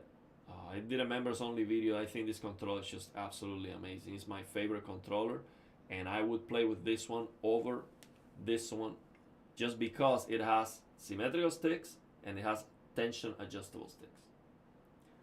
But the precision of these sticks is a lot higher precision, but this one feels faster. So I prefer this. So I would like Gamesir to do a controller like this with the same technology they have, and charge whatever they need to charge, because I think people will buy it. Anyone got the best settings for FPS on the Nexus app? I share all the settings I use. I don't know if they are the best, but I share what I think what works for me. I've been using the G7 Pro for a long time, so I know this is what I would use. So basically, I just lower the dead zone, as usual. 0 dead zone, linear curve, unless you have a linear curve on the game or aim lapse and you want to try this, for example, which is what I did, and I broke my record on the 6th shot on aim lapse using this curve and a linear curve on aim lapse. So this works, but for the most part you want linear here, and then you set the curve on the game. Like Battlefield 6, it has a bunch of curves. So then I would max out the resolution of the sticks. Some pro players, they lower the resolution of the joysticks to 8 bits to use aim assist on the game, because it makes the aim assist work more aggressively. I don't do that because I like to enjoy actually aiming myself and getting good at it. So I max out, of course, the resolution of the sticks and max out the polling rate. Now, you might see on testing that the input lag might be better if you set it to 4,000 hertz. It could be, but in my experience with the Machinike, which is also 8,000 hertz, I can tell the difference. I can definitely tell the difference between 4,000 and 8,000. It feels more responsive. It feels more smooth. The screen motion is better. So it just looks better in motion. This is one thing that this controller, let me tell you, if you have a regular DualSense controller and you buy this for PC gaming, the motion clarity difference, so what you see on your screen, how smooth the game looks, it's gonna be huge. I guarantee you that. I was blown away. I was not expecting that to be the case. People told me, get the G7 Pro with TMR joysticks because it's not gonna get stick drift. I was not expecting the motion clarity to look better on my display. And this one is just even better. So, blown away. Now, I have to say, so you might think, well, is this the best controller ever created? Well, I think for the money, there's no question about it. I mean, there's nothing comes even close. But capacitive joysticks is a better technology. The thing is, right now, capacitive joysticks are limited to 2000 hertz. So even those controllers that have 8000 hertz polling rate with capacitive joysticks, the buttons are 8000 hertz, but the sticks are 2000 hertz. So capacitive joysticks have a higher resolution, slightly higher. I mean, this one is, I have to do more tests with the resolution. I got consistently over 4000 resolution, but with the KP70 capacitive joysticks, I'm getting close to 5000, and you can get over 5000 if you try them enough times. So capacitive is gonna have a little bit higher resolution, and I think it has, it's more quiet, and the motion on the display with capacitive joysticks is just special. But I've never seen any capacitive joystick controller so far close to the top 10 when it comes to the responsiveness. So yes, it's a superior technology, but right now, no controller has it to beat TMR. So TMR right now for competitive, I think is better, but capacitive is a better technology. So I'm looking forward to more controllers with capacitive joysticks because they should get better at some point. Now I'm freezing. I don't know if this is the app that I'm using. It's just popping this stupid watermark so you buy the app and all that stuff. So yeah, man, my in conclusion, man, I'm blown away, and I highly recommend it. Yeah, it's just running by it. It's amazing. Okay, that's it. Ariel, I'm about to purchase LG C5 65-inch. The S95F is in stock, but it costs twice as much, double the price. It might be good, but I think it's worth paying twice the price. But don't buy the C5. Get the S90H. How much is the S90H? The S90H is much better than the C5. Much better. It's not even close. And that one should be a lot cheaper, and it has a semi-glossy finish. So that's what I would recommend you. Here in the US, the S90H goes down in price to stupid cheap, like a lot cheaper than C5. It's not in stock. Oh, I see. Oh, I see.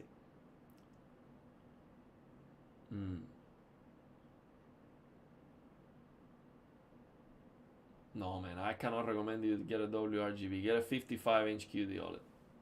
Size is king, but it's too big of a difference, man. Too big of a difference.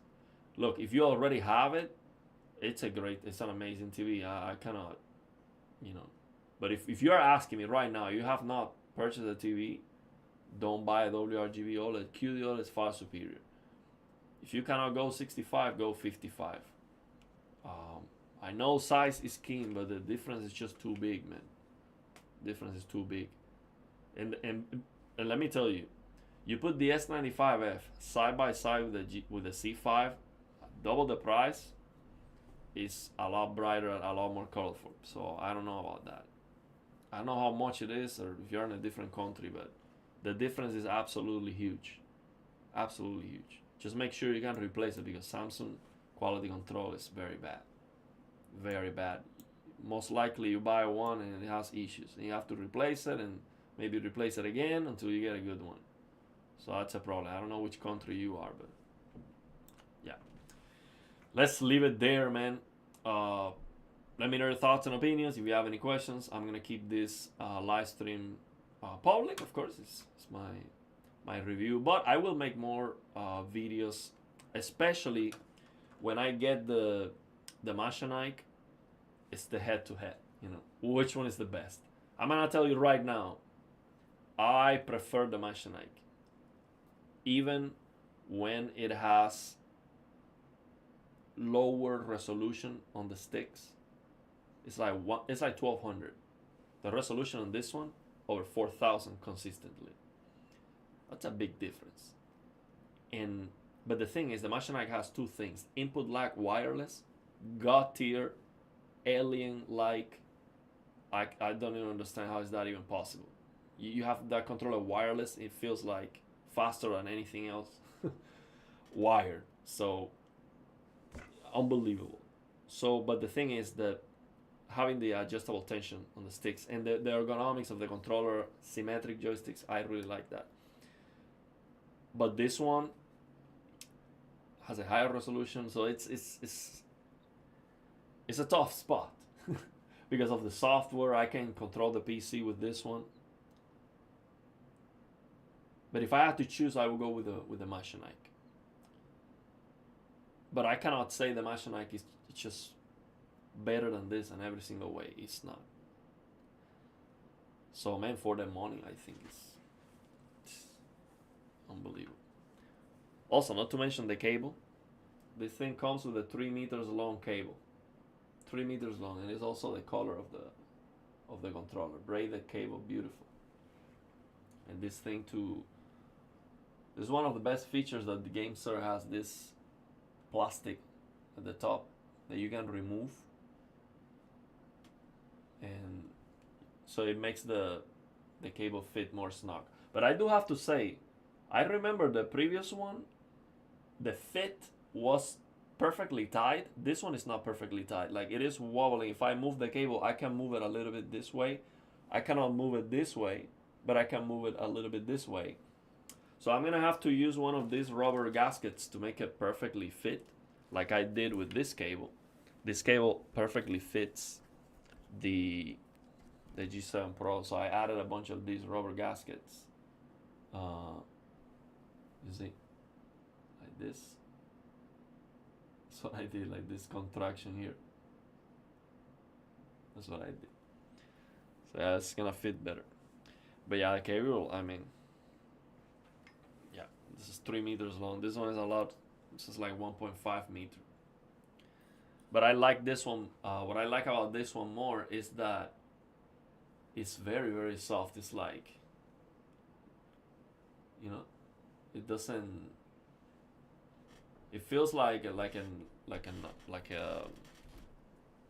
cloth, like a piece of cloth. This one is more like a, you know, it's a lot harder. This one is a lot more stiff.